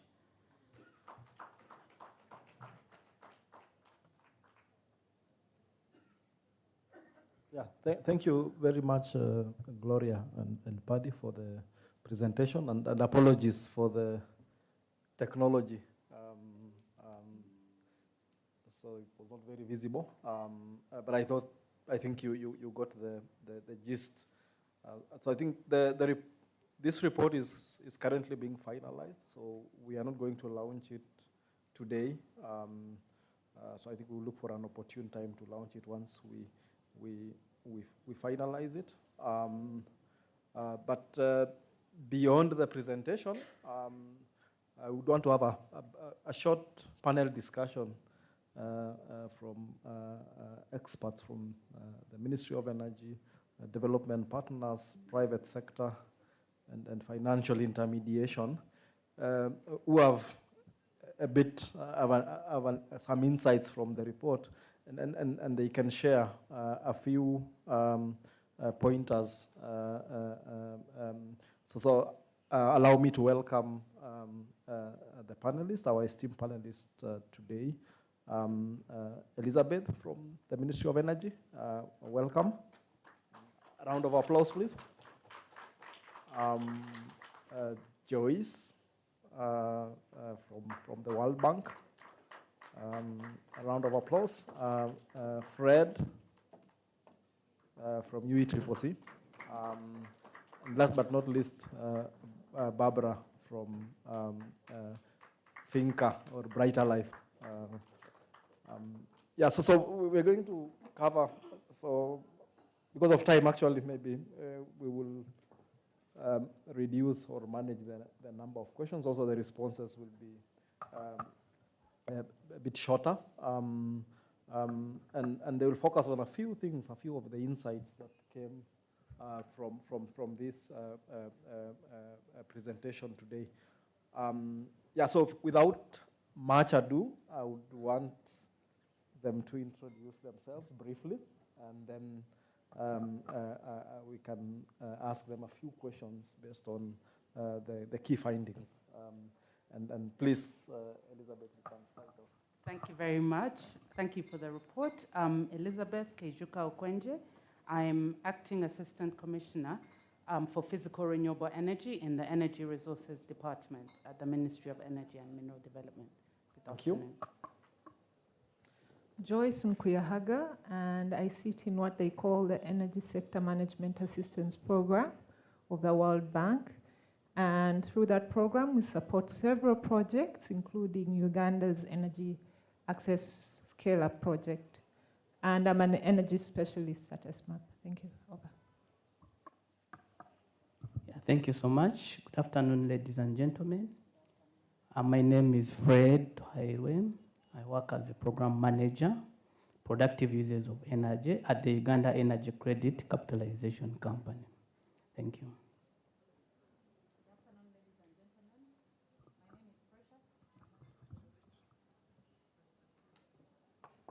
Thank you. Good afternoon, ladies and gentlemen. My name is Precious Barbara Ndinawe. I work at Bright Life by Finca International, and we deal in solar home systems. We have been and are still exploring productive use of energy, focusing on fridges and milling machines currently. Nice to be here. Thank you for the kind introductions. Yeah. So I will shoot the first question to Elizabeth, the ministry.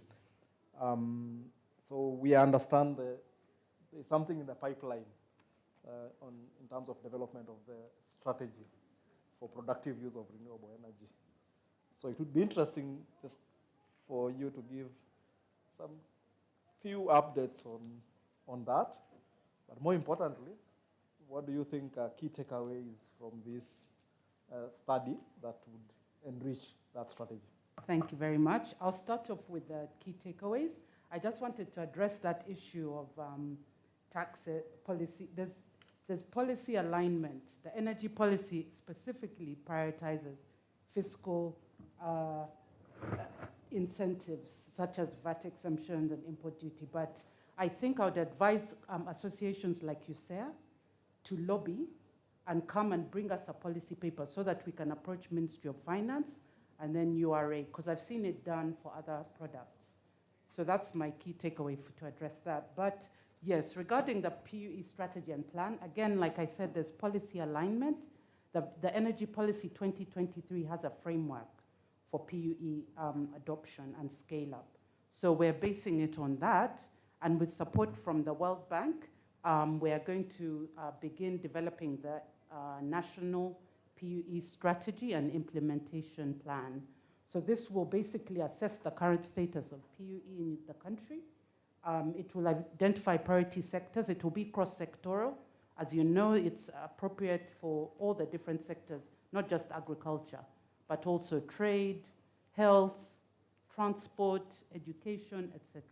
So we hope to have that strategy both for on-grid and off-grid applications.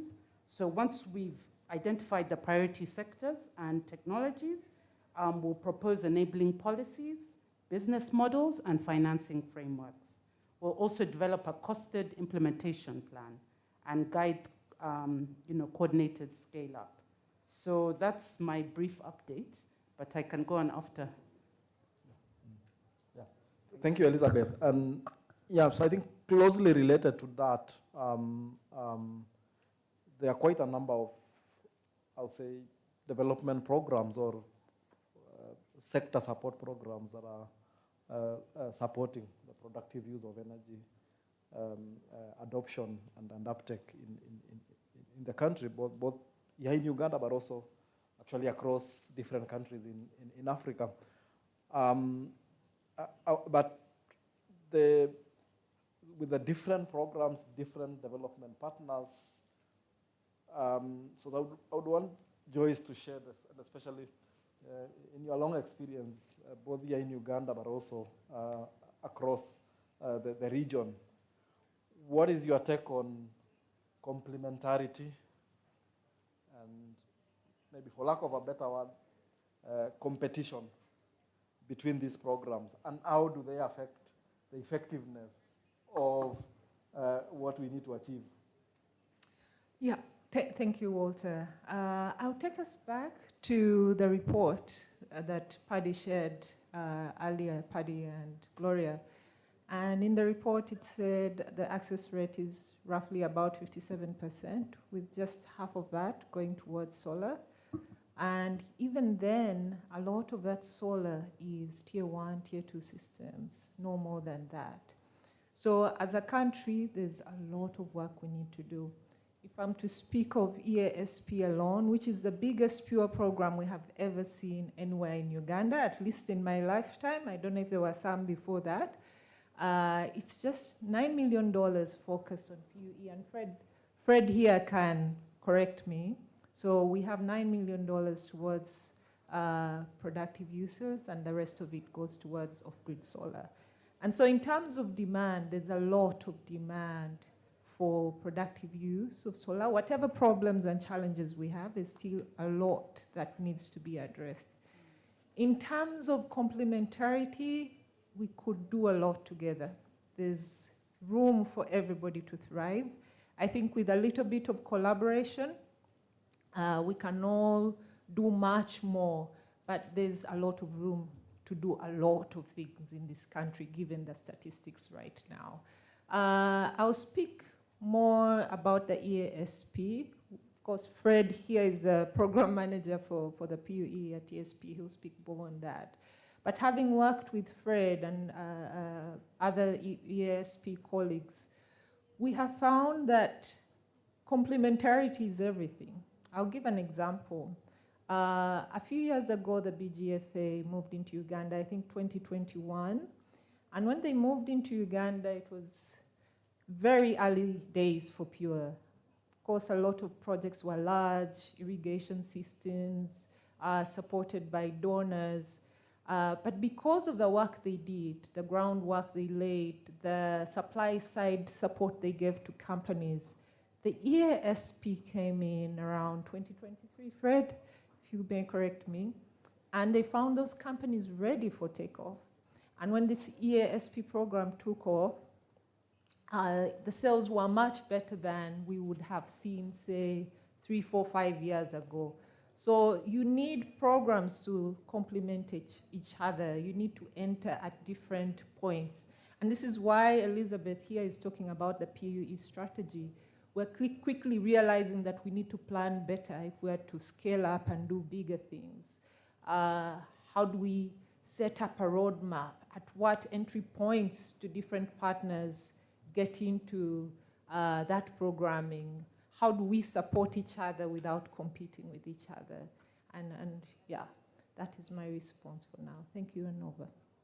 Thank you. I think I do have one question actually for both you and Elizabeth, but after the other two panelists present.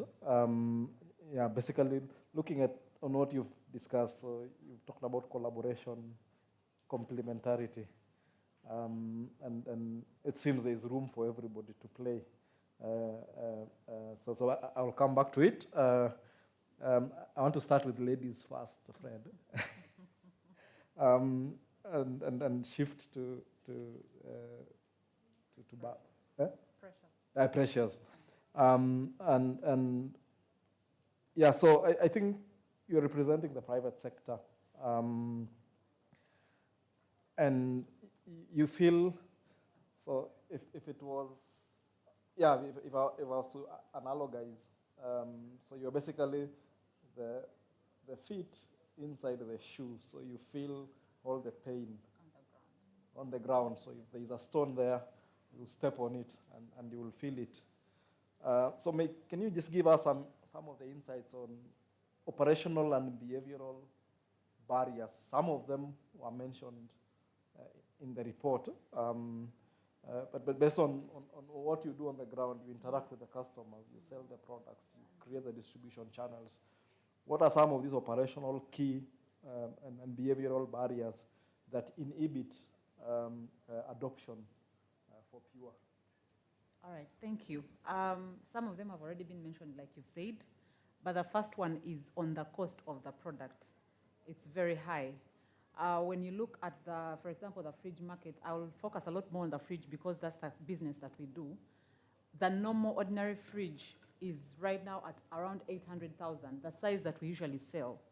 But the solar fridge is at around 3 million Ugandan shillings. It's definitely expensive for the customer. And if the customer could afford or who was able, they would be able to get the one of 800,000.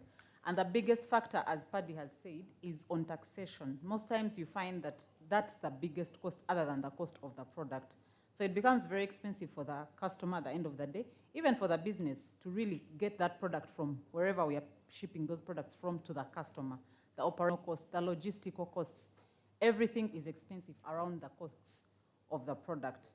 And so even when we would have loved to sell maybe these products on cash, which is the most preferred option for every SME, they become very expensive to afford on the side of the customer. And so we end up opting for the pay-go option, the credit option, which we have also, of course, found challenging over time, as I'm going to explain. The other challenge is I've already said the high operational costs. When we take these products to the customers, we find that they don't have enough, they have financial barriers. They don't have enough knowledge or literacy to kind of calculate these costs and understand how the PUE is beneficial to them, to their business, to understand, I'm putting in this much money over time, this is how much money I'm going to be getting. They don't have those records. And so they don't get the full understanding of the need of this product. So we have to do a lot of awareness, a lot of teaching, a lot of, convincing for these customers to get these products. The other is on the complex after sales of these products, the services. As you're aware, a fridge, for example, a milling machine or a pump, it's very easy to get after sales, maybe for a solar home system or for another smaller product. But for these products, they need high skill, high technical skill. And so we have to be sourcing for these people. We have to be sourcing for the spare parts. We have to be it's very expensive. It's very complex. It's not very straightforward. So that's another challenge that we found, that sometimes you have the product, it's good, it's perfect, but then the after sales becomes very complicated. And in the long run, if you don't support this customer, they're not going to pay. It becomes very, complicated to manage. We have mitigated that by partnering with, some SMEs that are already providing these services, by getting back to the suppliers to make sure that we have, spare parts, which are also taxed. So we are trying to mitigate, but these are some of the challenges that we found on ground. And that if we have, like different partners coming into play, different technicians, technical SMEs, we should be able to meet these challenges and mitigate them. Thank you, Precious, for those insights. Of course, there are many. Yeah. We don't have time to go through all of them. So I'll still have one more, but one round for last questions. But before that, Fred, you're running one of, I would say, the most progressive and largest sector support program funded by the World Bank, actually by scale, I think probably in the region at the moment. And you are a financial intermediator. And she's talked about cost, high investment cost. That came out very clearly from the survey that we did. And then from your initial engagement through this program, how is UNEP through this program supporting affordability? That's number one. Then number two, how can that kind of support be sustainable or sustained beyond the duration of the program? So I think because sustainability is very, very critical. Over to you. Thank you so much, moderator. Yes, I'll first give a brief about the Uganda Energy Credit Capitalization Company, because I want the audience to understand. So Uganda Energy Credit Capitalization Company, abbreviated as UECCC, is a government of Uganda company which is in place to facilitate private sector investment in renewable energy. So it has operated for over 15 years so far. And we have a different blend of programs that we run, and of course, typically with the private sector. And our partners usually are financial institutions, energy service companies, or the companies, basically. So those are the ones that help us deliver the programs that we have. So currently, the Uganda Energy Credit Capitalization Company is implementing the Electricity Access Scale-Up project. I think you have heard about it. It's the largest project in Eastern Central Africa. It's a World Bank funded project. And the UECCC is doing what we call a financial intermediation component. We are co-implementing it with the Ministry of Energy and Mineral Development. So on the side of UECCC, yeah, like I said, we have a different blends of programs, but currently I'm going to look at a program that is meant to address affordability challenges. You know, affordability is a very big challenge for basically renewable energies because of the high initial costs. So it is a challenge, but so during the design of the program, a component called results-based financing was designed, and it was designed in a way that it has an end-user subsidy, or what we call demand-side subsidy, that we know from the side of the end users, the biggest challenge is affordability.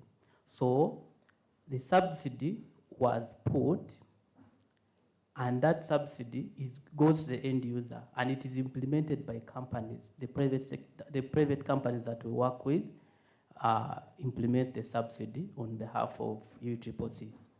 So as far as the PO is concerned, so we have about, for the start of the program started implementation in July of 2023.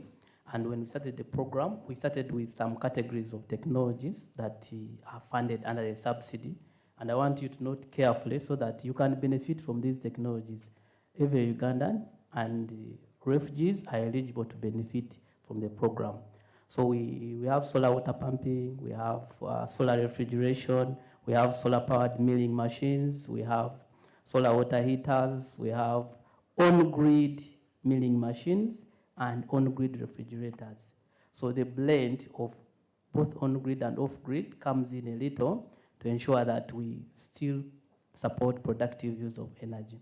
But still, on affordability, as the moderator asked me to talk about, even when we have subsidies, and these subsidies on productive uses of energy on this program are up to 60%, but we came to realize that even when it is 60%, the intended end user down in remote areas still cannot afford that, which becomes a challenge. You have already subsidized 60%, but the end user cannot pay that initial 40% immediately. So now that also brings in a gap on financing. But like I said, we have other financial instruments, like we have a credit support facility, which we partner with financial institutions, and some of the financial institutions that are present here already have this money from UECCC, which is supposed to be on lend the end users. So, and also, we also realize that we still need more interventions. So there are other pay-go companies that come in to bridge that gap. So we have a subsidy on ground, still it's not affordable. Then the pay-go company, which has already, is supposed to receive a subsidy of 60% on behalf of the end user, has also to give pay-go services on 40% to ensure that there is affordability. And again, on top of that, where pay-go companies are absent, we have financial institutions which top up the 40% out of this credit on the program to ensure that there's a continuous uptake to continually address affordability challenges. And in this, we also on lend to MFIs and circles that are at the grassroots to ensure that they can, in absence of the big financial institutions, which are basically located in urban centers. So in rural areas, we know very well that MFIs and circles still reach, so they can also still deliver to continue addressing affordability on the side. So the next question was, how can the support be sustainable? So of course, of course, these subsidies will not be there forever. But what we are doing, in light that we have some subsidies, we are really doing, first of all, we do a lot of market activation. So we are going out, doing activation campaigns, first of all, to ensure that we first bridge the knowledge gap that is there for the end users to understand exactly what they are taking. You know, in the short run, it's a little bit complicated for end users to understand. But as end users are sensitized with time, they get to understand why they are going in for this. So as in when the subsidies are also getting out, we believe that the end users will have picked the reason as to why they have to obtain these productive use of renewable energy equipment to even sustain them outside the subsidies. But like I've also said that we are extending this, the financing regime to even MFIs and circles that are grassroots. So even when we no longer have these subsidies in place, then the MFIs and circles on the ground can keep offering credit services for as long as the interest rates are also manageable to the end users. Thank you. Yeah, very, very, very interesting insights from you. So I will do one short question to each as we close, and then we can also open it for the audience. I think we are running out of time, but we should be able. So back to Elizabeth, but also Joyce. Similar question. So I think there is room to play, but with productive use also there is room to collaborate, which at the moment, I think generally if you look across most countries, most sectors operate in silos. So how can we break these silos in government, and how can we break these silos for the development sector, the development programs, DFIs. So you have a big World Bank funded program in water or in agriculture and in energy, but they are being designed for the same farmers, but differently. So how can we break these silos? Start with Elizabeth, please. Thank you, Walter. Well, as you know, there's the National Development Plan which has a programmatic approach. We've tried to break the silos through that. And specifically the Sustainable Energy Development Program, which is energy falls under, has an objective to enhance productive use of energy, and that's across different sectors. So for each program implementation action plan, there are different ministries and agencies who are going to implement. Some examples I'll give of the objectives, the PEOPs, is to electrify agro-processors, industrial parks and commercial enterprises, to power PUE initiatives, to strengthen market access, to create so basically the silos are being broken through that programmatic approach. Yes, thank you. Thank you for quick, precise answer. I think it's good. They are being addressed now from a systematic national level. And with the time, we will see those silos dissolving. What about development partners? Yeah, from a development perspective, we have also realized we haven't been working together very effectively as much as we say that we should. And so more recently, you have maybe all heard of the Agri-Energy Coalition. And that coalition is aimed at being deliberate about working at the front lines of PUE, between agriculture, between food, water, anything agri, energy, food. We are working at that coalition. And that coalition is led by my colleagues here. They're just being polite, but it's led by Gogla. And there are several members who you may or may not know, some are not here, but including REP, GIZ, GAIN, AGRA. So that coalition has brought together industry associations and development partners from the agriculture side, from the water side, from the energy side, and the bank is actively supporting Gogla in that coalition, and that is our way. But also more specifically at country level, we are also being more deliberate about how we work on projects. We've seen that in Uganda, for example, you had the micro-scale irrigation project, which came before EASP, and then you had the EASP also providing water pumps, and the subsidies were different, and as such, that has created some doubt in the market, some questions from customers. You're the same government. This one is offering $2,500. You're offering $1,000. You know, that kind of question. And Elizabeth here puts it well, that they're now starting to think about it actively and operationalize it rather than just speak about it. But also in our planning, programmatic planning and implementation, we are now actively speaking to the colleagues in the water team and saying, what are you doing there so we don't repeat? Or what have you done there so we can learn and maybe augment what you have done rather than, you know, contradict what you have done. So we're being more deliberate in collaborating rather than just talking about it. Over. Thank you. And it's good to see this happening. And I think it has just started recently. It's not been there in a while.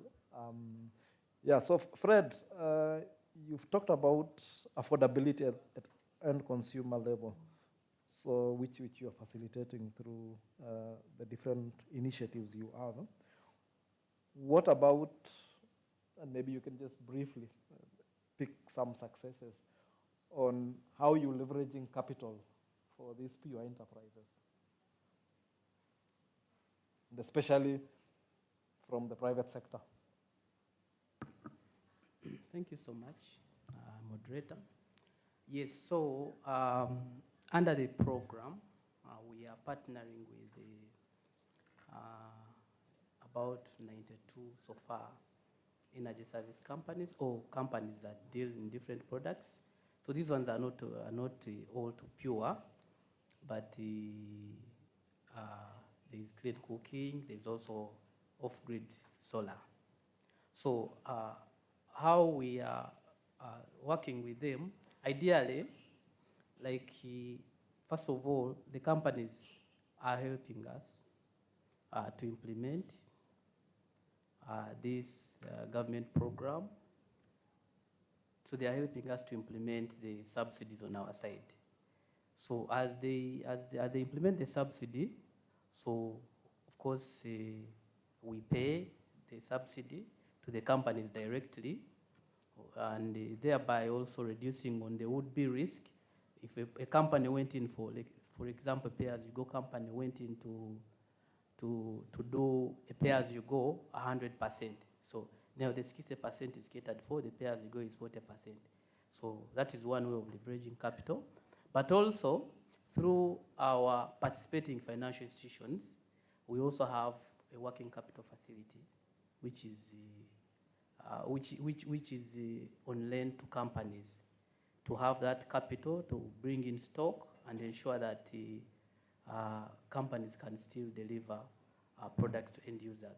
So now, this working capital is not only tied to the companies that we are partnering with, it is tied to companies for as long as they are selling renewable energy products. So that one is now to each and every company. So, and again, so now that is one way of leveraging capital. But again, we know that accessing this credit at times is hard because it's not easy for companies at times to have all that it takes to get the money directly. So we also have some guarantees which are also meant to support companies be able to get some more capital compared to what they would get if they were not in place. Yeah, I submit. Thank you. I think we could talk much more, but we don't have time. Very, very interesting things that you do have. Last but not least, Precious. So you mentioned quite a number of challenges which, from a perspective, especially for productive use, it requires an ecosystem method for resolving them. And from your perspective, from where you sit as a private sector, in one corner of the ecosystem, and the other players, so what do you think is the most effective way of bridging that gap? Because even at that level of private sector, it seems the silos are still there. So how do we bridge those silos? Thank you once again. I am going to start by commending UECCC for the support they've given us this year. We've been able to reach areas we would never have reached because of the UECCC subsidy. So I really, really commend them for that. We've also been exploring opportunities, to partner with MFIs, to just, again, reach areas that would never have reached, to support customers that would never have afforded these products. So that, I think those partnerships are what we are continuing to look out for and make sure that we are working together as an industry to bring these products to the customers. As a result of that, we have started to dream even bigger.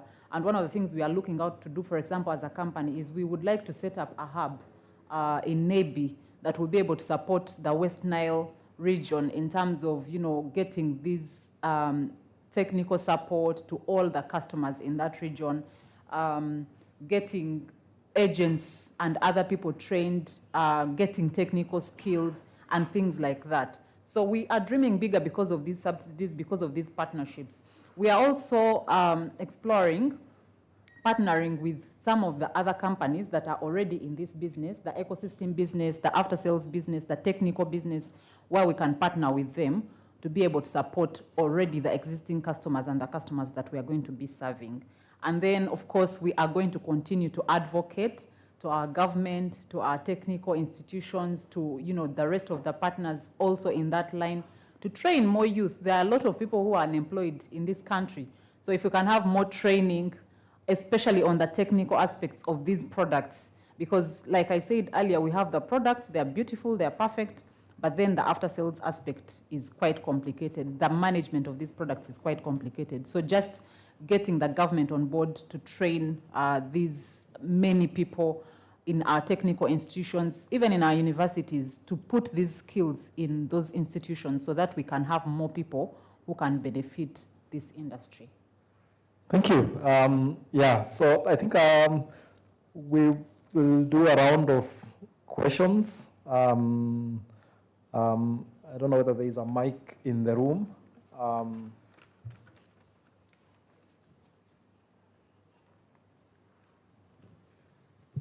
So I can take the first round of 5 questions. Let's start with the Commissioner, and we go that. Please address the question to a specific panelist, and then so that they can be able to note that. Thank you very much. I'll address mine straight to Fred. I know that UECCC and the institutions like yours are supporting the production end. say if you want to buy a solar irrigation system, you're supported. But I wanted to know how much you're supporting on the market side. Because it's not enough for us to push production. If there is no market pull, adoption also goes down. So I want to know which available financing opportunities you have for supporting the off-takers to be able to access markets that are premium, that would give them value for the higher productivity that they have. Thank you. Thank you very much. My name is Declan from the World Bank. I must say that it's very interesting to see this discussion happening, because 2 decades ago, I think the concern of the energy sector was how do we get a connection? But as you can see now, we are discussing how do we make sure that we're not just getting a connection, but using the connection to transform lives. So from the World Bank side, that's commendable, and I would like to appreciate the Ministry of Energy. I have listened to the challenges that you were raising, for the panelists to address.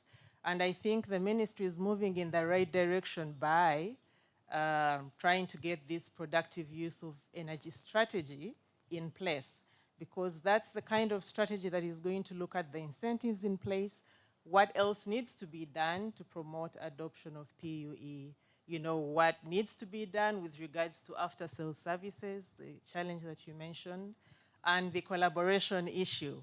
On our side as the bank, we think this is an area that definitely needs strengthening, but that can only happen if the ministry is in the driving seat. Yes, there are very many players, each one doing something useful, but that coordination by the ministry and maybe cross-sectoral collaboration, we need agriculture on board, we need finance, Ministry of Trade. So we are, as the World Bank, we're looking forward to having that PUE strategy in place. And of course, as the bank, job creation is a critical part of our engagement in this sector. And we look forward to engaging further with government through the ministry and the private sector as well, to really see how we can use the energy that we have to transform lives. Thank you very much. Yeah, three more, and then we can respond to them. Thank you so much. My name is Geoffrey Mutabazi. I run a company called Kara. We build electric bicycles. And we're mostly selling in both urban and peri-urban, but increasingly getting a lot of adoption requests from rural areas. So my first question is to Joyce about how structuring financing for uptake of e-mobility would look like in the next phases of a lot of the programs you're supporting. And my second question is to UNEP, mainly about the adoption, because we've realized that every time we go into communities and we're talking to people about e-mobility and about how it's a good productive use of energy application, we find that the best way to actually get people to understand the product is to develop beacon case studies. So you go into a community and you get people using the product and demonstrating what the product has done in their lives. And that makes it so easy for everyone to adopt. Is there any technical support being offered to the companies to actually demonstrate these productive use of energy use cases, which could significantly drive adoption? Because it's not, in the early stages, it's not enough to just bring food and put it on the table. You literally have to get a fork and put the food in the mouth of the customer in the early days. And over time, people start coming to your restaurant. So how is support being offered to companies to do this? Thank you so much. Okay, two more, but make them short, please. I'll try. Good afternoon. My name is Patience Kemijisha. I work with SNV. And my question is a reflection of what she said about the Agri-Energy Coalition, but also to the panelists from the ministry. Because if we are going to address some of these issues, the silos between energy and agri-food or even water, I think we need to look at it from a systems perspective.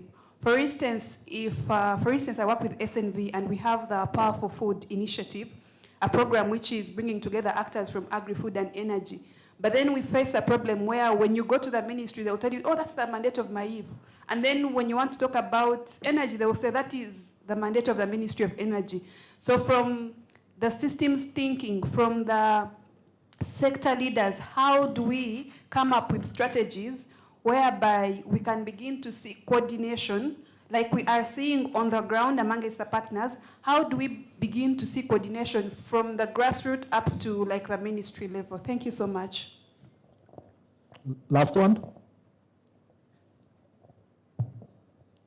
Good afternoon. My name is Lydia Naukera. I'm a renewable energy investor, pellet production.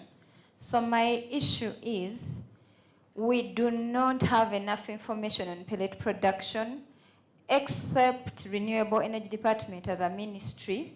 I've not received the reception I'm supposed to receive to get help. For example, we imported machines, but it took us 2 months to convince URA that biomass pellet production needs a tax exemption on a machine of at least 30,000. And they kept on telling us they don't know nothing about it. So when these products come on board, doesn't the ministry forward them to URA? So I'm getting a little bit of lag there. Then also as women, you call us upon to invest in renewable energy. But most of the offices I've been to, seeking the information I need to start a pellet factory, they've been hard on me. No reception. Lastly, do we have anyone from NEMA around? Because they're making it hard for us. They have EIA agencies that do the EIAs, but someone is asking me for 30 million. The cheapest invoice I've received is 20 million for just a small pellet factory, like half a ton per hour. So we need someone from NEMA to rescue us. I can't be paying 30 million for just an EIA of such a small pellet factory. We need help. Thank you. Thank you. Last one, Paddy there.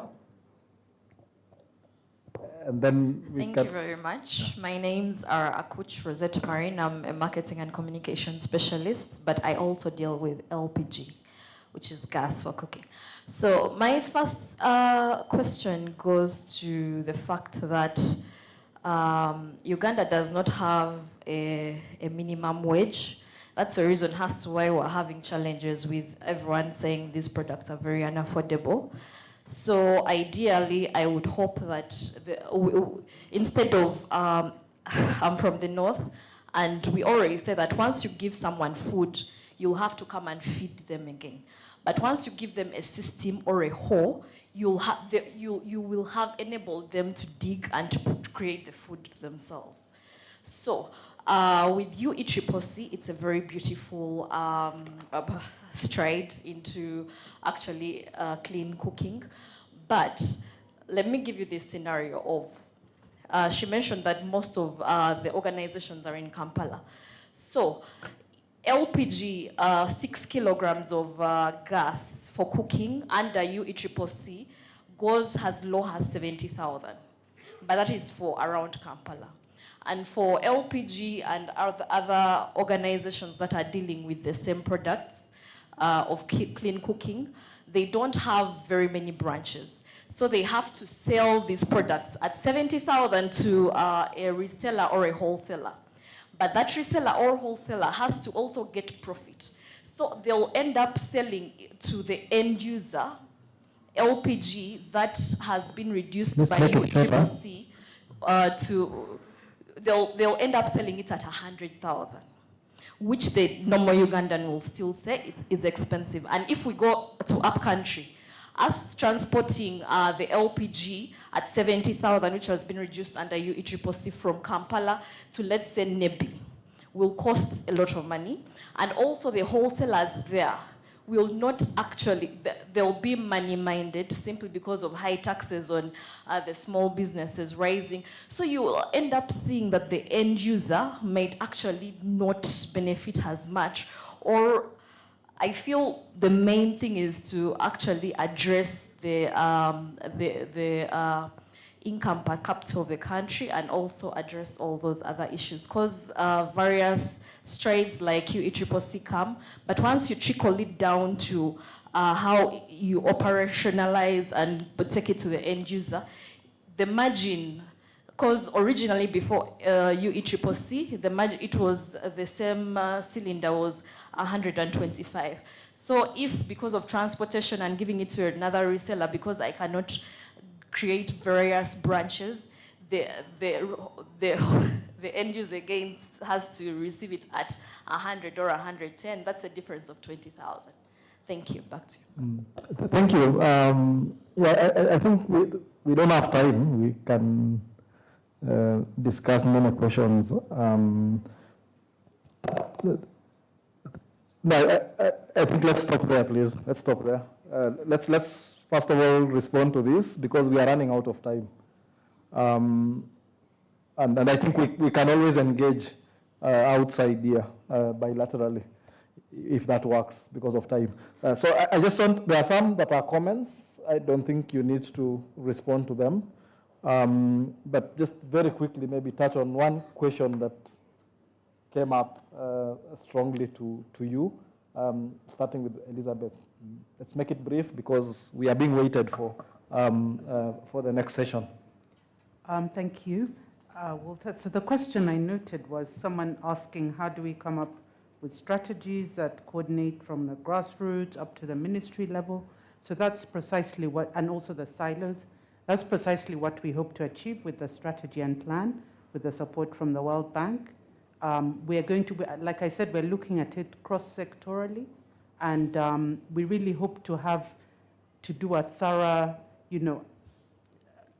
integrate with the Ministry of Energy leading, but we're going to reach out to the other ministries and try to come up with an implementation plan that's costed, that can also reach the grassroots. Yes, thank you. Okay, I'll answer the question on e-mobility. Geoffrey asked what's in plan for e-mobility. Yeah, you've all seen how quickly e-mobility is evolving, but also transport is quite a mature market itself. It moves fast. People are always moving, so it tends to move faster than, say, the productive use we're talking about in rural areas and things like that. But having said that, we are also actively engaging in e-mobility.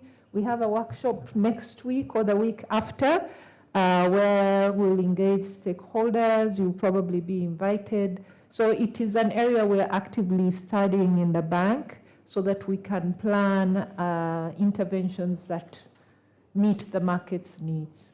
Over. Thank you so much.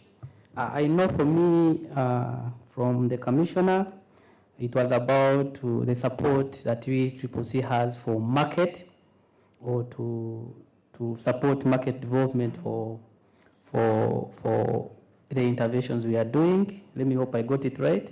And I will, of course, answer it together with the one from Carl, the TA for PUE, and then also the lady who talked about clean cooking, but in the context of pure.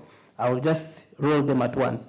Now, when the project was designed, there was an inclusion that in as far as we are supposed to give a demand-side subsidies, that is the end users, then we also knew from the beginning that companies, we also need to move to hard-to-reach areas. We also put a supplier incentive, and it varies with the distance from the center. So that one is also there. I think that one answers the discussion there, that the companies are not supposed to charge different prices because those prices are predetermined, especially for the RBF. It is supposed to be a uniform price, but the supply incentive is supposed to cater for those eventualities that that come with increased distance from the center.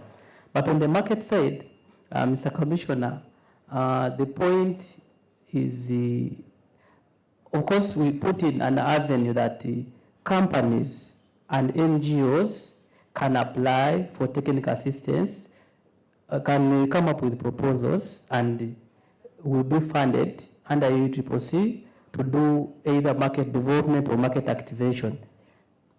That proposal is on. It is in the TA manual or the technical assistance manual, which is also a program that we are implementing.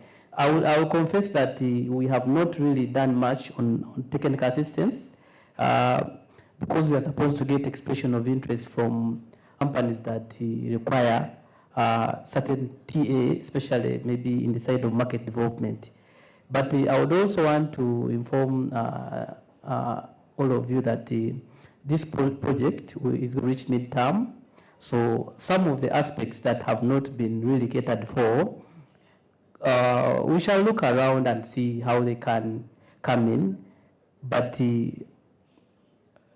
so that will address basically on the issues of market development. So TA is a component. It is on the website of UNCCC.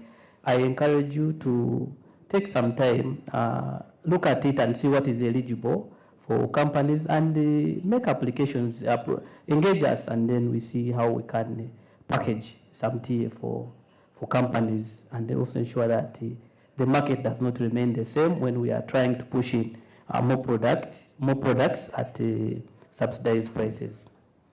Thank you. Anything for Precious? Probably no. Yeah, so I think we will stop there now. Yeah, we can disengage because we need to get to the next session, which is for all of us, and we will have a quick photo with the panelists. Thank you very much, and a round of applause to our panelists.